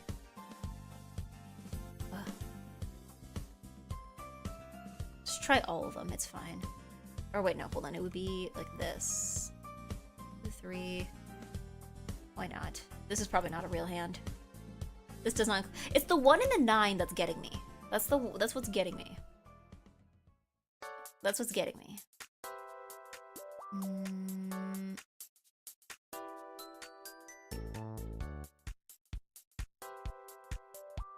Unless, maybe I'm. You know what? It's probably not Chitoy.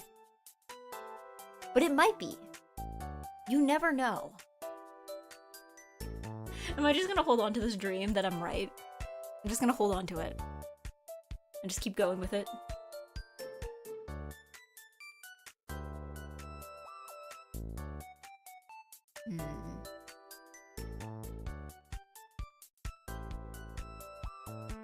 Cause yeah, it could still be all pairs, you know?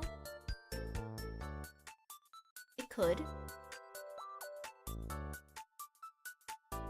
I'm gonna be dumb. I'm gonna be dumb and keep holding on to this.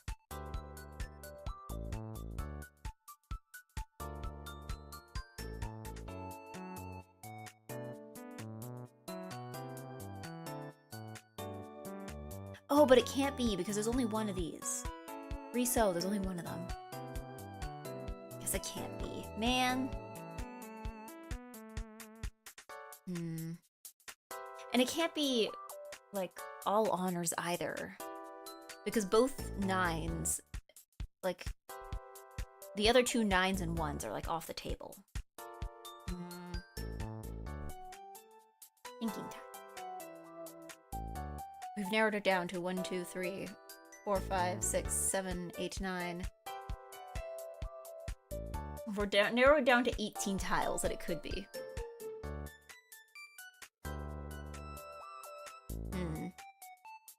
Actually, maybe I'll do the dumb strat.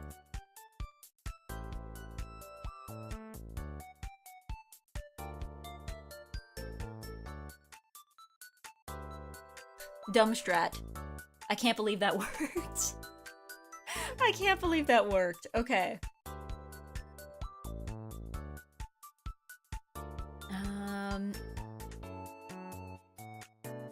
So we still don't know the winning tile, but we got that going for us. We haven't narrowed down. So maybe it's something like this?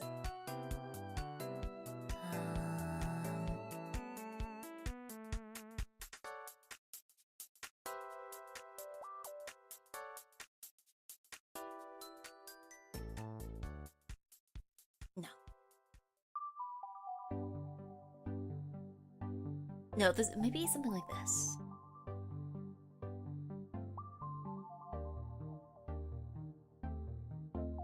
Because this would check out.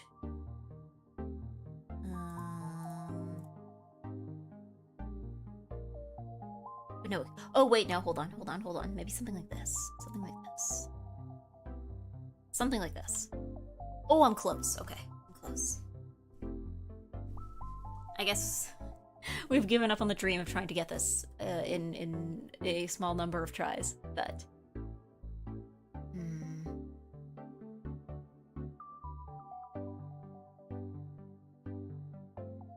Maybe something like this?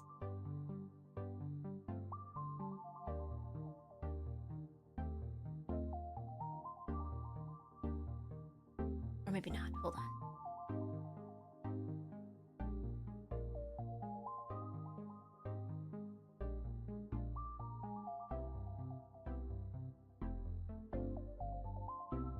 Yeah, you got the wrong tile. Yeah, I got the winning tile correct. I've gotten like the entire second half there correct. It's just trying to figure out how to make the first half work.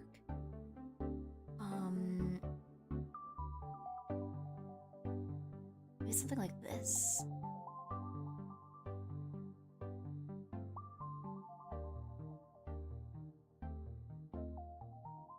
Because if it's like 5, 6, 7, 2, 3.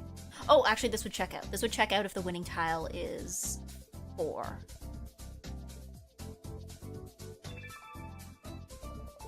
Which it could be, but I'm not 100% sure. 1, 1, 3, 4, 5, 7, 8, 9. If this is the winning oh, wait, hold on. Oh, wait, hold on. Oh, wait, hold on. Never mind. It can't be that. It can't be that because the winning tile... I already know the winning tile. What am I saying? I already know the winning tile, and it's not that one. Okay. New approach. New approach. Yeah, there's no double 3 and no double 5. So yeah, you're right. It couldn't be that.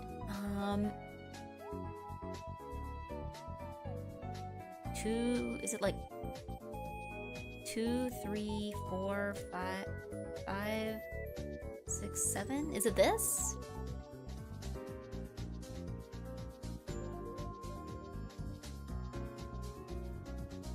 Here we go. Yay! See, I've never gotten it in less than 5. Granted, these are the stats for the PC. Because usually I play this on my laptop. So I don't know what the stats are on my laptop, but I don't think they're that great there either. There we go. Not feeble. Not feeble. Not feeble. Not feeble reputation regained. Okay, you know what? I think I'll do one more. I'll do the golf, and then we'll call it for today. Kinda hard golf is what it was called, right? Kinda hard golf. Let's do some kind of hard golf. Not too hard, just kind of hard, you know? Slightly difficult golf.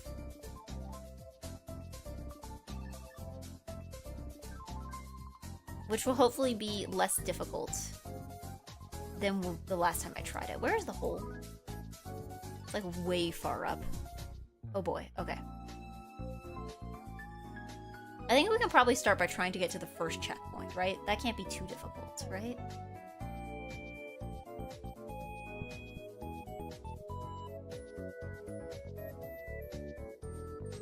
I think I might regain my feeble... I think I'm about to regain my my feeble... Oh, okay, maybe not. My feeble reputation. Oh boy, okay.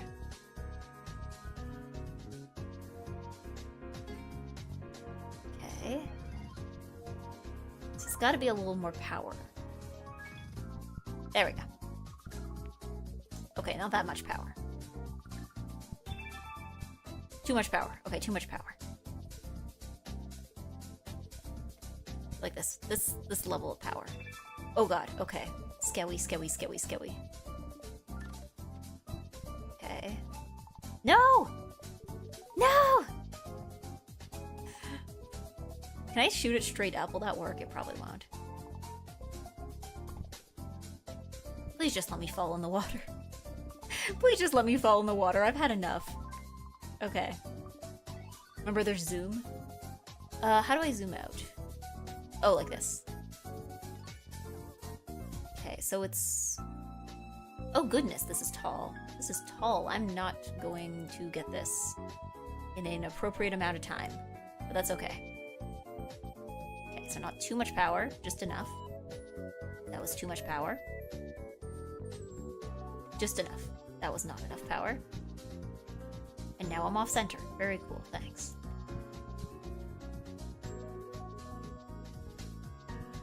Okay, okay, okay. So maybe if I just like... okay.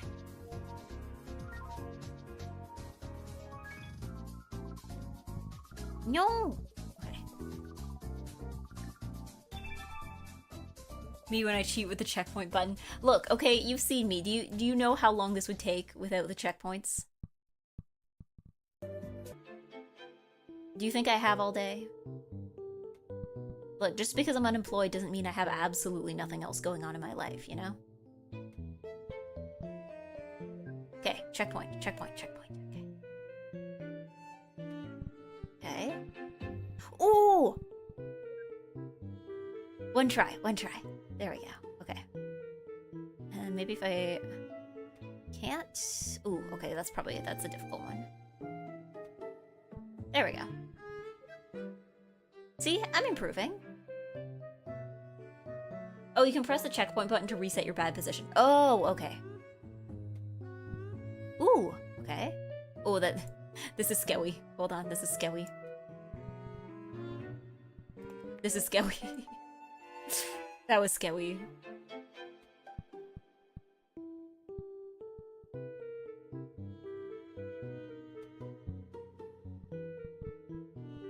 No! Scary, scary, scary.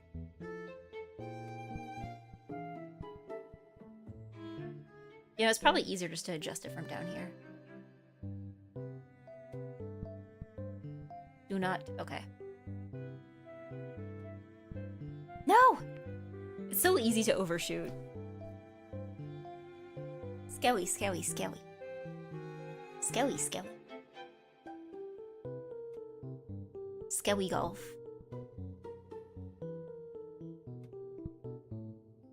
Kinda scary golf. Ooh, scary. I mean, again, the checkpoints make it less scary. I was trying to like move myself back because I'm trying to bounce and I can't. There we go. Well, okay, I bounced a little too hard. No! Okay. Where? Come on. Why can't I get it this time? I refuse to go back to the checkpoint. There we go. Okay. No. That was a I mean, that was on me for going straight up in the air. There we go. Come on, don't fall in the wall.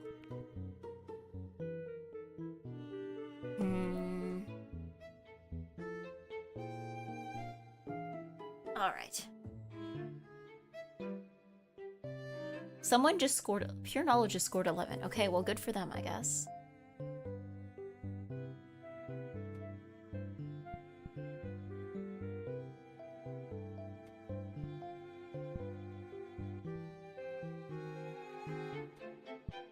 What if I just, like... I was like, what if I just, like... Just try to, like, go as aggressively as possible, see what happens?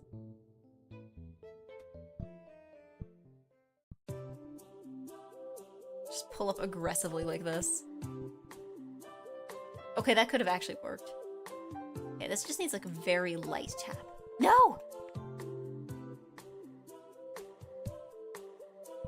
Oh. That could have actually worked. Just go in as aggressively as physically possible. Imagine just playing this game by just only going, like, the maximum aggression. I can't believe that worked. Okay.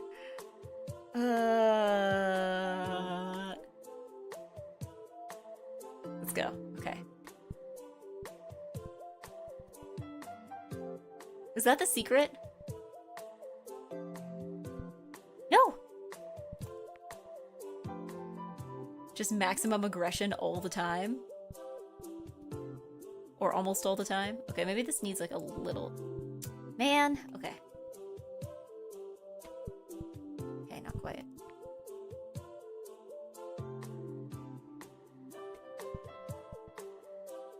Okay, not quite.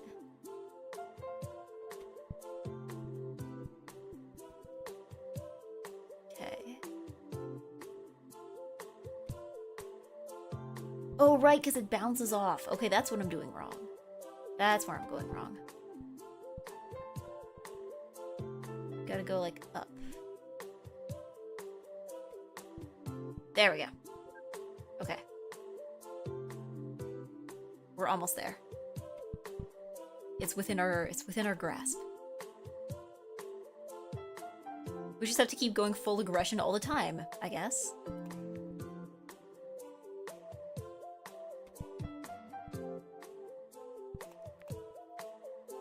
I think we'll get this before 75, I'd like to think. No. Okay, maybe not.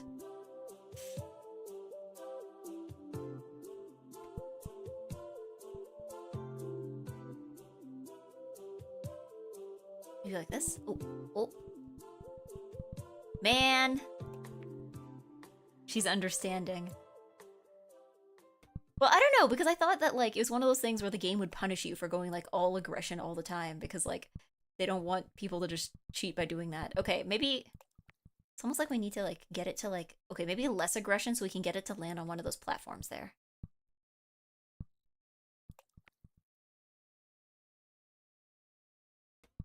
Okay, maybe a little more aggression was necessary.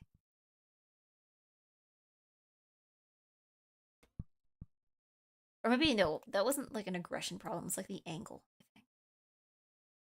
And also, we're out of music. Oh, oh, oh, oh, oh, oh. Hold on. If I get it, I'll turn the music back on. If not...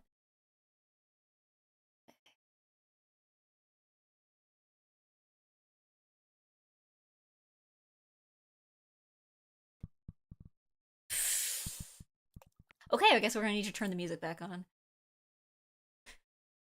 We're gonna need more music.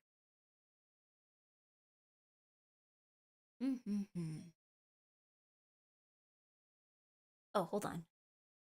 The feebler. The doorbell just rung. But I don't know if my uncle is here. Okay, we're good. We're good. I might have to stop. Okay, you know what? We're so close. We're so close. I'm gonna turn. Oh my god. Okay.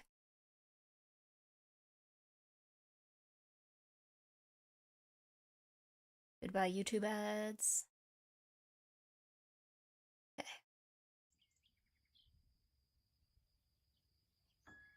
Did anybody answer the door? Oh god. Okay. Because I'm just like, okay, if I can just get this. Oh god, I'm gonna have to answer the door. Should I answer the door? I need to answer the door. Hold on. Please, please. Because I think it might be grocery delivery. Hold on. I think I need to go answer the door. I'm sorry.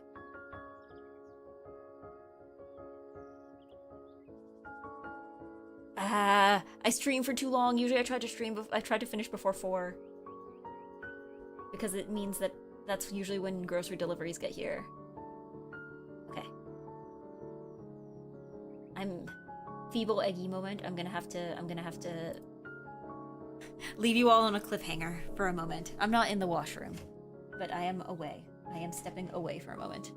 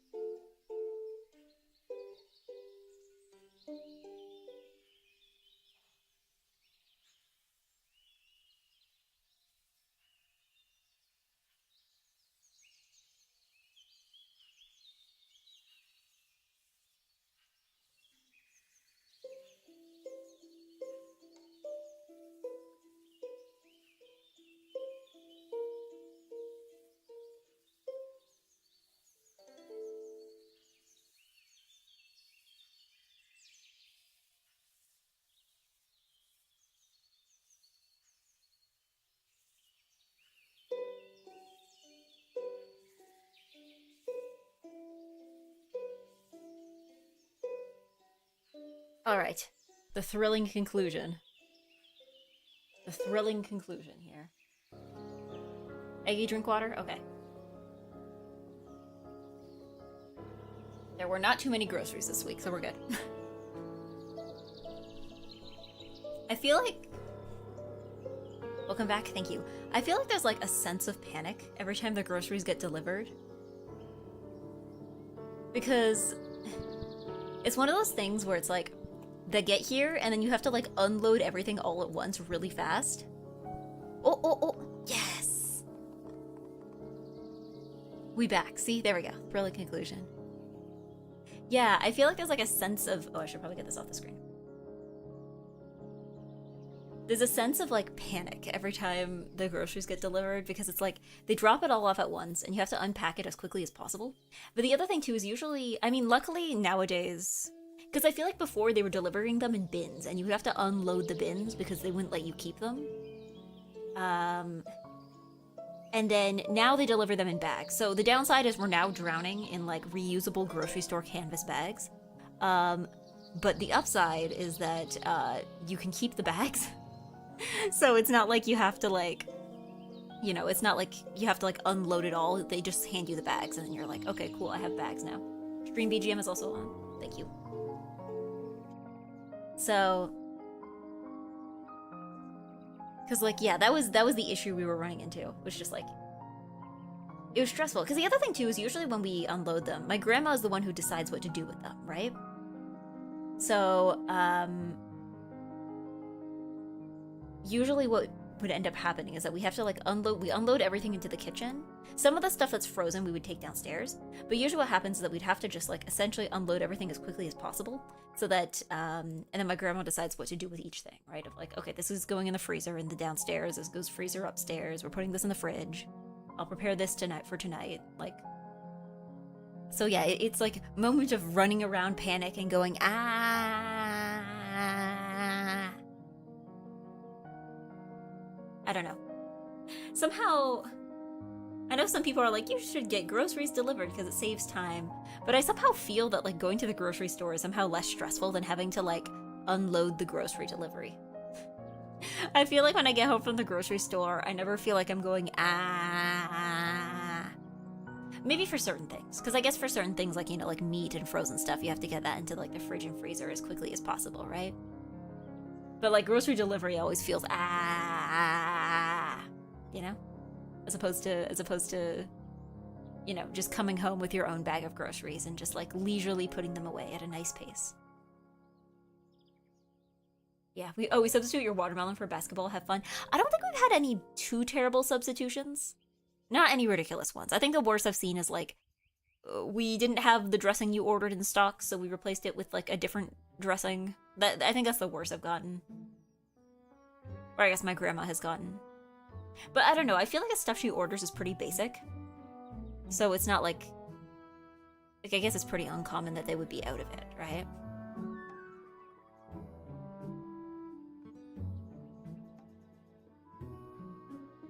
Or at the very least, it's like things where it's like it doesn't really matter if it gets swapped. Like it's like, oh, we were out of this one brand of margarine, so we gave you a different brand of margarine. Like, you know, stuff like that.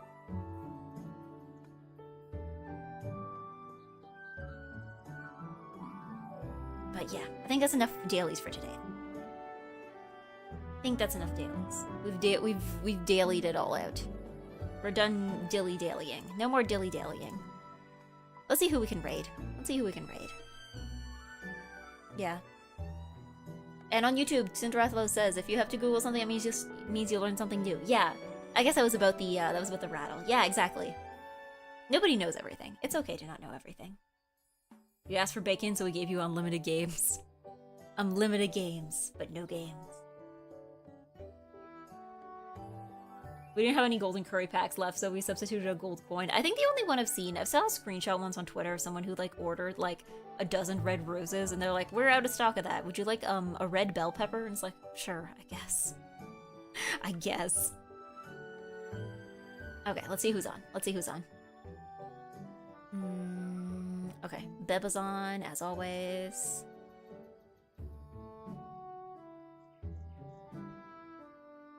Let's see.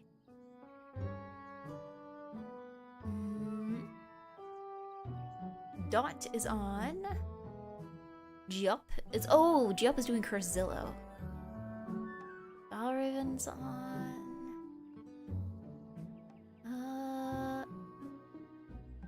You know what? Let's raid Giup. Because the Curzillo streams are very silly. Here we go. We'll set up the raid. And I think this is the first time raiding him, so let's just say Eggy raid. Let's do a standard Eggy raid. Fairly standard Eggy raid. But yes, thanks for the stream. Thank you for being here. I will be back tomorrow. Tomorrow is Mahjong Monday, so we will be zhonging.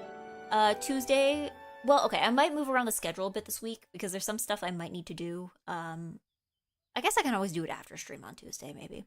I don't know. So, we'll see. But